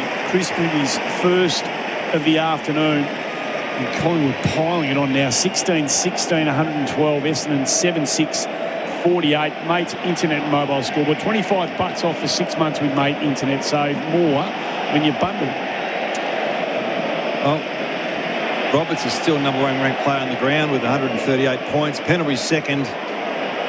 But the collective, you know, they've still got probably 12 or 13 premiership players out in the ground, and it's clearly a talent gap tonight. And the system looks a lot cleaner for Collingwood. They've done different modes. They were happy to embrace the handball game. And that roars as the scoreboard shows 40 disposals for Scott Pendlebury. That's unbelievable. So back into the middle we go. Tap goes the way of Nick Dacos. Loads it up deep. Cameron cleared the way, brought it to ground, side bottom, slapped it on. El Hooley dragged off his kick. It'll fall. Pendlebury gathers. That's 41. A hand pass out the side. Schultz kept it alive. Brilliantly done. Side bottom, Lipinski. Cameron, here's 42. Career best equaling. And it's a beauty too as he drops it on a dime for McStay. Scott Pendlebury, if he had a bat, he'd raise it right now. unbelievable. I think you should rest him now for next week. Let him get the PB. Get the 50. Yeah. It's an indictment on Essendon, but let's enjoy it for what it is. His career. I wonder if he'll go around again, Andy. Well, wouldn't you? Oh. 1 goal, 3 McStay's hit the post twice. Pendles is the chant around the ground, and McStay finally puts up his second. It's a 70-point margin. It's becoming an unceremonious smacking. 17-16, 118 to Essendon, 7-6, 48. The big moments for Bendix breaks. Bendix, the best known breaks. Andy, I want you to guess how many score involvements Pendlebury's had out of 42 possessions. Have a guess. 8. It's the most for the year of anyone. Oh, in the AFL. 18 score involvements. 18, okay. Well, let me ask you, you're the coach. Why would you want him not to be part of your 36, the next year? It's up to him. Man roster it's purely up to him. Yeah, but if you're not going to... that's when you get to that level, it's whatever he wants to do, you'll roll with, and he does more than just on-field. He's gone forward now in that little corridor role. So they take it again. Steen, although Blackiston jumped over the line, and Steen had thumped it inside forward 50 anyway. I think the mark might have been taken by McStay, but it comes back. Here's another clearance to Nick Dacos. Lays it off to Quainer. Quainer goes to the top of the square. Couple of Essendon players. Fly Elliott out the back. It's another one. This is getting real messy now. 18-16, 124. Elliott's got 2. Essendon, well, they are witches' hats for the time being. 7-6, 48. Mate's internet mobile scoreboard. They've burnt all their credits of the past 10 quarters. Yeah. All of them. Yep. I've lived this nightmare too before when you're Brad and you had a little bit of momentum, and then a game like this pops up, not out of nowhere, but, you know, the question is, I thought we were past this, comes to mind, and, you know, the wagons will need to be circled again back out at Windy Hill. Well, the president said a couple of weeks ago he's our next premiership coach. You've got to say that, don't you? When you say he's your coach, the next premiership coach, you know you're in strife if you say no. But you're right. It's a lot of damage done. And Steen's so hard to manage in the middle here. Collingwood running hot for Ream. Steen wins the tap. Blackiston was after it. Nick Dacos pinched it. It winkled out the side. Parrish. Hand pass wasn't particularly good. Steele's been in it from beginning to end. He should have got a free kick for high contact and did. So Ron Steele. He's going to kick it to the hot spot. De Goey went one-handed. Fed up by Pryor. Kick was smothered. Now De Goey's working towards it. Didn't get it. Merritt, Pryor out the side. Sardis. Just ignored Farrow and went a bit longer to a contest. Wright and Frampton were deeply engaged with each other. Perryman, Frampton, Steele, kicks it up to half forward. Cameron's got to make the contest. Roberts backed himself. Flew didn't take the mark. It's a free kick and it's going Collingwood's way. It's Cameron's ball. Nick Dacos wanted it. It's a very rare moment where he didn't get it. Not initially. He gets it now. It's a bit harder. Steele's getting plenty of it late. He tosses it up to full forward. Side bottom, Madden Rise! No, he didn't get the first bite, the umpire said. So he just kicked the goal anyway. He kicked the goal anyway! And Steele's side bottom lifts Crisp up in the aftermath. It's a rout! And the goals are coming at a great rate. 82 points, and there's still 6 minutes to go. Ruthless tonight. Yeah. Spoke about the 100 points. They might win by 100. Gerard, 8 goals, 3 this quarter, 2 goals straight. Those 2 goals were free kicks. -4 centre clearances, -10 contested possessions for the Bombers. 7 goals, 2 from turnovers for the Pies this quarter. They are the epitome of running hot right now for Roon. What's the opposite to running hot? Running cold. And frozen at the moment. They are dispirited and defeated, and they can find nothing right now. And again, McCreery steps through a couple. Nick Dacos again to his brother again. Lips it back to McCreery. Dispossessed. Ball knocked out in the tackle. Parrish goes and gets it to Blackiston. Threads it through to Durham. They can get out the front here with a bit of luck. Roby goes into the pocket. Nice kick. And even then, Howe is making Langford earn it as he takes the mark. 35 to 40 out on just worse than a 45-degree angle. 15 inside 50s to 7. They're getting cold down there, those boys. Haven't had enough supply at all throughout the day.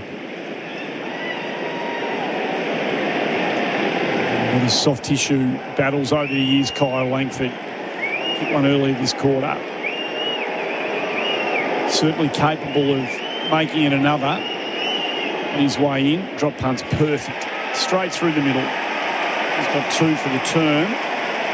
And just take 6 points off that expanding deficit. 19-16, 113. Collingwood 8-6.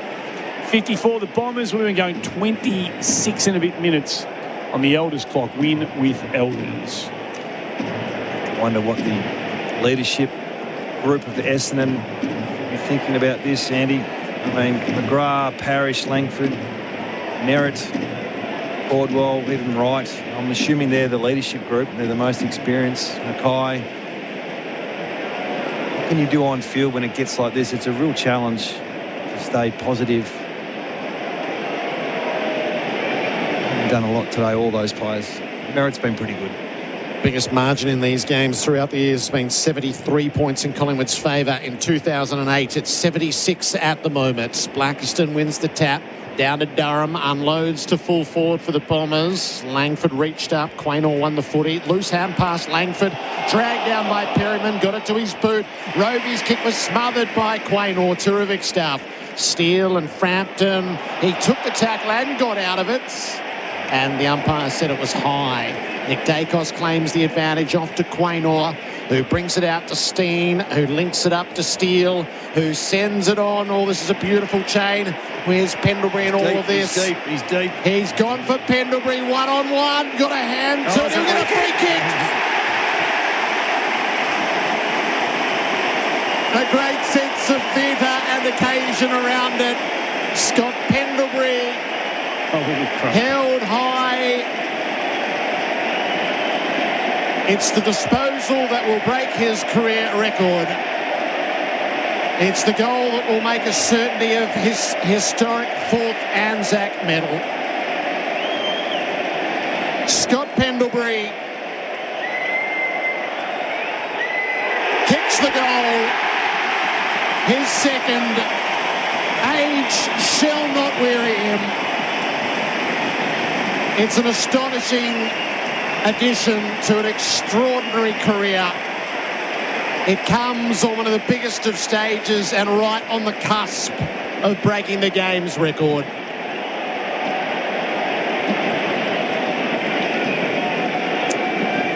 Oh, you called it. You wanted it late. You didn't want it too early in the quarter. Gerard, it's come about in such a tremendous way. He's had 10 possessions this quarter.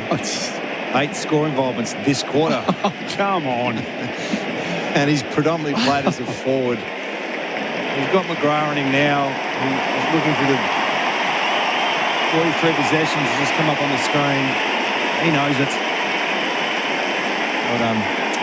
Hawthorn, Geelong, Sydney, the next 3. This sets them up to really test their mettle against some of the heavyweights in the competition. This has been a day of celebration for one of their great, if not their greatest ever. But who knows where Nick Dacos is going to sit in that conversation as he gets another handball, sweeps it out wide to Perryman. Steele in the 1v1v Edwards. He had the reach, did the bomber, takes a good mark. Comes inboard to Dersma. Goes back outside. Roberts, who's had another prolific afternoon, coming up for number 42 for Australian made, but the ball dropped short. Wright couldn't get there. Billy Frampton, who's been good the last couple of weeks, stood his ground, takes the mark, shares it with Howe to Quainer. He's very short to Crisp. That's what he does. Take this boundary line now, try to open up the corridor if they can. Howe takes the mark again as they chip it around inside defensive 50. Josh Dacos. If there's a bold kick to take, he would have taken it, but he goes all the way back to Frampton. Activated the control mode, and he would have probably lost our fun that we were having there for a while. Feels like they've just to park the bus now and take the win. Down the line he goes to Dan Houston. Pendlebury is in the goal square. Yep. 100 metres of space. Nick Dacos brings it out to Cameron, who's going to play it to Lipinski on the near side wing. Collingwood by 82, and they're on the move. Quaynor checks his kick, put it onto the chest of Elliott's. Pendlebury stays deep in the square, and they go into the channel instead, and Crisp marks and will take the shot at goal. Yeah, that just completely stopped here, isn't it? 31 minutes played. This for a 10-goal final term.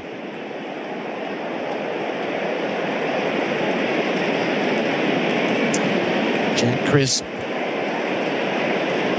makes his approach to goal. Crisp with the left foot drop punt, sprayed it to the left. It's an 83-point margin on the Mate Internet and Mobile scoreboard. McGrath's kept trying. El Hawley hasn't been their worst. He goes down the line looking for Langford. Frampton with the decisive fist. Farrow can't keep it in. Plus 37 contested possessions tonight for Collingwood. As stated before, they're last in the comp at contested possession differential. And this is a massive statement. Shallow throw in. It's going to land on the umpire's head. Blackiston goes and gets it. Dersma. Oh, that's dicey kicking in there at this time of the game. Josh Dacos on the turnover. Around the body he goes. El Hawley drifts back with the flight of the ball and takes a score-saving mark on the last line. Out to Parrish at defensive 50. Has a look up the line and kicks to the contests. Into it came Cameron. Ball spits out the side. Merritt trying to get it to Caddy, who dived on the grenade. Worked it around to Kako. Dispossessed. Pryor got it going Essendon's way. Sharp plays it well. Edwards takes the mark just beyond the 50.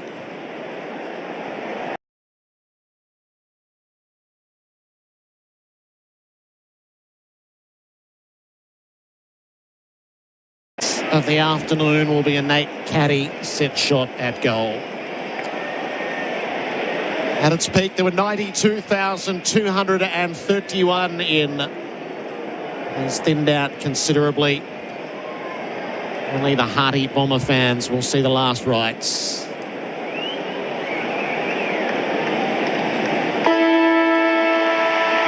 Unforgettable for Collingwood for so many reasons. A humiliation for Essendon that finishes with a Caddy goal. It makes the margin 77 points. And in the legend of Scott Pendlebury, Anzac Day 2026 will live large.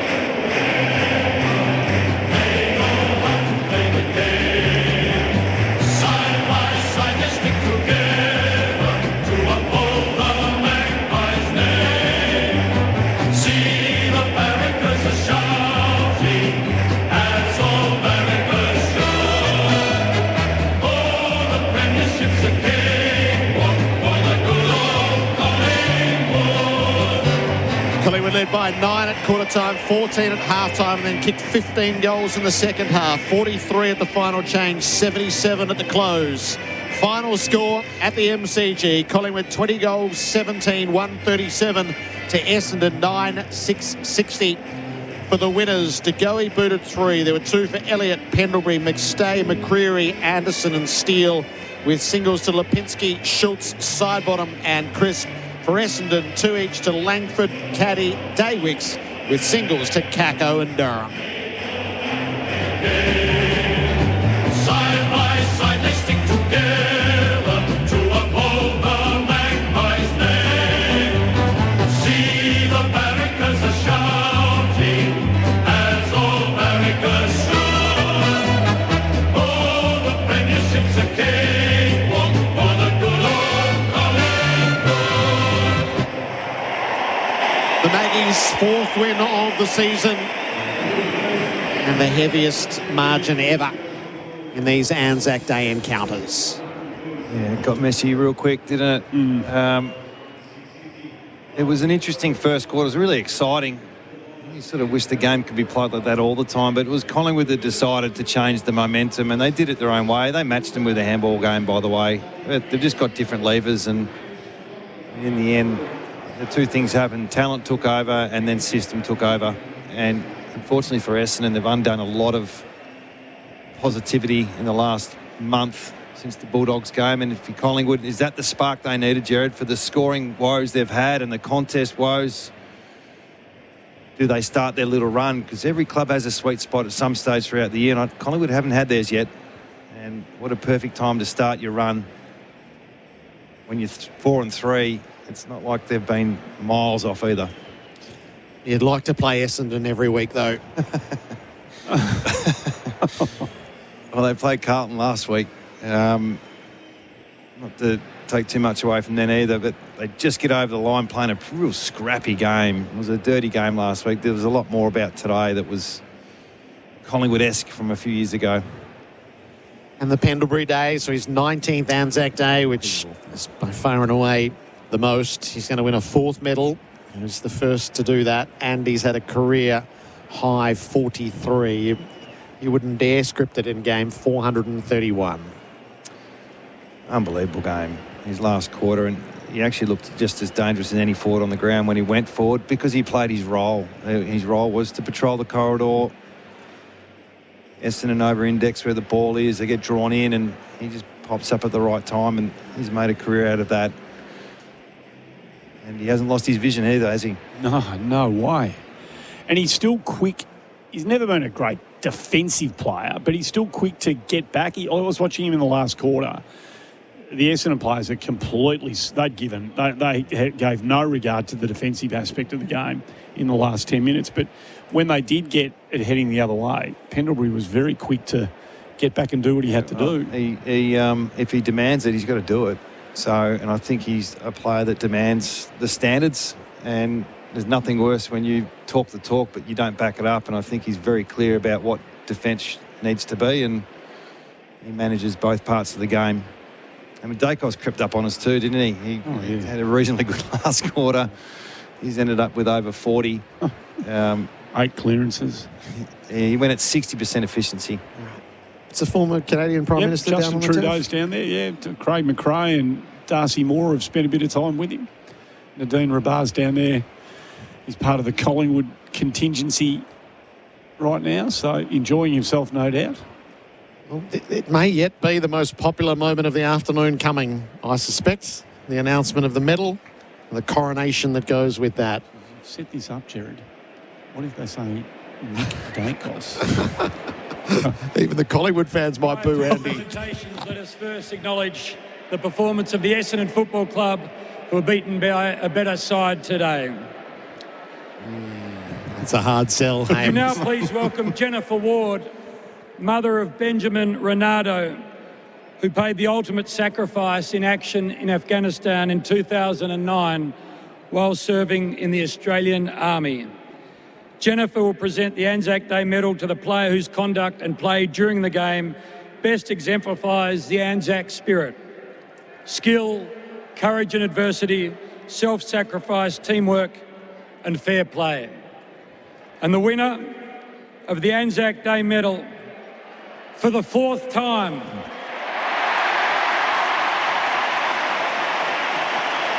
is Scott Pendlebury of the Collingwood Football Club.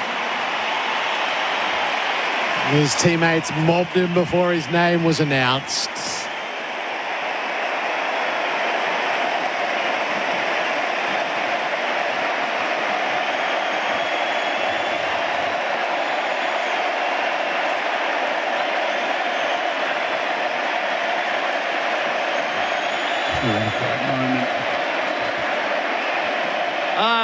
I'd just like to thank every fan that rocks up today on behalf of both footy clubs. You make today such a privilege to play on. The atmosphere you guys create for both sides is unbelievable. To Essendon, it's always a great fight to play against you guys on a day like today. Keep chipping away at it. And to our boys, well done. Great win. Let's go on to the next one. Cheers, guys. Of course, he's got a couple of big days ahead. They'll likely both be here. A precursor to it, this has been. Would you now please welcome Brayden Maynard, today's captain of the Collingwood Football Club, to receive the Anzac Day trophy from both President of the Victorian Returned and Services League, Dr. Mark Schroeffel, and Jack Crawford, acting CEO of RSL Victoria. This is a perpetual trophy provided by the RSL in dedication to the memory of those footballers who served in times of war.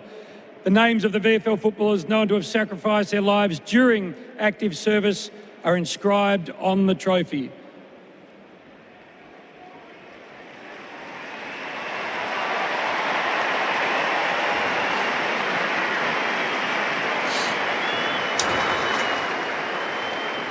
Oh, what a champion Scott Pendlebury is. Give it up for him one more time. Good work. He knows how to please a crowd. Does he want?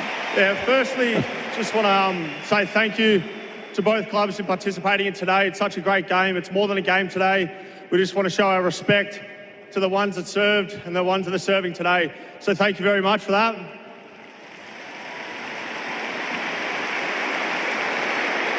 And then just to respect to Essendon for coming today. It's a great game always. It's a massive occasion for all, and it's such a great day to be a part of. So thanks, guys.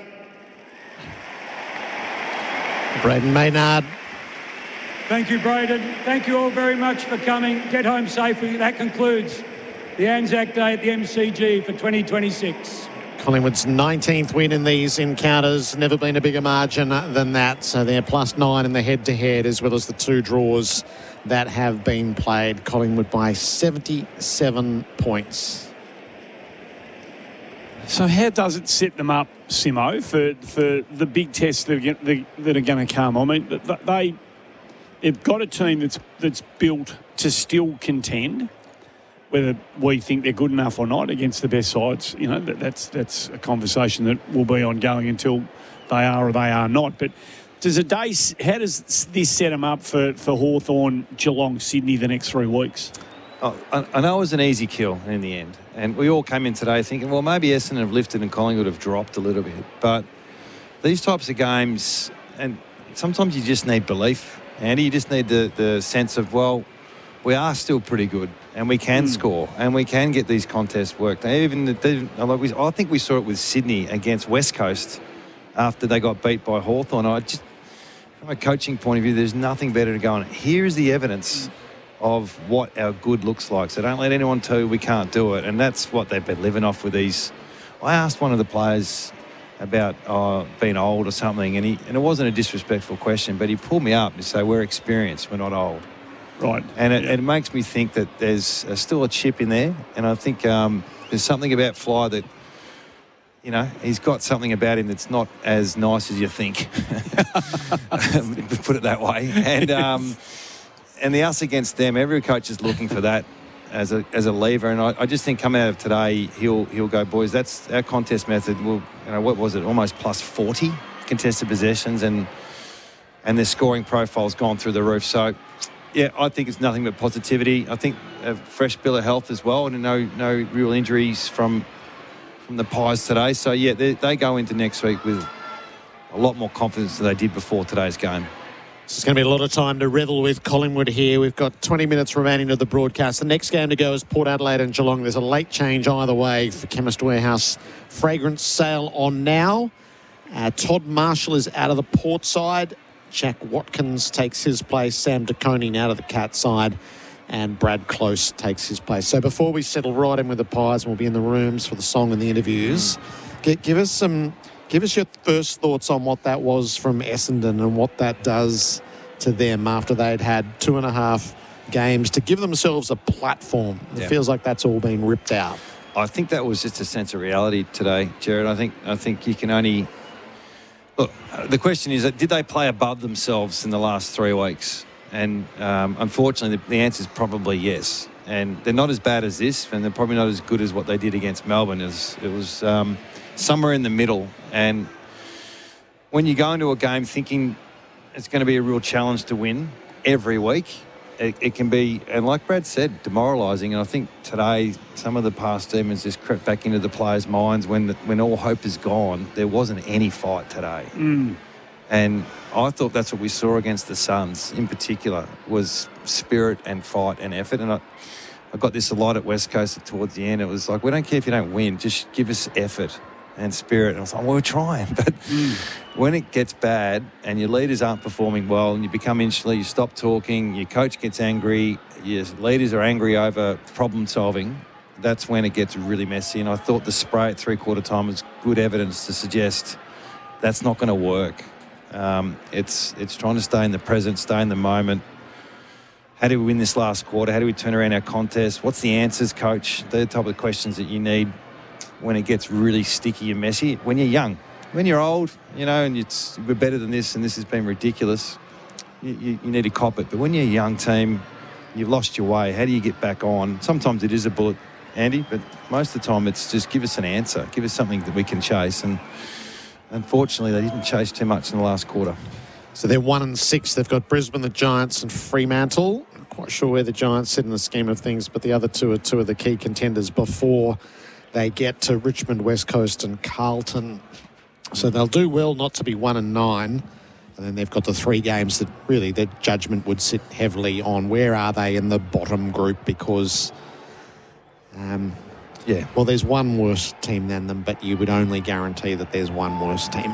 Yeah, and then they might have lost another soldier today, another player in May. So we don't know what that knee is, but you fear the worst, don't you, Andy? I didn't see it live. You saw it. I think it was the inside of the knee. Yep. So, you know, I'm no doc and no physio, but it looked like it didn't look horrific. It didn't look like the classic ACL movement, but there was definitely a wrench given to it, and he was clearly in pain. So we'll just keep our fingers crossed for him. Think about like you can this. What's the next version of their on-ball brigade look like? That's a great question. Can you see it at the moment? No, I can't. No, and what's going to happen to Merritt end of the year? Yeah, he was playing a pretty single-handed role until he gave up as well. Like I didn't see him after three-quarter time or after half-time really. So yeah, it's a challenge when you're a young side and you've got your plan A and that doesn't work, and it's what's next, and you don't know what it is, and then there's the evolution of a list. And is there more pain coming before it gets better? That's probably the question Essendon supporters are asking themselves. They get in their cars and they're probably already home after the crowd. But beat the traffic, But it's the all right, we've got some young talent there. There's a bit there, but where's the A+ players? And we need in the modern game 5 or 6 of them to be really competitive. All right, we'll try to get some of the ambience of the rooms for the kids. Oh, that was a baby crying in the silence today. There must be 25 children in that. probably in all of club song. Pendlebury's got some grandkids there. Very good. Very good. They have to temper their enthusiasm with all the kids around, don't they? They The can't old really... earmuffs. You ever put earmuffs on your kids? No. Not a chance. Wish I had it bringing them to a few Carlton Collingwood games here over the years.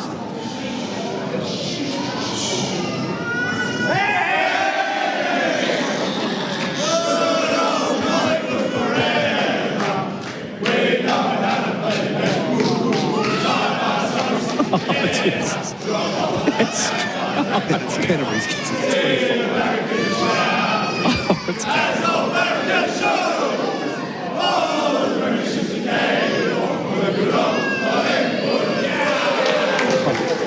not for every kid.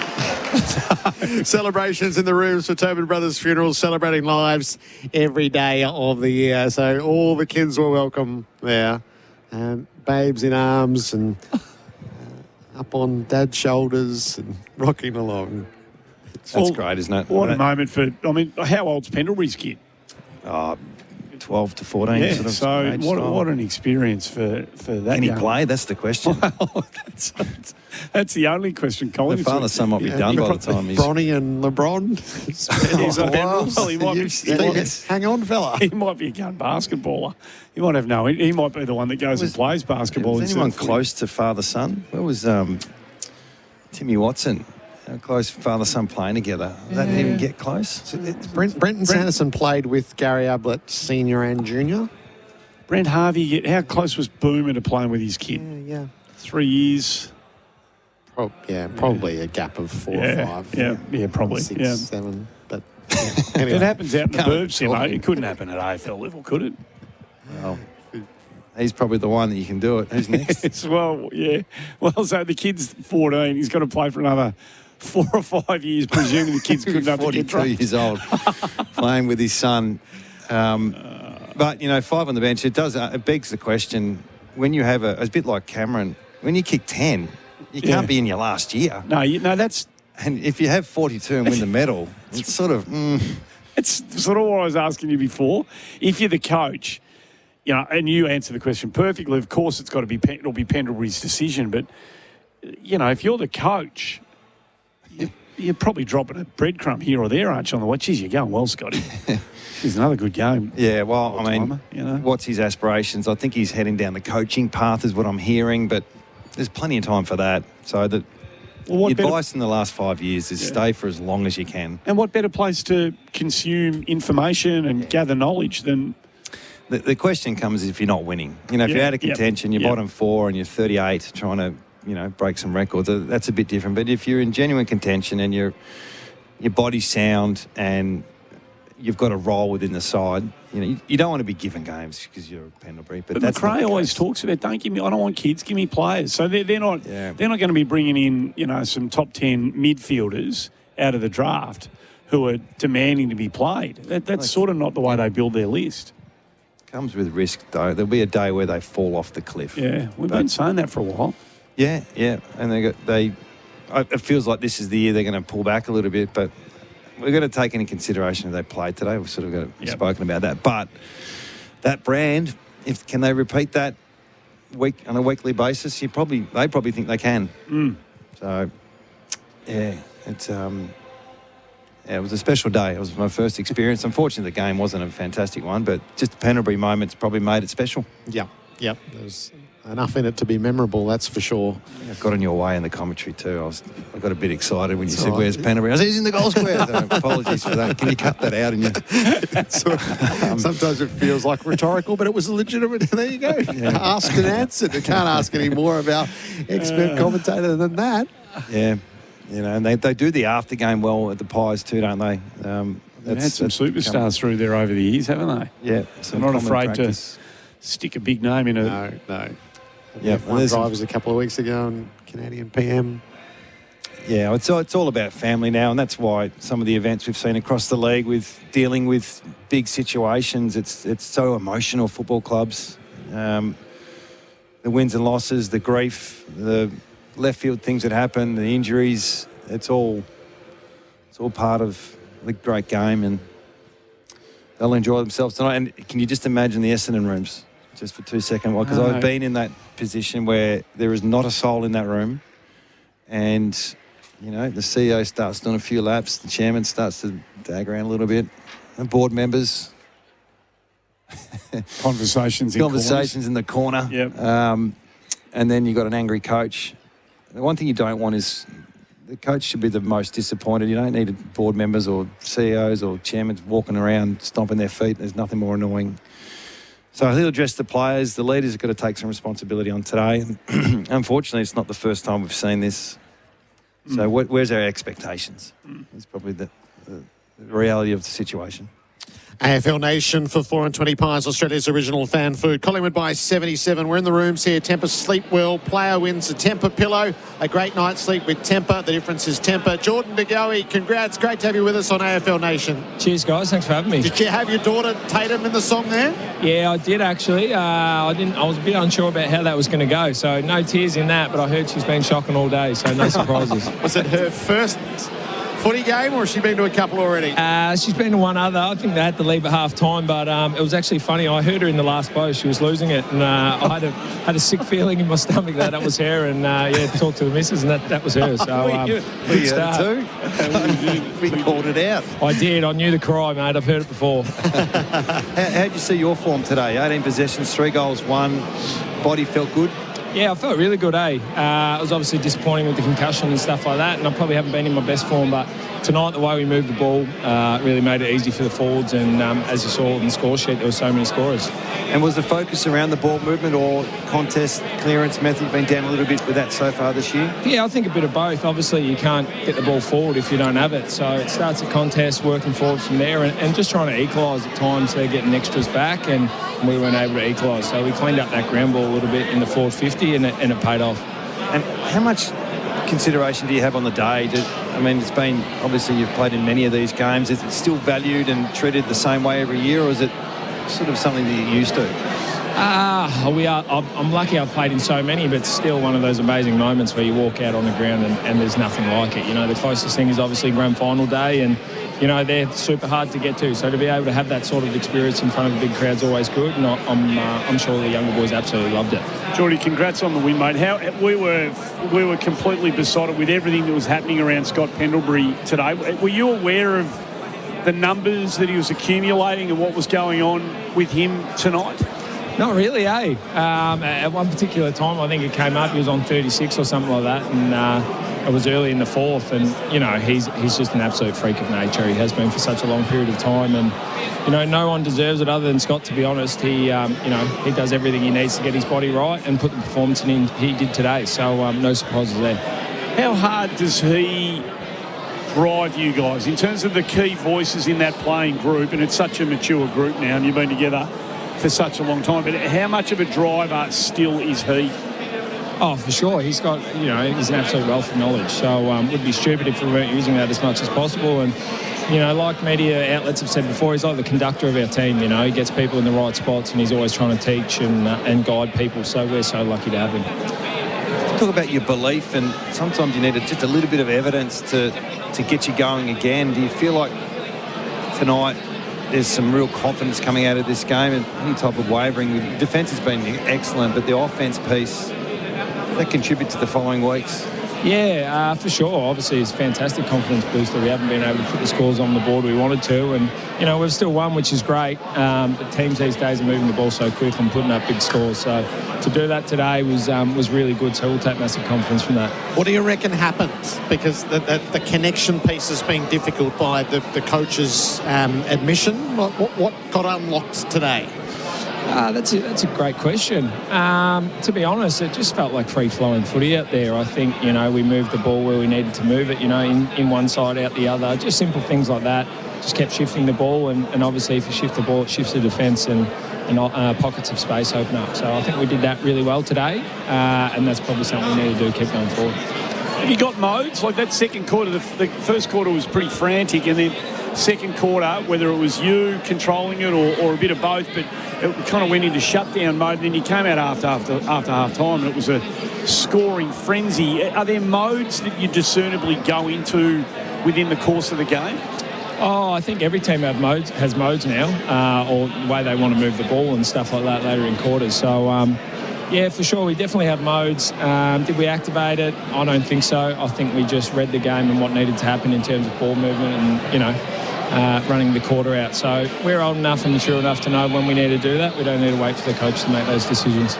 Jordan, great to have you with us. Congratulations and a lovely family memory, I'm sure, out of this Anzac Day. For sure. Thanks, guys. Jordan DeGoey with us. A great night's sleep, night after night after night. That is the difference. The difference is temper. By the sound of that, you could probably use the pillow.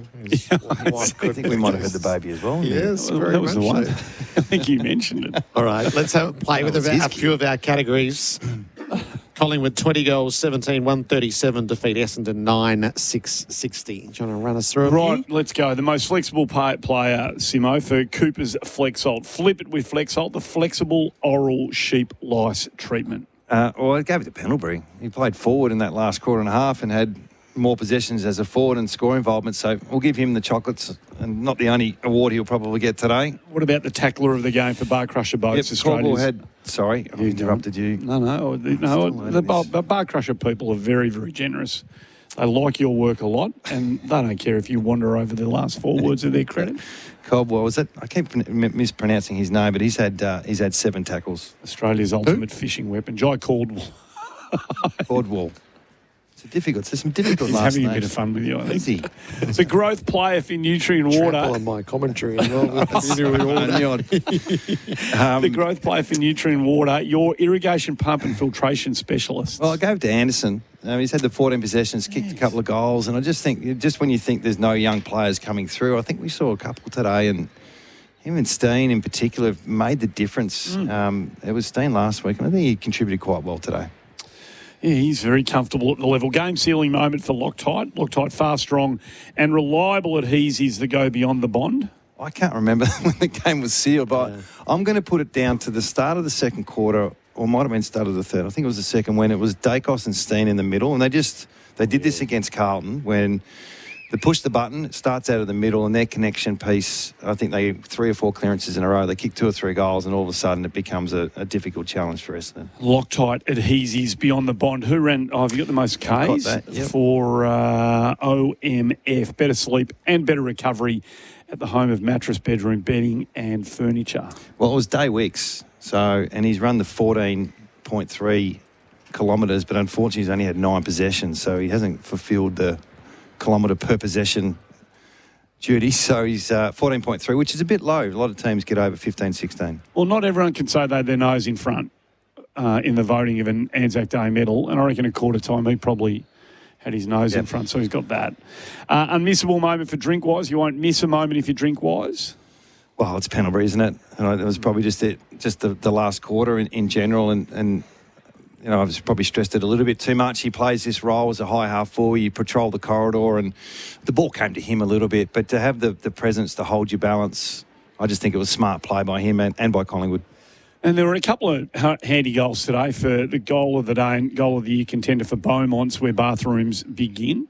I like Caco's goal. I know there was a lot of good goals, but I just think the effort to get there, and it was off the ground, top of the square, just didn't have any right to get his foot on the ball. And you know, probably the 1 or 2 highlights of Essendon's day. Yep. Beaumont's 4. Bathroom wear.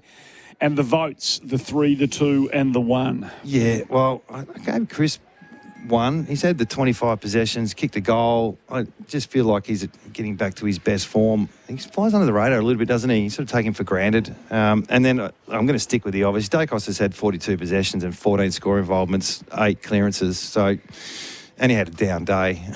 So it's like, you can't deny the fact that his bad days are still everyone's best. So, and then Dacos, obviously, Pendlebury, the 3 votes with the 43 disposals, 15 contested, 26 uncontested, 4 clearances, and 19 score involvements.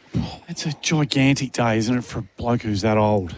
Like, it's phenomenal. Experienced. What the score involvements is? I actually don't know the answer to that. Oh, it's the highest this year. 17 was the highest this year, so he's up to 19, which I'm sure Benny will tell us. I'll be right up just there. want to get Next the week. meters gain stats from Thursday. Don't forget, Collingwood fans, big game next week. But head to the fan zone outside the G next Thursday night. Check out the Crusader Caravan. That is something that you can win. Oh, so we'll be there. So Right, excellent. Reading that, we'll be out with the Collingwood people in the Crusader Caravan. You'll be following us on the run home. We're out there as well. So Gazy will be out there taking selfies. He loves a selfie, Andrew Gay. So if by all means sidle up. Loves them, Simo. Can't get enough of them. You like them? Me? No one ever asks me. Don't know about that. Well, that was some sort of afternoon, one way or another, and it'll be discussed at length in the days ahead. The Pendlebury performance, the biggest ever defeats that Essendon suffer here on Anzac Day. So we'll take our final bid, our final farewell here for Bendix. When it comes to breaking Bendix are the best, put your foot down with confidence with Bendix. Collingwood 20 goals, 17-137 defeat Essendon 9-6-60.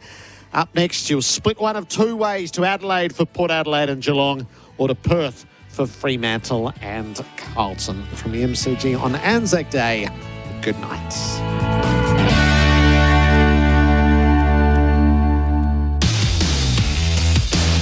That quarter on AFL Nation was for Mate Internet and Mobile. $25 off for 6 months with Mate Internet. Use promo BINGE25 at checkout.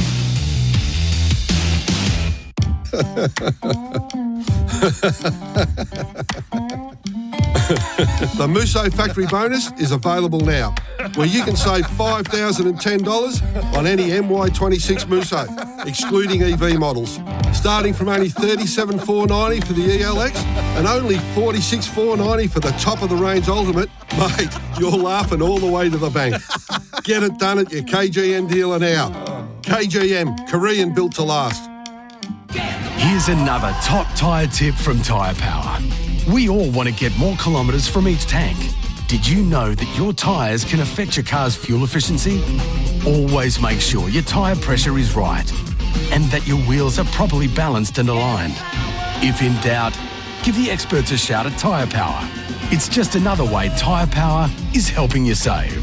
Visit tyrepower.com.au or call 13 21 91 for your local independent owner. When you're serious about getting the job done, you need equipment that delivers day after day. The Coyote range is built tough in South Korea with reliable diesel power, smooth transmission, serious lift capacity and all-day comfort across 25 to 140 horsepower tractors. Plus, check out the Coyote zero-turn mowers and skid steers ready to tackle any job. Backed by local dealer support. Explore the full Coyote range in the new catalogue out now at your local dealer. Coyote, we've got you covered. A Kogan stick vac is just like a stick vac.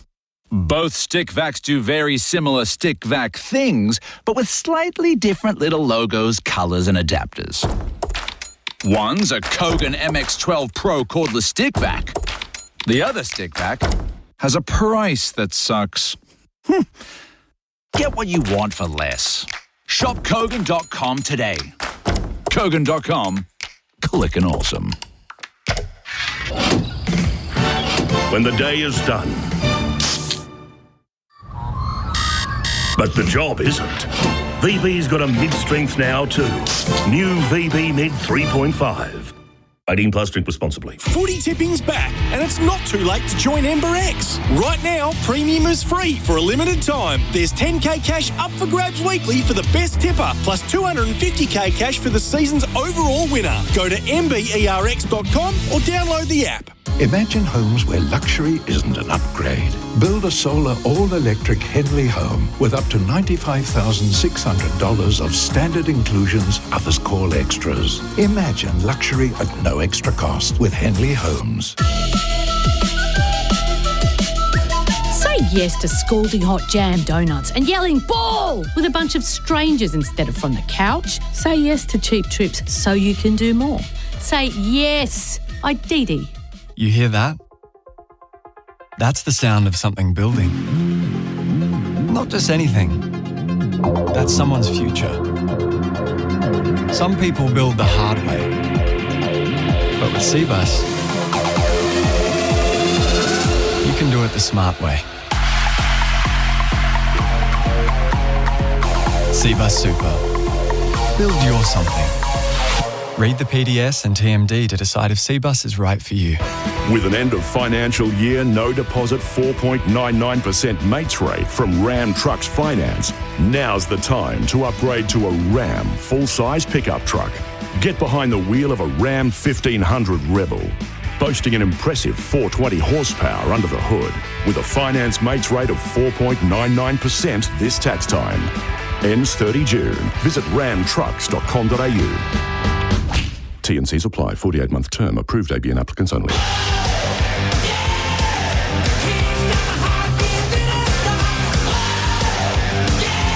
You're listening to the Bunnings Build-Up on AFL Nation for Bunnings Trade, helping tradies and builders get the job done.